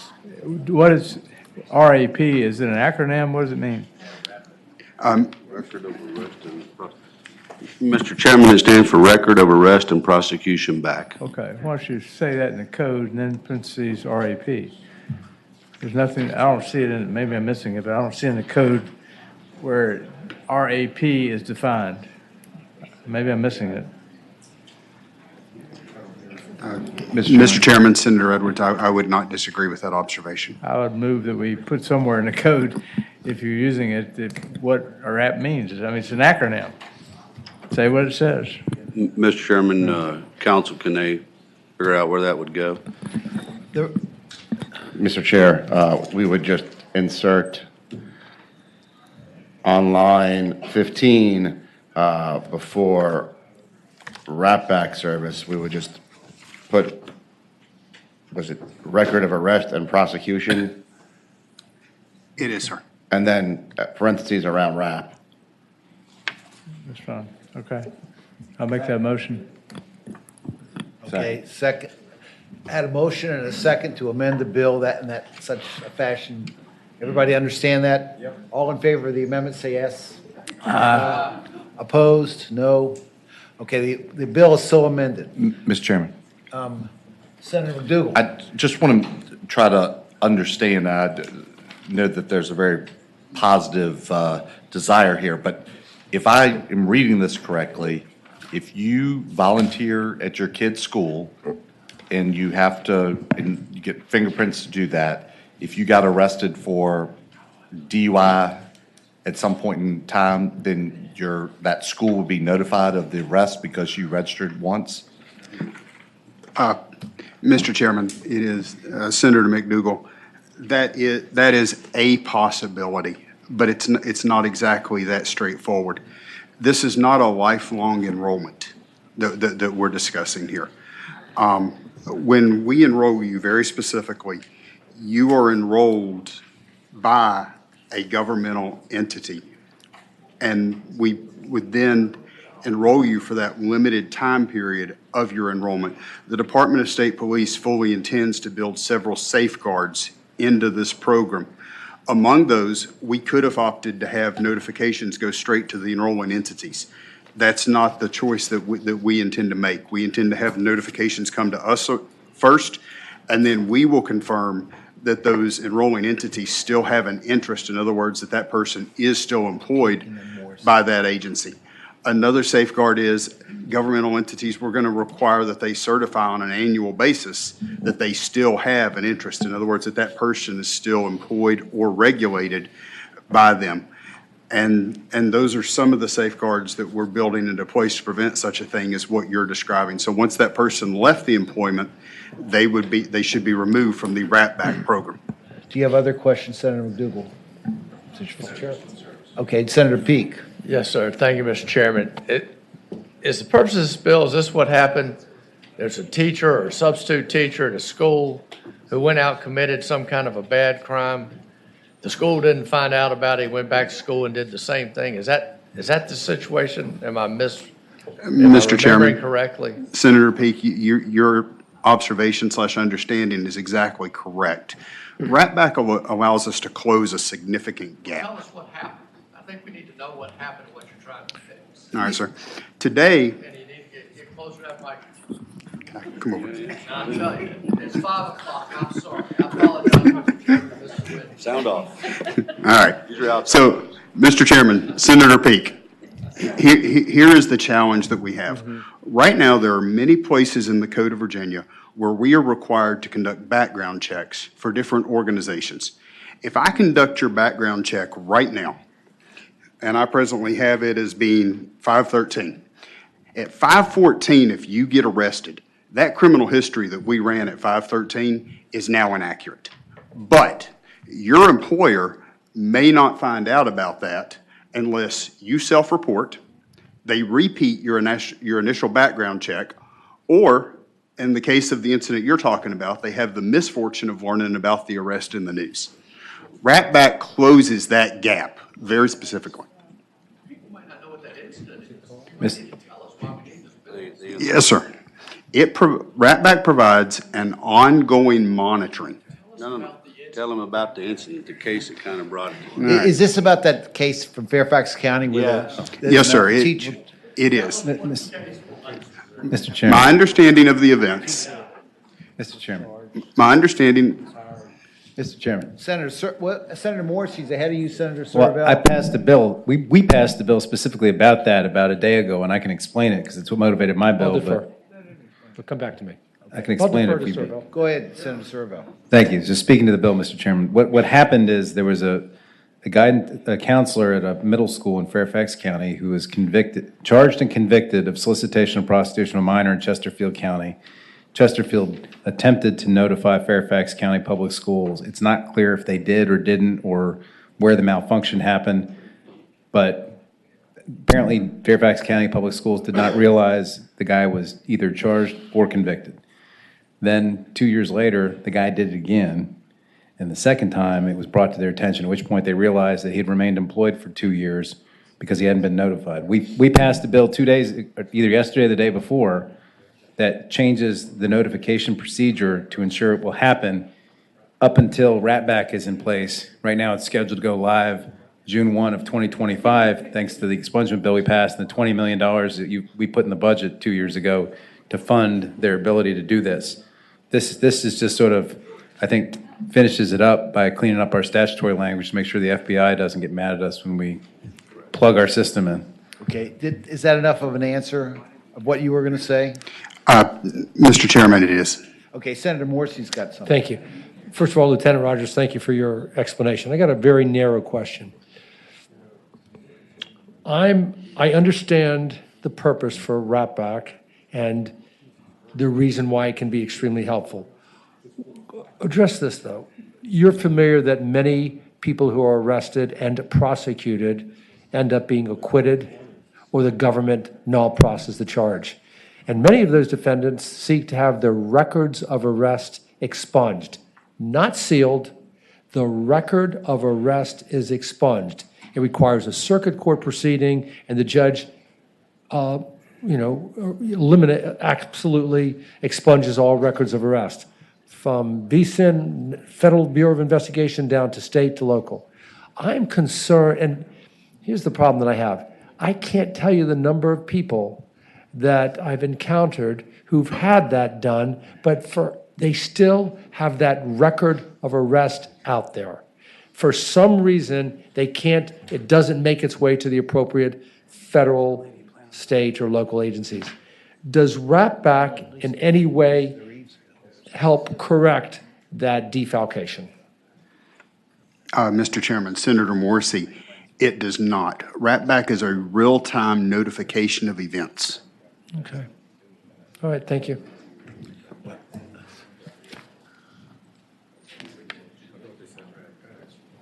Mr. Chairman, barring any more questions, that's the bill. That's the bill. Are there Mr. people in Mr. the Chairman. audience that would like to speak? Chairman. Yep.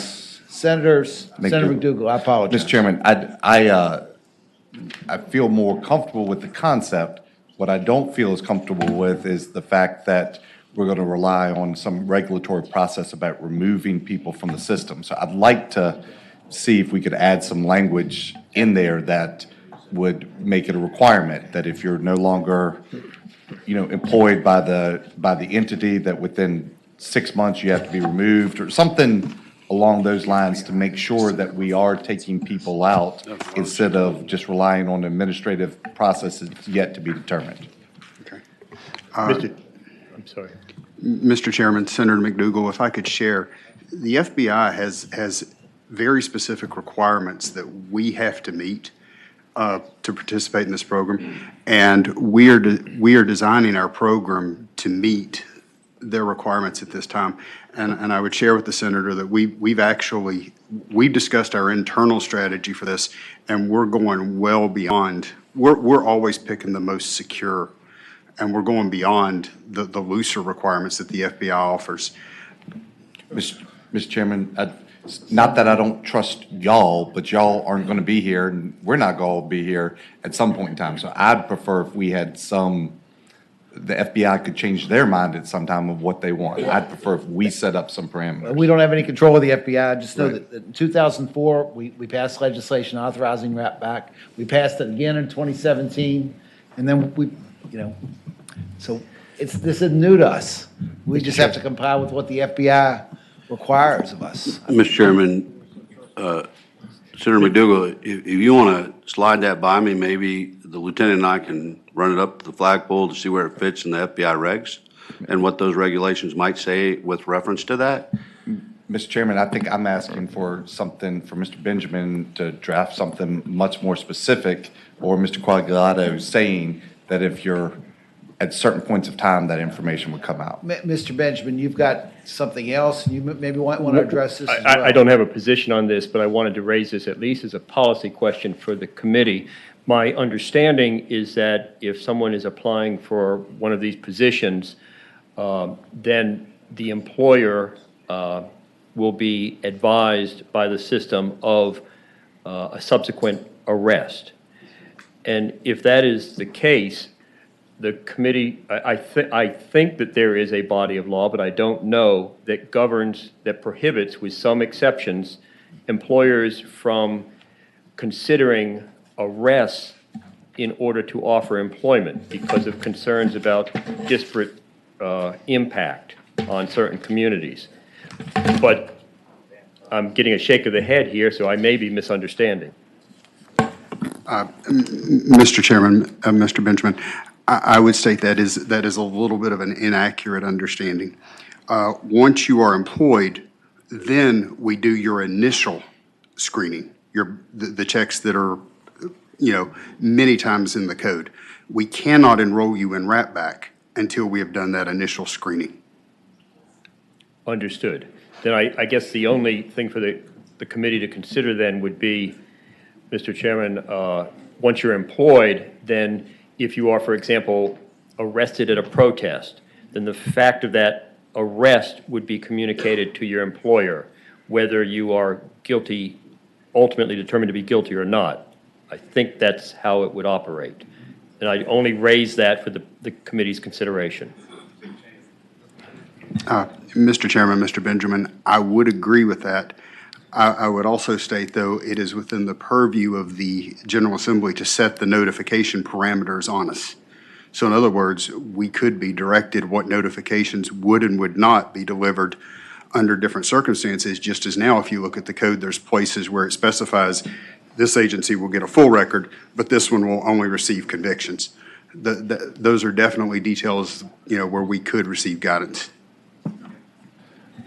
Okay, is there anything else from the members? Are there people in the room? Mr. Chairman.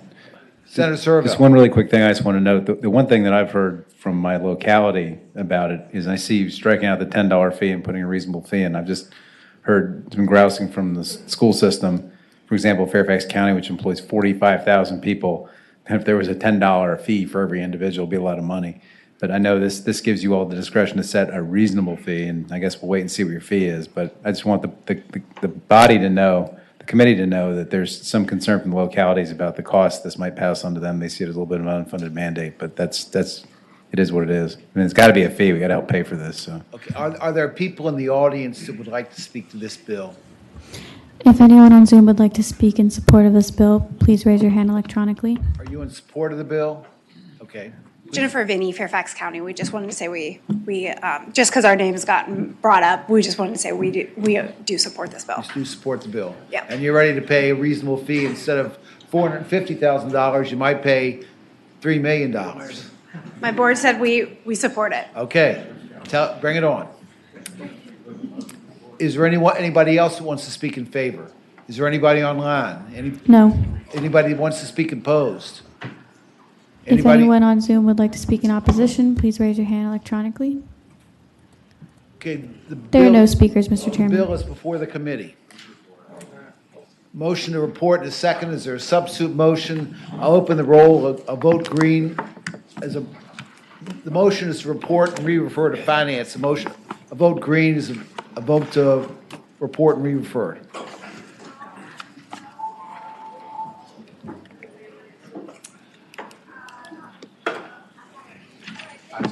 Ayes 14, no 0, abstentions 1. Okay. And you said, Senator Reed. 1184 and 1188. You want to take them up, or? I think we ought to have them go by for the day. Okay. Okay, well, then we're done with the non-member bills, and the membership is of two minds. One wants to get out here, and another wants to keep going. And Senator Peterson's got witnesses, and they might be from Broad Street, but they're still here. Okay. 842? Yes, sir. Okay. Turn your attention to Senate Bill 842. Okay, I have two bills, but let me start with Senate Bill 842. This is a bill that ought to be familiar to you. It is the second look bill, or to be more precise, is the petition for modification of sentence. This is a new code section that will be added that would allow those persons that have been adjudicated of a felony and have served at least 15 years in a state correctional institution to file a petition that will go back either to the original sentencing judge, or if that judge is no longer around, that back to the circuit court, where it will be assigned by the chief of the circuit court to basically have a second look at the sentence. Is there anything different from this No. bill and the one we considered? I think this is the exact We text passed of what out we here had last year, and I've got witnesses, starting with Sean Winetta. We And they've been passed this waiting bill on it. last session. Yes, sir. So I'd ask you to please keep it to a minute. If anyone on Zoom would like to speak in support, please raise your hand electronically. Members of the committee, Sean Winetta speaking on behalf of the ACLU. We do support the bill, and I'd like to leave room for others to speak. Okay, thank you, sir. And I'd just say, thank you for being here. Just keep it quick. We're rolling. Denise Harrington, Director of Advocacy for the League of Women Voters of Virginia, and we support this bill. Okay, thank you, ma'am. Yes, sir. Willie Brown, RHD, we in support of this bill. Thank you, sir. Leonie May, RIHD, and I'm in support of this bill. Everyone deserves a second chance. Thank you, ma'am. Good afternoon. My name's Terry Poole again, and I share today is complete support of Senate Bill 842. As I was a victim in a domestic violence case when I was arrested for attempting to collect rent on my own property, and that wasn't considered. I was in a mental health crisis with a SUD, and I went from having multiple properties and being a registered nurse in the state and serving almost 8 years and losing it all. I have been home for 4 years in June. I own a house, I'm self-employed, and I use the same skills that I taught others of being incarcerated. I hold meetings for recovery and I hand out Narcan in the Tri-Cities area. So I'm an example of what a violent offender can look like. I support Senate Bill 842 because my sister's behind the walls to serve the same second chance as I do. Some of my friends were sentenced at 15 years old as an adult with brains that aren't even formed. Their trauma was not considered, and that's not fair. Thank you, ma'am. Let these people. Sure. Santia Nance and Sisters in Prison Reform, and the fiance of an incarcerated man who's been in prison for almost 15 years. Thank you. Hello, everyone. My name is Lakeisha Hairston, and I am also the mother of Curtius Hairston, who was sentenced at the age of 17 to serve a 50-year sentence. I'm also the victim of a crime. On February the 9th of 2020, I was dragged by a car. I'm still receiving care from those injuries sustained in this incident.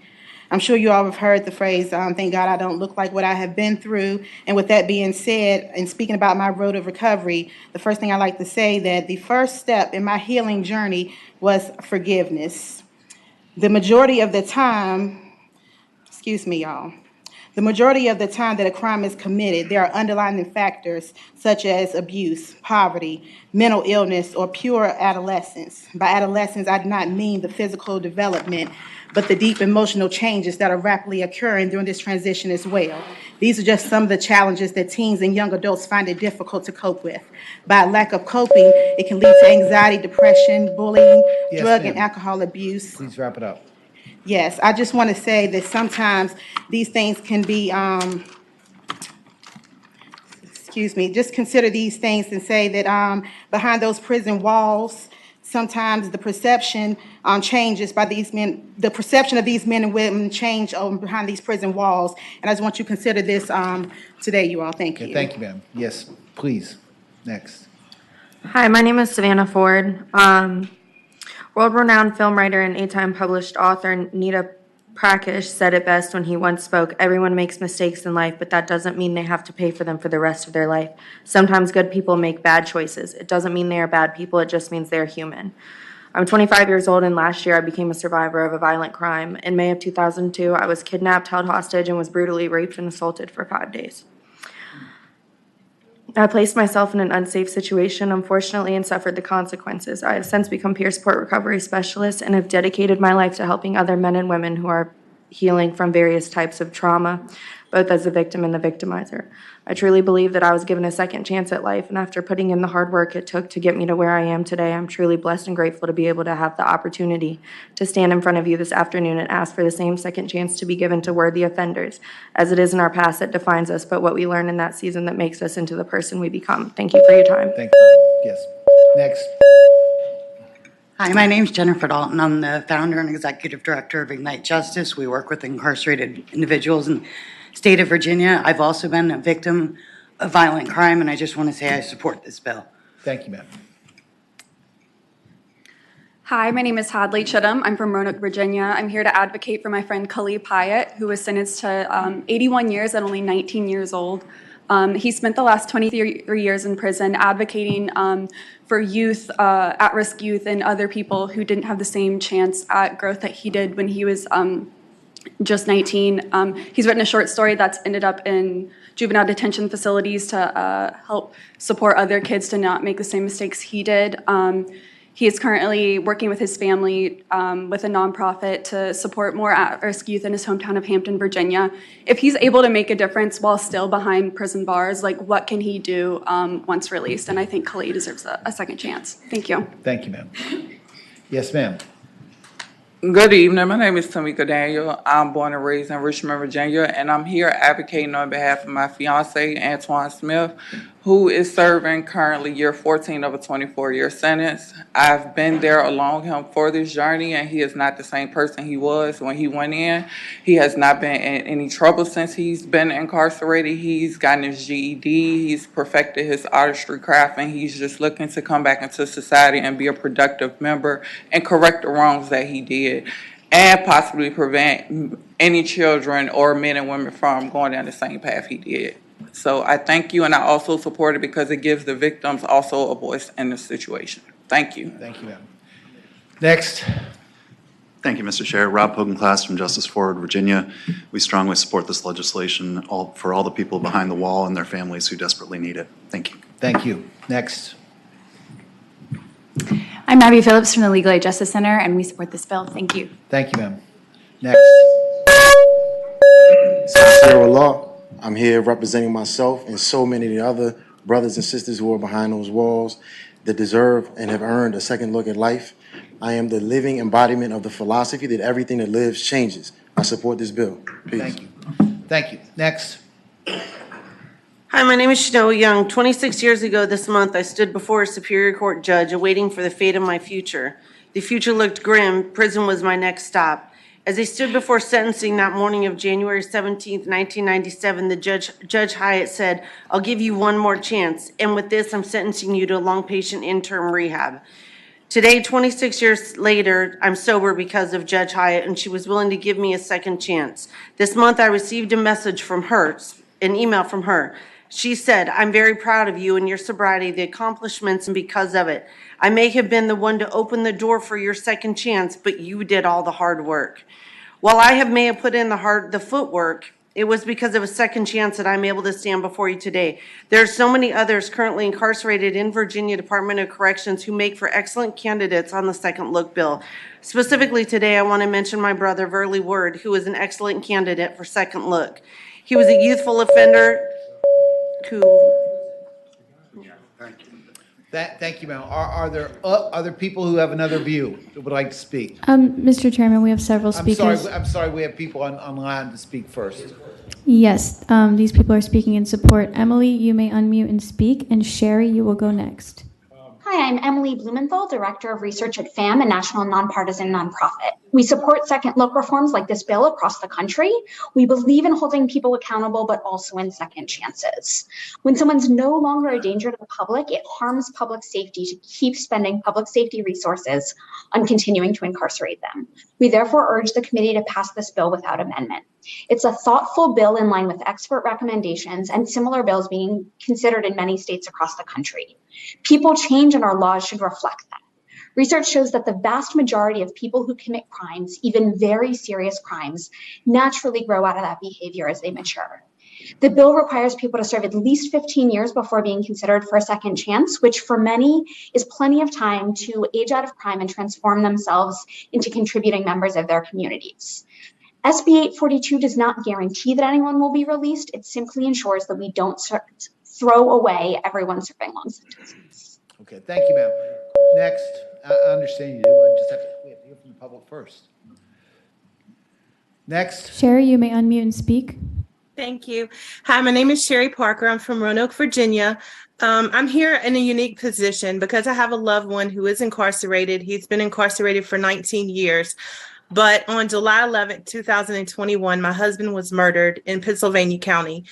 We were able to get a first-degree murder conviction, and the Commonwealth's office was amazing. I had to trust the process then, and I would trust it again with Second Look now. So I just ask that you support Second Look and continue to trust the courts to see that people who have made a change do deserve a second chance. Okay, thank you, ma'am. Next. Kenya H., you may unmute and speak, and Juanita, you will be next. Hi, my name is Kenya Hall, and I stand for Bill 842. My loved one has been incarcerated since 2000. Since then, he has turned his life around, has taken tremendous strides to show just that. He's a nonprofit business owner, an author of a teen self-help guide. If we commit someone to the Department of Corrections, at some point we should expect those behaviors to be corrected. And once the individual shows that change, I believe having their case presented to a judge should happen. Everybody changes, and a second look at redemption is needed. Thank you. Thank you, ma'am. Next. Hi, this is Juanita Belton from Sisters in Prison Reform. Sean Winetta and Sincere Law are my best friends, and they are reasons why I support Second Look and others behind the wall. Thank you. Thank you, ma'am. Laura, you may unmute and speak, and Next. Pauletra, you will be next. Hi, my name is Laura Jackson. I am here today in support of the Second Look legislation, Senate Bill 842. My husband, Alan Jackson, has served 18 years so far, starting at the age of 21, and has truly turned his life around in prison. This bill would allow men and women who have embraced their rehabilitation to petition the court to consider amending their long sentences. Those who serve the most time, they are the least likely to offend. We need to allow these men and women a chance to repay some of their debt to society while in society. Thank you. Thank you, ma'am. And I apologize. We've got bills still to do, so we're going to limit the time to 30 seconds from this point forward. Okay. Next. Pauletra, please unmute and go ahead. Hi, my name is Pauletra, and I am in support of this bill. My husband went in at 28, and I pray that this committee will allow him to come home before he is 61. Thank you. Thank you, ma'am. Samsung phone, you may unmute and speak. And Blair, you will go next. Me? Yes. Hi, my name is Ariana McDormand, and we support the Second Chance Bill.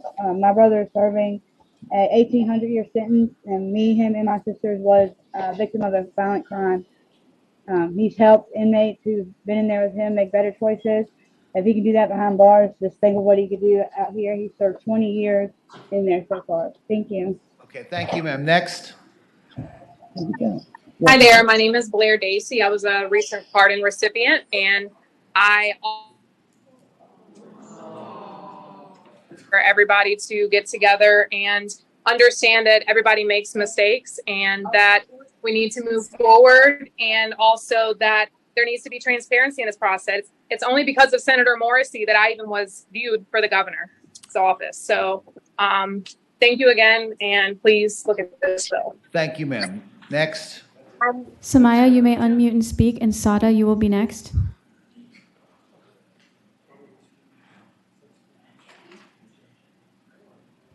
Samia, you may unmute and speak. Okay, Sada, you may unmute and speak.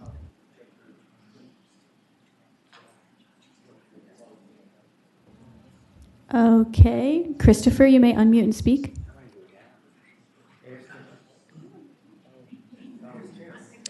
How many are there? I'm sorry, we're having technical difficulties. We should probably move on. Okay, we'll move on. Senator Sasslaw has a question for Senator Peterson. Yes, sir. Then we're going to get to the no's. Okay, so what happened out in Charlottesville a month or two ago? The shooter killed 3 people. Would he be, under your bill, would he be eligible to apply for, for a review of his sentence and possible release? Assuming he's convicted of murder. Yeah, let's say you got convicted. Life without parole or whatever. He would be eligible under your bill? The way the bill is written right now, if you serve 15 years, you can petition to modify. Doesn't mean you're going to get it, but obviously you can file the petition. It would be just like any other sentencing. Okay, now I'd like to hear from people who are opposed to the legislation.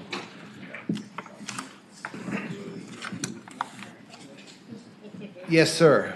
Thank you, Mr. Chair. Committee members, the Attorney General is opposed to this bill. Crime victims do not get a second look. A burglary victim does not get a second look at retaining their sense of security in their home. A rape victim does not get a second look at being unraped. Virginia owes crime victims the ability to have a sense of finality and to move on to repairing their lives after being victimized. We should not be overhauling the system even more to make it ever more favorable to criminals. We should not force crime victims to relive the worst days of their lives years and decades after. And this would guarantee the man who killed Heather Heyer with his car in Charlottesville resentencing 15 years from now. Mr. Chair, quick question, Mr. Chair. Senator Morrissey. Yep. When I came to work this morning, I read about a horrible case where a 14-year-old killed a young girl, contemporary in Henrico County, shot her, and they still don't know the motive. And he pled guilty, and he's looking at 60 years. Senator Edwards recently wrote an op-ed piece about the brain not being fully developed until in mid-20s. Here's a 14-year-old who all of us in this room would agree committed a horrific act, but his brain is not fully developed. He was tried as an adult, convicted, and he's looking at 60 years. Do you not really believe that after that person serves 15 or 20 years, say 15, he's now 30, has been infraction-free in prison, his brain is now developed, no other problems, that person shouldn't get a second look?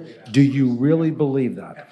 Thank you, Mr. Chair. Senator Morrissey, the young man has pled guilty to first-degree murder. He has a cap of 60 years. His attorney has the ability to present mitigation evidence. No. Let's say he gets 60 years.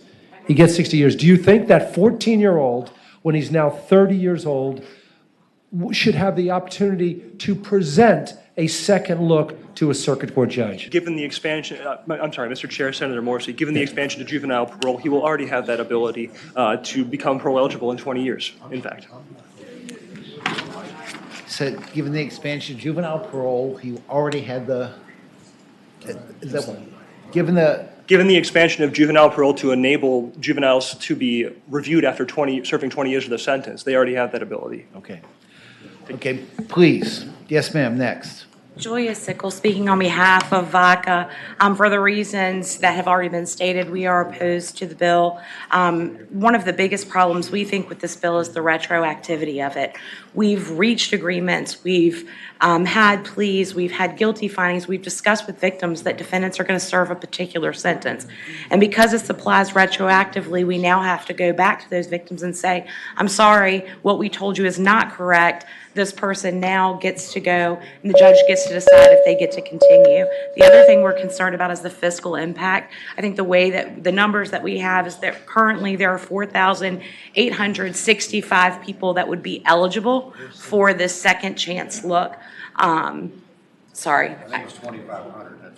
Okay, those are the numbers that I got this morning. So, but anyway, 2,500, 4,800, there is a fiscal impact that needs to be considered The as bill will well. have to go to finance if it's reported.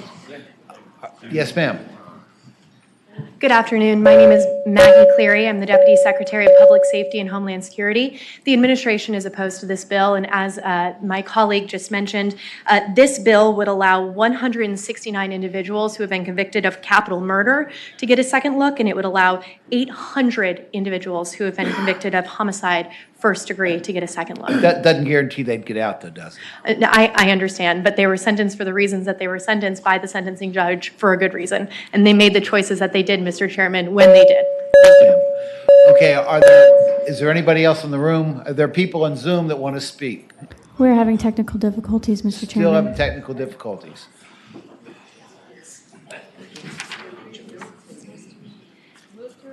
Move to report. Senator Boysko, okay. And the motion is to report and refer to finance.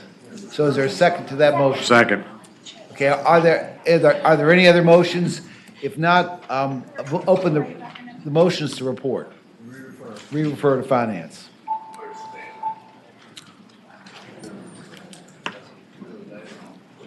Senator Sasley. Ayes 8, no 6. Ayes 8, no 6, the bill's going to finance. Okay. Senator Peterson, you've got another bill. I've got another one, and let me, if I could, I need an assistant here. Senator Benjamin, maybe? I'll get it. Thought 190 pounds could move like that. Okay. Okay, the second bill, Mr. Chair and members of the committee, is the bill on retired judges, Senate Bill 843, and there is a substitute. And I also am passing out a Lawyers Weekly article, which I think is worth a very quick perusal. Is there a motion to adopt the substitute? Is there a second to that? Second. There is a substitute. Yes, the substitute. Okay, we've been getting so many other handouts. And I apologize for burying you in paper, but I think this is going to move pretty quickly once you see it. Here's the issue, ladies and gentlemen, and that is we, of course, elect judges in this body. We also decide not to elect judges in this body. And many of those judges that we don't elect then, for lack of a better term, become retired. They no longer sit on the bench. They may take a job as a mediator. They may go back into private practice, depending on circumstances. But in many cases, they become a retired judge who is then reappointed to the bench by the Supreme Court. Has the substitute been handed out? Here's the substitute. I don't think we have the substitute yet, do we? We've had a substitute. I had it drafted by Shannon. Mr. Chair, I'm posting it online right now, and I will try and. Okay, we had a substitute I gave to Shannon a couple weeks ago. The substitute hadn't been adopted, and. Well, I think I could explain it pretty quickly. Okay, well, do we need to adopt the substitute? Well, I move we adopt the substitute. Okay, is there a second to that motion? Okay, all in favor of adopting the substitute, say aye. Aye. Any opposed? Okay, we don't have the substitute except online, but it's. Okay, let me explain online. what's going on. Basically, once a judge is not reelected, either they put in and they're rejected, or they just retire, but they're not reelected, at that point, they cannot be appointed by the circuit court to sit as a retired judge until we make the decision that they can. In other words, we have to basically sign off, and rather than have the current system, which is a judge doesn't get elected, doesn't get reelected, and just comes right back on as a retired judge, it could be very awkward for the people that lobbied against that judge, who then comes right back into that county courthouse. That's the status we have right now. That's the Virginia Lawyer's editorial I handed to you. This would just basically give us control over the process that a judge can't go back on until we say so. Senator Peterson. Yes, sir. I have a letter from, from the Supreme Court, that they had some issues about just the mechanics. Yeah. And they were going to meet with you this And morning. I met with the Supreme Court, and I think we're kind of getting to a happy place. They don't want to have to do the annual evaluations, and I don't know if the lawyer's here. I don't have any problem with them not doing it. They can continue to do the triannual evaluations.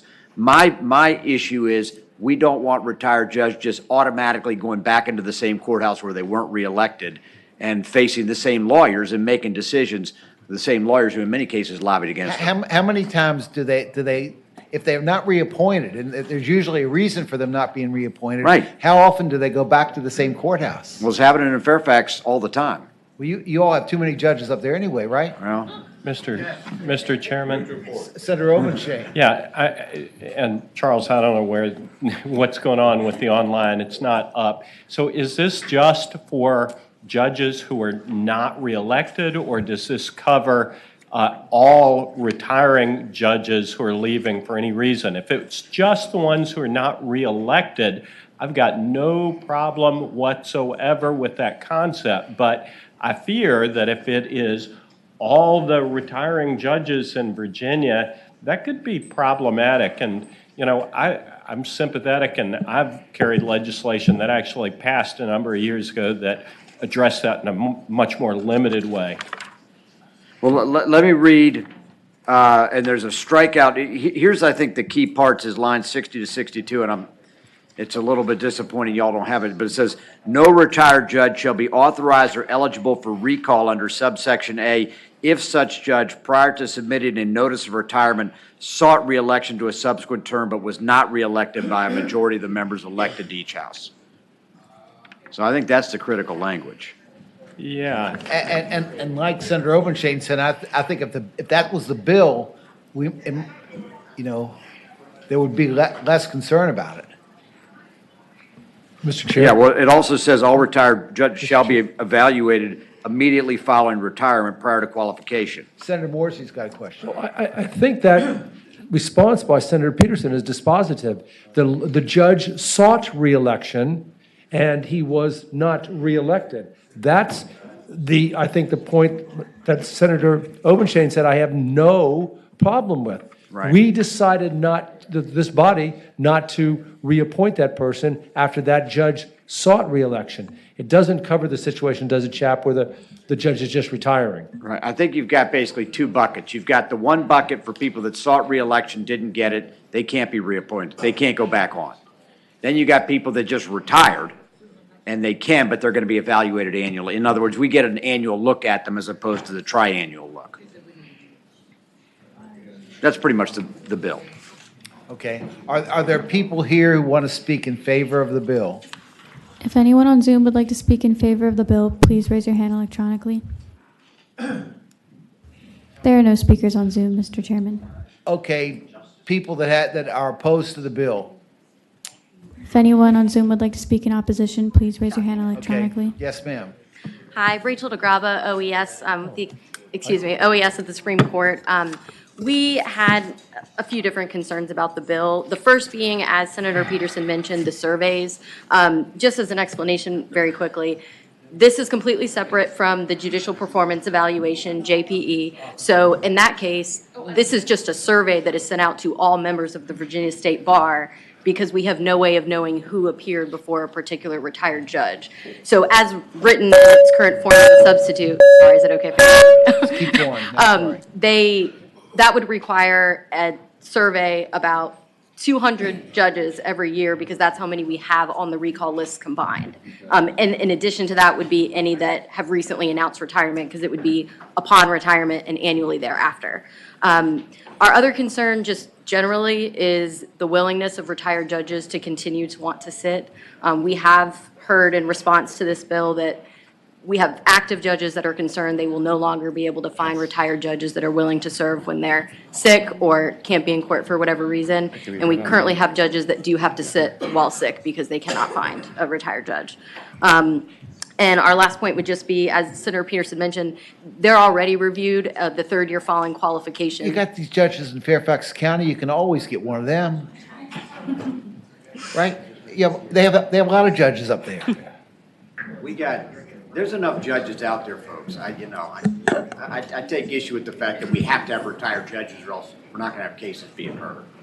I think the concern for us is coming from some of those smaller jurisdictions where you have multiple judges going between different circuits, and that's really where they're struggling. Okay, thank you. Mr. Chair. Senator Peake and Senator Stanley. If I could ask the witness a question, Mr. Chair. I'm hearing the same thing in my jurisdiction from retired judges, not about this, but about the low pay. Is there anything in the budget you're aware of to increase the pay for judges? We have submitted. Some of us are having a hard time hearing. Could you speak up, please? Yeah, the judges in my jurisdiction, retired judges, are saying, we're not coming back for $250 a day anymore. And if you start doing this to them and keep the pay at $250, we are going to have absolutely no retired judges who are going to come back. There's a budget amendment to raise that to 400. Mr. Chairman, Thank you. That I was put my one to question. take it to 500, but. 500. Mr. Chair. Okay, we're getting away from the spirit of Senator Peterson's bill. It's not about pay, and it's not about finding judges available to serve. It boils down to this, as Ms. Jalou pointed out in Lawyers Weekly. Judges that seek reappointment are not being reappointed because of their behavior. And it makes no sense whatsoever, Mr. Chair, that judge who the General Assembly didn't reappoint because they are wayward or nefarious, well, it doesn't make any difference, that then come right back the next day serving on the bench, not only in front of some of the lawyers that lobbied against them, but for any reason. They were taken off for a reason. Why would you put them back on to serve in that same capacity? That's the issue here. I don't know. Oh, I don't know. That's just me. Next, please. Okay. I've been listening to Senator And to Lucas clarify, too we much. have no comment or opposition to that particular section. If the bill were limited to just judges who hadn't been reelected, that would be one thing. We But would we're have not no dealing with position. that. We're not dealing with that. It deals with retirees and everybody else. Yes, ma'am. Good evening.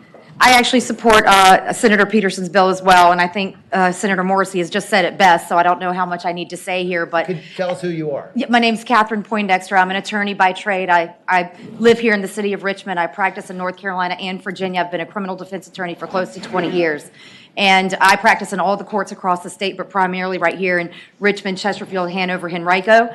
And I can tell you that judges that are retired for any reason, whether they did it willingly or they were forced out by jerk, are coming back time and time again, and we can't have that. They're ruining lives, and it's our community members that are being affected by that. Okay. So you guys are the body that decide who gets to stay and who gets to go. If somebody's been forced out or you have not reelected them, there's good reason for that. If they're a wayward judge, they should not be able to serve. Okay, thank you, ma'am. Thank you.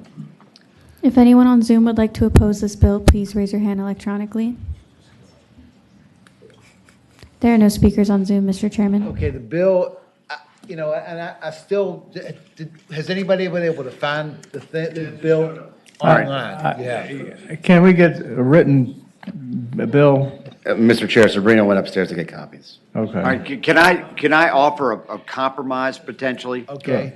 All right, because I think we're all in agreement that 60 to 62, no retired judge can come back and sit if they lost reelection. I think we're all in agreement. If we lose reelection, we don't get to come back and sit. That's right. Okay? The other part is lines 55 to 56. That's the annually evaluated. That, right now, it's triannually. If that's giving people heartburn, fine, pull it out, okay? Pull it out. All right, fine. And so we'll basically, the guts of the bill then will be lines 60 to 62. What are the guts? Can you read it again? Line 60 to 62, no retired judge shall be authorized or eligible for recall under subsection A if such judge, prior to submitting a notice of retirement, sought reelection to a subsequent term but was not reelected by a majority of the members elected to each house of the General Assembly. All right. A motion and a second to amend the bill to just have lines 60 through 62. Right. Be new language. Everybody understand that? Yeah. All in favor of that amendment, say aye. Aye. Any opposed? Okay, the bill is before you. Mr. Chairman. Senator Servo. I'm sorry, and I was outside on a call most of the, I'm just trying to understand what that, just so we're clear about what that means. Oh, for God's sake. What it means? When, Mr. Chairman, it's so. You know, you've been outside for 25 minutes, Scott. What it means is people who come up for reappointment and aren't reappointed for any reason are not eligible for. Does it mean their name was on the resolution and we turned them You down? know what, Scott? It means that they came up for reappointment And they didn't weren't make it. reappointed.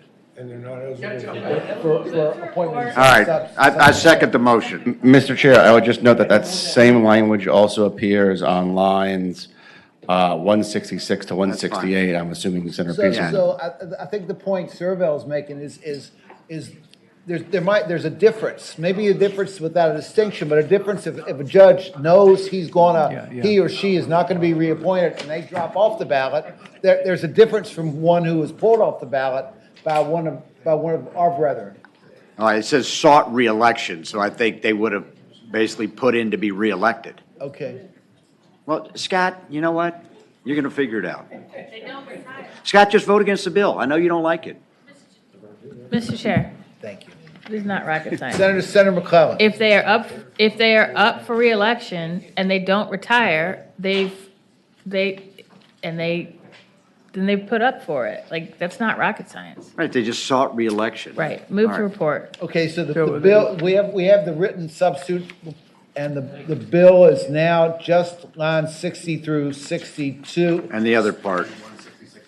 What's the say? 166 to 168, that's the only new language. Right. Then the language is stricken on lines 44 through 50 is unstricken. Is that correct? And on Right. line 78.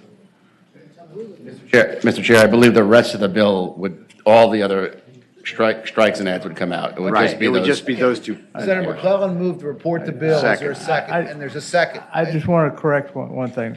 Okay. So Senator Edwards. the only thing in the bill that's new is lines 60 through 62. Is that correct? And Yes. 166 to 168. Which mirrors the same Which language. mirrors the same Just language. One at a time. What did you say? The other is what? At the end of the bill, if you look at lines 166 to 168,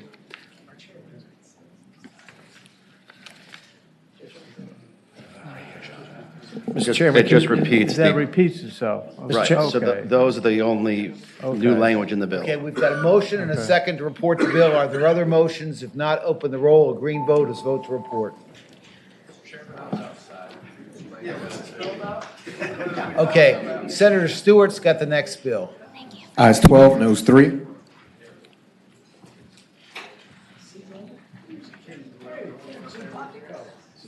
Senator, and you're next, okay? Thank you, Mr. Chairman, very much. Senate Bill 920, this bill's been on the docket before, and I've had witnesses here before, so I very much appreciate the courtesy so they don't have to come back again. Senate Bill 920 is a school protection officer bill, and in the nutshell of this bill is it, there's a substitute, if that would please get distributed. Okay, 920. The nutshell of this bill is this. Do I have a motion to adopt the substitute? Is there a second? All in favor of the substitute, of adopting the substitute, say aye. Any opposed?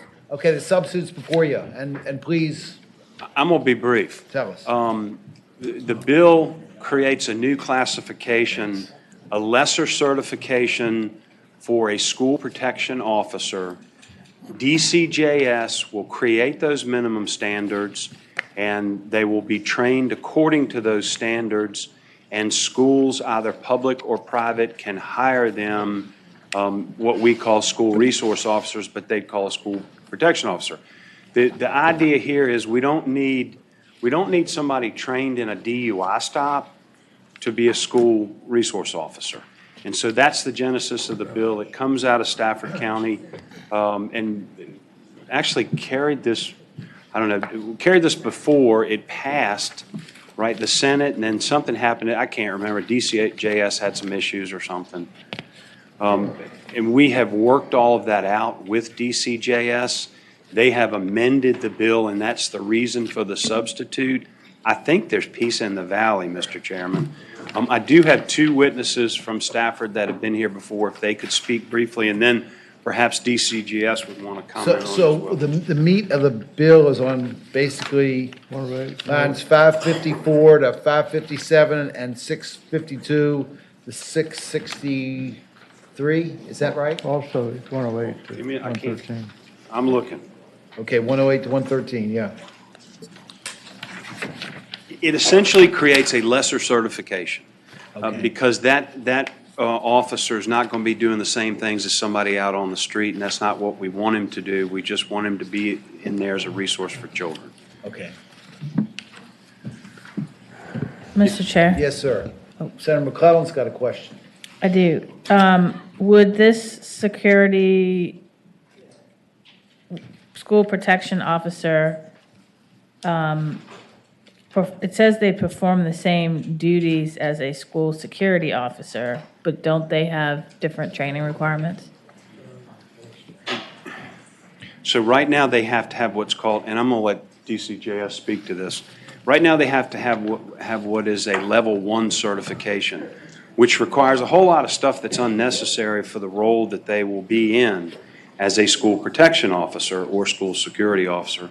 But that's the reason for the new name. So we're just developing the standards that they need to do the job that they will be hired to do without the unnecessary things. That really is it in a nutshell. But, Mr. Chair, Senator McClellan. the reason I'm confused is because on lines 111 and 112, it says that a school protection officer will perform the duties of a school security officer as defined in 9.1-101. What line? 111. 112, on page 5 of the substitute. And shall also meet the eligibility and training requirements. So what's confusing me is we're creating a school protection officer, but we're saying a school protection officer will perform the duties of a school security officer. I'm going And a school security officer ask has for that help from training. Yeah, DCJS. There were a bunch of changes made, and I apologize, I had the substitute. That's I was looking at the other bill. Good evening. My name is Donna Michaelis. I'm the director of the Virginia Center for School and Campus Safety at the Department of Criminal Justice Services. And you are correct. The way this is written, a school protection officer would basically be an armed school security officer. So currently, the law allows for school security officers to be armed with specific training requirements. What this does is it pulls out the armed school security officer, calls them school protection officer, and tightens up the training requirements. Currently, it says in code that the training requirements are an active shooter course, a emergency evacuation course, as well as a threat assessment. And that's kind of vague language, so we offered instead that they comply with basically what school security officers and law enforcement should be doing, which is a behavioral threat assessment, a crisis management and critical incident response course, and an active shooter course as determined by the Department of Criminal Justice Services. Follow up, Mr. Chair. Senator McClellan. So, two-part. Duties-wise, what will be the difference between a school protection officer and a school security officer? Currently, a school security officer is unarmed, works for the school board, and enforces student code of conduct. And the code allows for those same school security officers to be armed if they are former law enforcement within the last 10 years, et cetera. All we did was pull that out and now call the armed school security officers school protection officers. Follow up, Mr. Chair. So you will have a armed school protection officer charged with enforcing the school code of conduct. Well, according to, this allows us to set the training standards. And so currently, school security officers who are armed are allowed in code. This is renaming it and. No, ma'am, you misunderstood my question. You, under this, an armed school protection officer would be charged or as part of their duties, enforcing the school code of conduct, which includes dress code and language and things that are normally handled by, discipline issues. The code currently allows for that. But they're not armed. Yes, they are. They can be. School security officers may currently be armed under code, under these.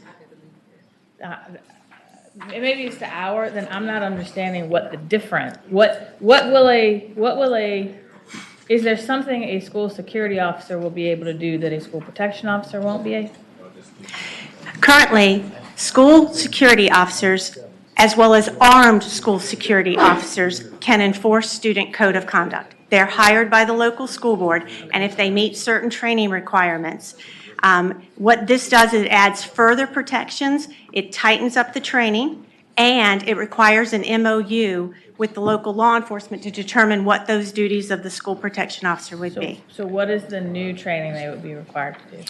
It's listed on pages, well, I'm not sure where it is in there, but like I said earlier, originally they were required to have an emergency evacuation course, a threat assessment course, and an active shooter course that the local law enforcement chief officer would sign off on. This requires that the Department of Criminal Justice Services signs off on a behavioral threat assessment course, as well as a crisis management and critical response course and an active shooter course. Final question. Are any of them required to have a child brain development course or any courses on the differences?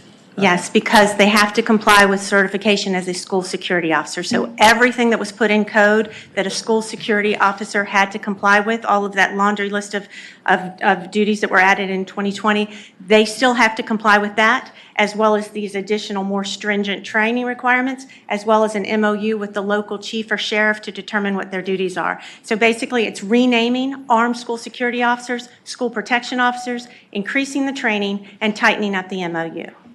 Thank you. Mr. Chairman, why can't you just give that authority to school security officers without creating another animal called a school protection officer? I mean, why do you need to create this new animal? Whoever's speaking. I'm going to ask for help on that. Yeah, I mean, why not just use the school security officer and give them more training? Or why do you need to create another animal? Well, I think both for schools and parents, knowing the difference between an unarmed person within the school and the level of training the unarmed individual has and the level of training and the naming of the person who is armed. As Donna said, right now, they can be or not be armed, and they have less training for the total group. And what we've been working on is trying to find a way for those who are armed to be identifiable. The MOU also allows for, with working with the local law enforcement, the uniform, et cetera, so you can determine who the armed individual is within the school. I guess my question is, it creates greater clarity as to who does and doesn't have. Why not just give the training to the school resource officer? Why do you need another name? That's what I'm trying to figure out. Why not just do that with the school resource officers? Because they already have the right to have weapons anyway. It's a different category with different training. They actually have training above and beyond what's already required, but they don't get training that you would need if you were a road deputy, is the best way I can explain it. Oh, yes, please. Mr. Chair, Senator Stewart, thank you. My name is Ben Worcester. I'm in charge of field operations for Sheriff Decatur in Stafford County. And I think, like with many of the topics at hand today, an example of where we're coming from in Stafford might help this conversation. Currently in Stafford, there's 31 schools, and 17 of those are elementary schools. And so while we have full staffing at the middle schools and high schools with school resource officers, those are regularly trained, to that of a road deputy, and they've gone through an 18-week academy, and it's extensive. And they get trained in many things that we don't need trained in our goal here to staff primarily the elementary schools. Because the elementary schools, and this is for Stafford's situation, the elementary schools don't require as much of the criminal investigation and all of the ancillary duties, DUI investigation, crash investigation, radar. These things take time to train, and so while we're trying to put manpower and staffing to protect our children, we're trying to take away barriers to hiring folks to get them in there and keep our children safe.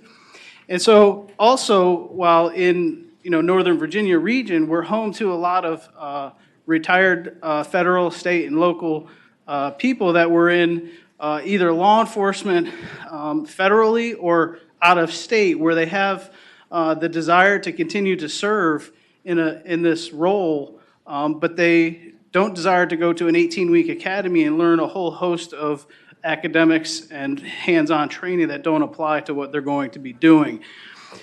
And so that's where this conversation began for us. And I imagine a lot of other jurisdictions in the Commonwealth are going to be similarly positioned, where the number of elementary schools is growing and growing, and to staff all of them is a challenge. It's a challenge even for us, where we have pretty good resources and a wonderful relationship with both the school system and the community. It's still a challenge. And so we're in support of any legislation that will remove barriers or incentivize folks to take a position where we can have that MOU with the schools, be responsible for giving input and being collaborative, helping to get them trained and get them in there to protect our children. Mr. Chairman, is there any other locality interested in this kind of thing, or is this only Stafford? I don't know. Yeah, and I'm wondering, all the trends are showing that we don't have more elementary schools. Maybe we're building more, but we've got a declining number of students statewide. Yeah, we got to protect them. There's no question about that. So, excuse me, Mr. Chairman. So there is a difference between the school resource officer, which is there to enforce criminal law, and this offering of a school protection officer or armed school security officer, which is there to enforce student code of conduct, but it gives them the armed capacity so they can protect from outside threats that may be coming in. As they indicated from Stafford, we have an SRO grant fund to fund SRO positions, and which we've done in many localities for elementary schools, but they're having a hard time filling the positions with certified law enforcement officers. This offers a school option, and currently there are 7 to 10 school divisions that have armed school security officers on the premises. This is renaming them school protection officers, again, tightening up the training, as well as creating an MOU, and then making DCGS responsible for consistent training standards across the Commonwealth. Mr. Chair. Senator McClellan. All right, so now you sparked a memory. So this is a question for council. Didn't we several years ago pass legislation that school resource officers that were funded through grants from DCJS could not be used to enforce student code of conduct? This is for council. They can't. Mr. Chair, I believe that is correct. So what I'm hearing you, because that was my bill. Mm-hmm. And the point of it, this is here, the light has gone off, and I'm going to tell you my unreadiness here. The reason we did that is because school resource officers were basically policing children for violating disciplinary rules in the student code of conduct. And we wanted to go away from that. And so that's why we put that bill in place. What I hear you saying now is this is a way to use DCJS grants for armed, I don't care what we call them, law enforcement officers to police the student code of conduct. Senator McClellan, I apologize if I was unclear. These are not law enforcement officers. These are school security officers. They're people with a gun. But Let me they- just back, they are people with a gun just who will answer. be But- enforcing the student code of conduct. Wait a second. This is not some nefarious thing to change the way we do business in the Commonwealth of Virginia. This bill comes from Stafford County. Right. We're trying to figure out a way to take advantage of the retired law enforcement, federal workers, those people who are willing to step into this and look after these kids in the elementary schools. That's all we're trying to do. let We're me not ask the trying to Senator- police Senator- them or create charges or anything. You Have don't you- have to do this. Have you considered making this a Section 1 bill apply just to Stafford County? No, you don't have to do this. We want it in Stafford. If nobody else wants to do it, they don't have to. If the city of Richmond doesn't want it, they don't have to. Fairfax doesn't want it, they don't have to. Okay. You only do it if you want to. Are there others in the audience who would like to speak in favor of this bill? If anyone on Zoom would like to speak in support of this bill, please raise your hand electronically. Okay. There are no speakers on Zoom, Are Mr. there those Chairman. opposed to the bill? If anyone on Zoom would like to speak in opposition, please raise your hand. We have a few speakers on Zoom, Mr. Chairman. One moment while I promote them to panelists. Valerie, when it pops up, you may unmute and speak. And Monica, you will go next. Okay, well, we've got some people in the room Oh. who want to speak first. We've got some people in the room that want to speak, and they will speak before the people on Zoom. And please limit your remarks to a minute. Thank you.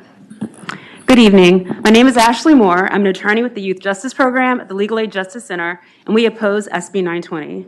A school protection officer is essentially an SRO or an SSO, as we've already heard. However, given the disparities of who is impacted by police presence in schools, we really caution against any expansion of officers already in the schools. We are concerned about the harms from increased surveillance, criminalization, referrals to law enforcement, and arrest of youth, which are disproportionately children of color, i.e. Black and Latinx children, children with disabilities, LGBTQ youth, and others.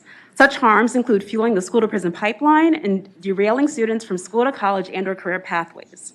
Though we appreciate that the intent of this bill is to keep schools safe, safer schools require investing in students, teachers, and support staff, not police, not armed officers. Increased social, emotional, academic, mental health, and wraparound services and supports to public schools are needed to truly help ensure safety and holistic well-being of both students and staff. Please vote no on SB 920. Thank you. Thank you, ma'am. Next. Thank you, Mr. Chair, members of the committee, Dominique Martin, New Virginia Majority. We're also opposed to this bill. Generally, we're against the proliferation of more law enforcement in our schools anyway. But even with this bill, it's just very unclear exactly what the differences are between school resource officers or any other officers. And so we definitely don't want to continue the harms alluded to by Senator McClellan in her questioning, and so we would hope that you oppose the bill. Okay, thank you. Next. Hello, Chair and Committee. My name is Kalia Harris. I'm the Executive Director of the Virginia Student Power Network. We represent hundreds of college students and high school students throughout the state. We are opposed to this bill. I think you all should vote no on it. We don't need any more cops in schools and certainly don't need to be legislating new ways of having cops in 2023. Let's put our money into things that are going to help our kids to grow and not grow into prison cages. Thank you. Okay, thank you, ma'am. Next.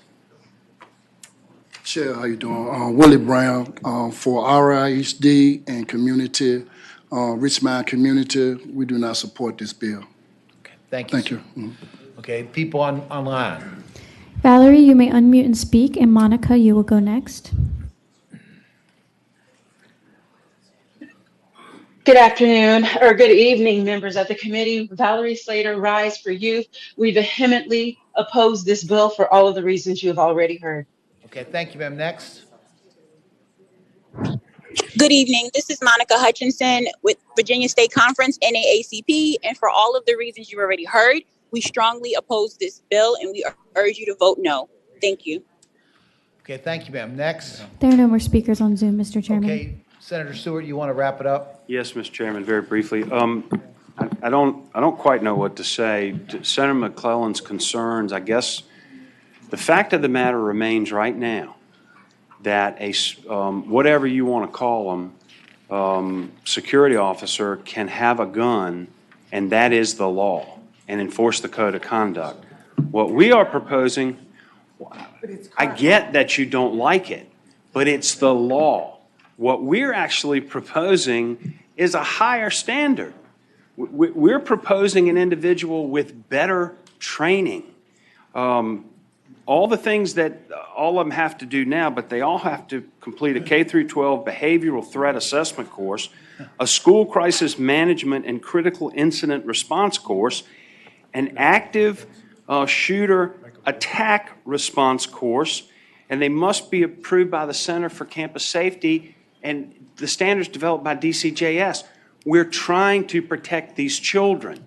We see what's happening in schools, and these children ought not have to be afraid to go to school for somebody's going to come in and shoot them.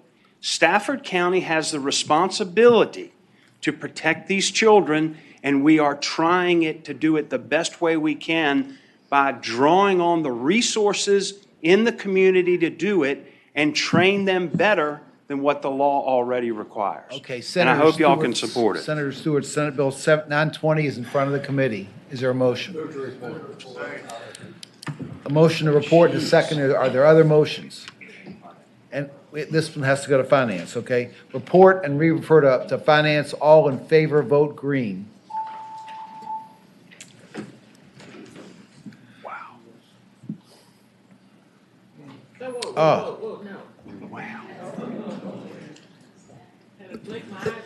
Ayes 7, noes 8. Okay. 7, noes 8. Okay. Thank you. Senator Boyce goes next. We still have a bunch of bills, but they're sooner rather than later, we're going to have to leave because right now, I think the bill you've got out of town witnesses for, that's the one we have to take up. Mr. Chair, I have 3 bills, but the one that I have some out-of-town witnesses for is SB 1156. Okay, 1156. Turn your attention to Senate Bill 1156. So I have an amendment in the nature of a substitute. Okay, is the substitute physically with us or is it online?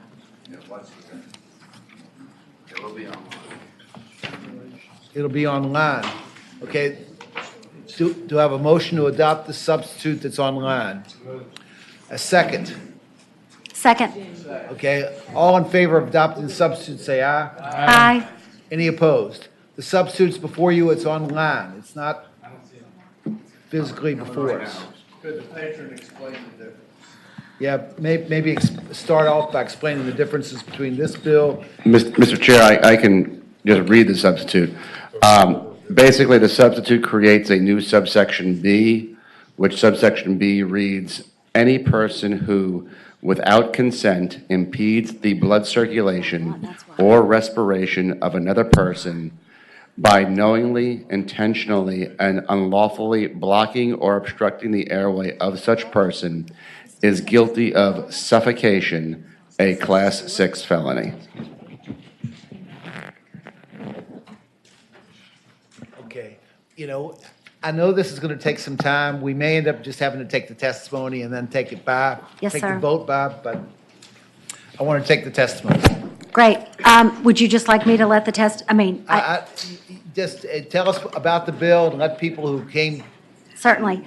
It closes a loophole in Virginia to better protect victims of domestic violence by clarifying what suffocation is. Currently, the law defines the outlines and penalties for someone who commits strangulation, but it's less clear on suffocation. I have a number of experts here who can say it far better than I and probably more succinctly, so I'm going to. Senator Peake. Mr. Chair, thank you. If you could quickly tell us, if you know, what brought about this, why we're considering this, why we need this. Certainly. That might help. Certainly. I have been approached by the Virginia Sexual and Domestic Violence Action Alliance and the Virginia Commonwealth Attorneys Association also is very much in support of this, as well as the police officers, because there are incidents where children are having an adult put a pillow over their face to quiet them while they're sexually assaulting them. Babies, toddlers, little kids. There are also women who are men who are in domestic violence situations where their partners are attempting to cut off their circulation without touching them, because if you have the marks on your neck, then it's obvious that somebody has harmed you. This is a way that they are working to try to cause harm without having clear evidence. And I will let my experts speak to you so that they can better explain why I'm carrying the bill. Yes, ma'am. Mr. Chairman, Senators, thank you for allowing me the time to speak today. My name is Lorraine Goldberg, and I am a detective in the Domestic Violence Unit at the Loudoun County Sheriff's Office in Northern Virginia. During the fall of 2022, I became aware of a surplus of cases in which offenders suffocated their victims. Further research revealed that incidents of suffocation existed throughout my agency's criminal investigation caseload, from the homicide squad to special victims squad to domestic violence. Ultimately, I found that most suffocation cases occurred in one of two scenarios. The first involves a domestic abuser who blocks a victim's airway with a pillow or a blanket. The second involves an offender suffocating a minor in a child care or residential environment. The injuries sustained in these cases are debilitating and similar to those in strangulation cases. Respiratory difficulties, changes in vision and hearing, memory loss, nausea and vomiting, seizures, and involuntary urination and defecation, to name a few. Victims also report experiencing long-term post-traumatic stress disorder. Earlier today, the Loudoun County Juvenile and Domestic Relations Court heard a case in which a husband suffocated his wife. I was assigned to that case. Like many domestic violence cases, it involves a white upper middle class family in a quiet suburban neighborhood with low to no crime. One night this past October, the husband approached his wife and told her, "It's all over." He pushed her to the ground and forced a pillow over her face. The wife struggled to escape and tried to scream for help. Their teenage daughter, who was awakened by the sound of the attack, called 911 in sheer terror. And now, as I speak, this man is likely being released on a misdemeanor plea deal. I know that outcome is likely because that's what happened 2 weeks ago. What was he charged with? He was charged with attempted homicide. I know that outcome is likely. That misdemeanor plea deal is likely because that's what happened 2 weeks ago in another suffocation case in which an offender repeatedly suffocated his girlfriend. He took her to the point of unconsciousness several times, then lifted the pillow from her face to ensure she remained alive to experience the terror he wished to inflict. 39 U.S. states, that's 78% of our country, including our border states of Maryland, West Virginia, North Carolina, and Kentucky, as well as the federal government, have statutes addressing suffocation as a criminal violation. Virginia does not. Currently, law enforcement officers' only option in suffocation cases is to charge the offender with either misdemeanor assault and battery on the one end or attempted homicide on the other. There is no in between.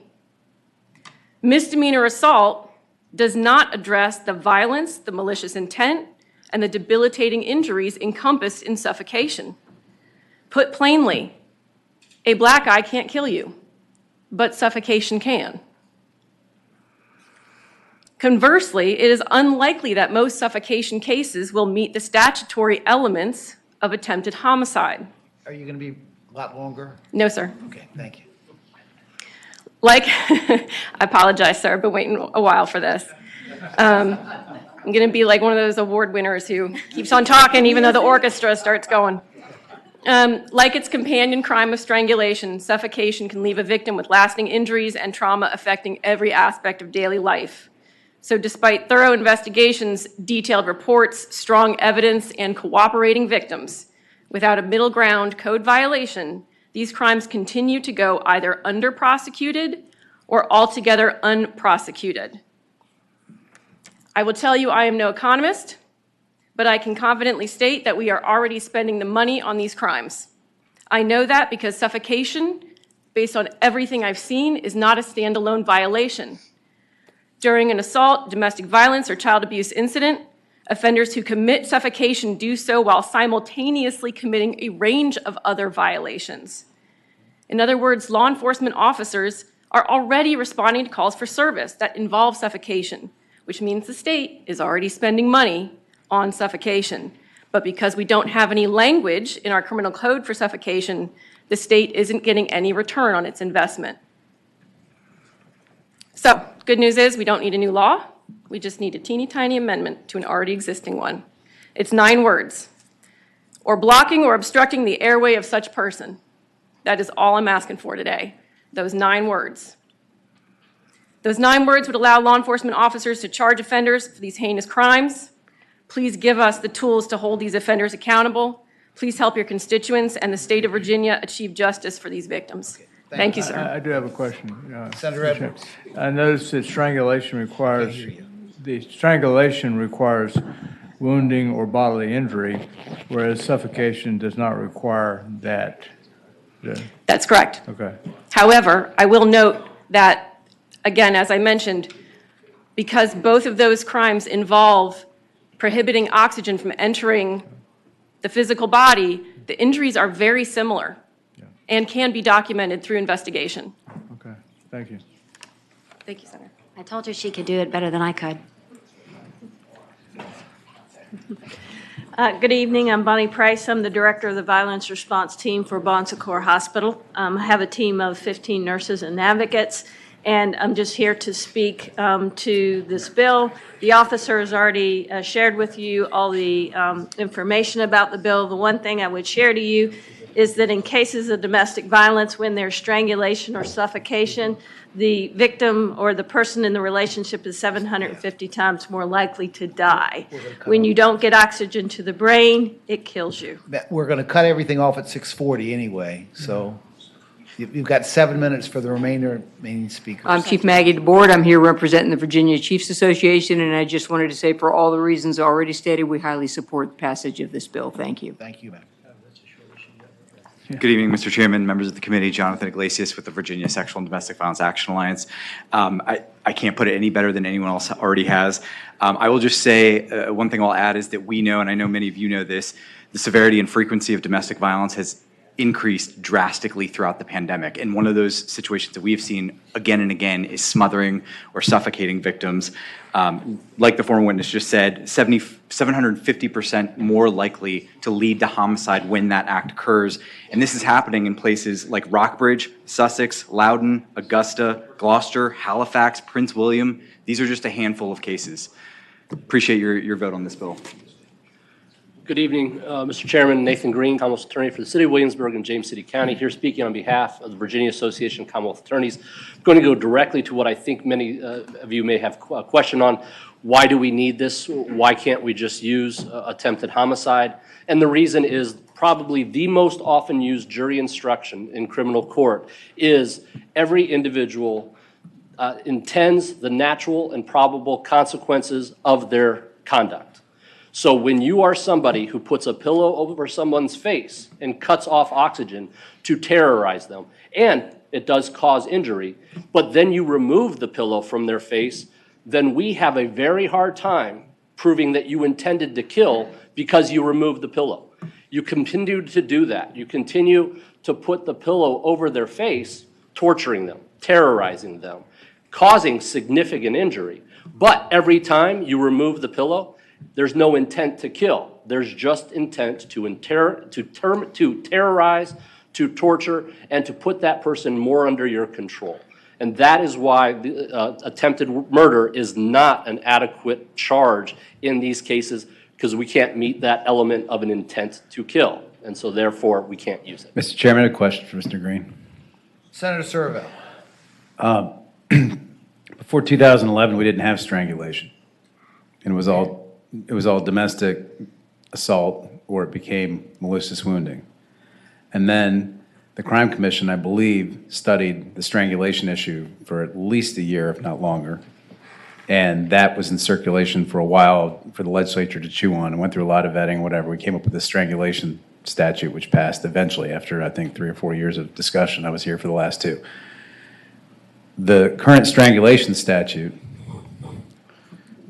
offense requires a bodily injury, which means that before a felony warrant is issued, there's normally some corroboration that that higher level of assault has occurred.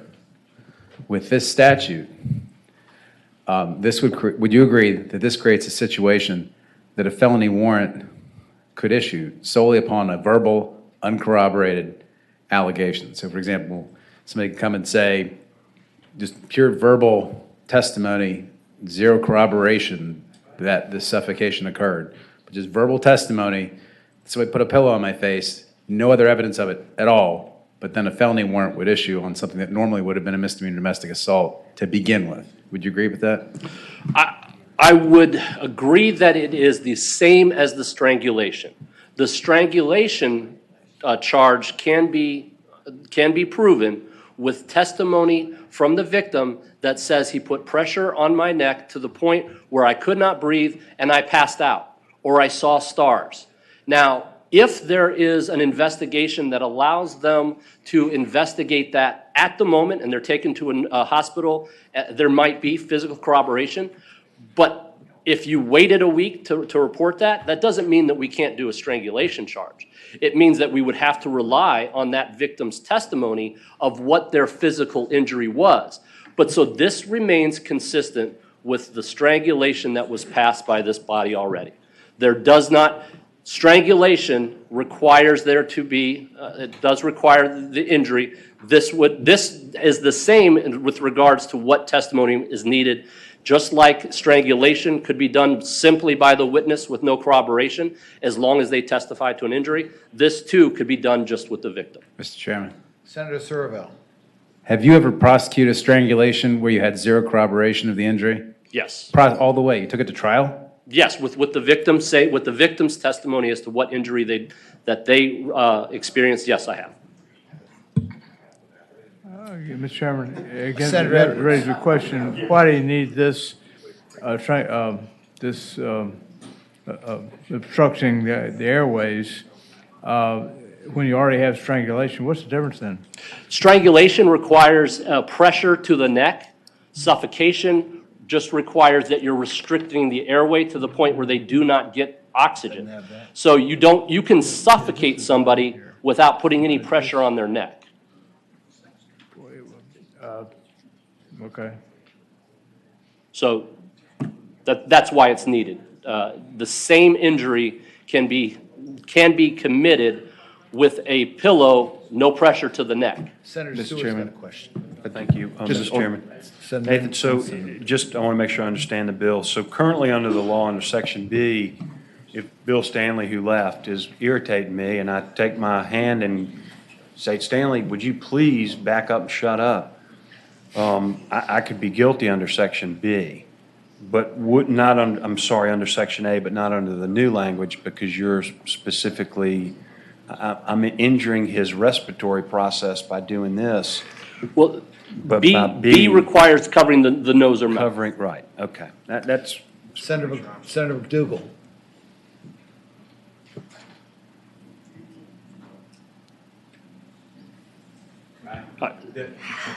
I'm trying to, the thing you just said a little bit was, before, was that the person would not be able to breathe, and I'm trying to make sure I understand where that says it in there.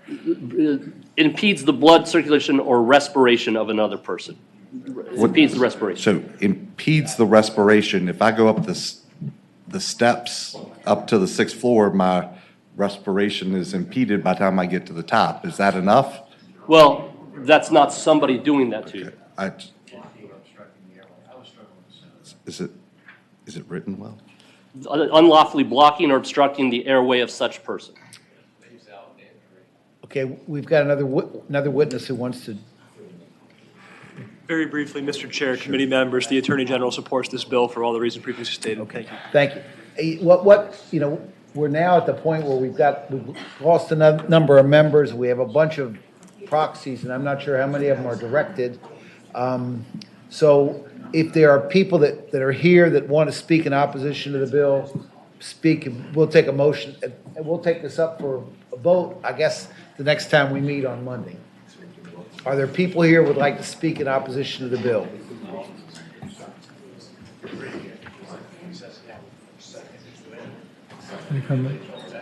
Are there people online who want to speak in support or in opposition to the bill? If anyone on Zoom would like to speak on this bill, please raise your hand electronically.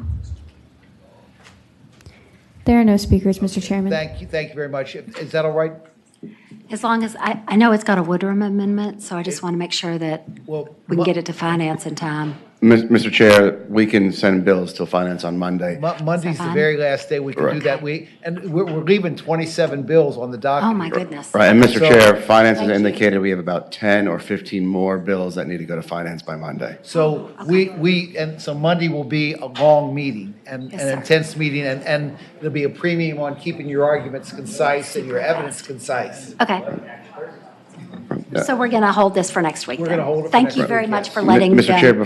before everyone goes, I know Senator Mason has 1174. He just wanted the committee to adopt, he's a substitute, to adopt the substitute so it could be published. It's rather lengthy. All in favor of the adoption substitute for 1174? Any opposed? Okay, we've adopted the substitute, and we will meet again Monday morning at 8 o'clock.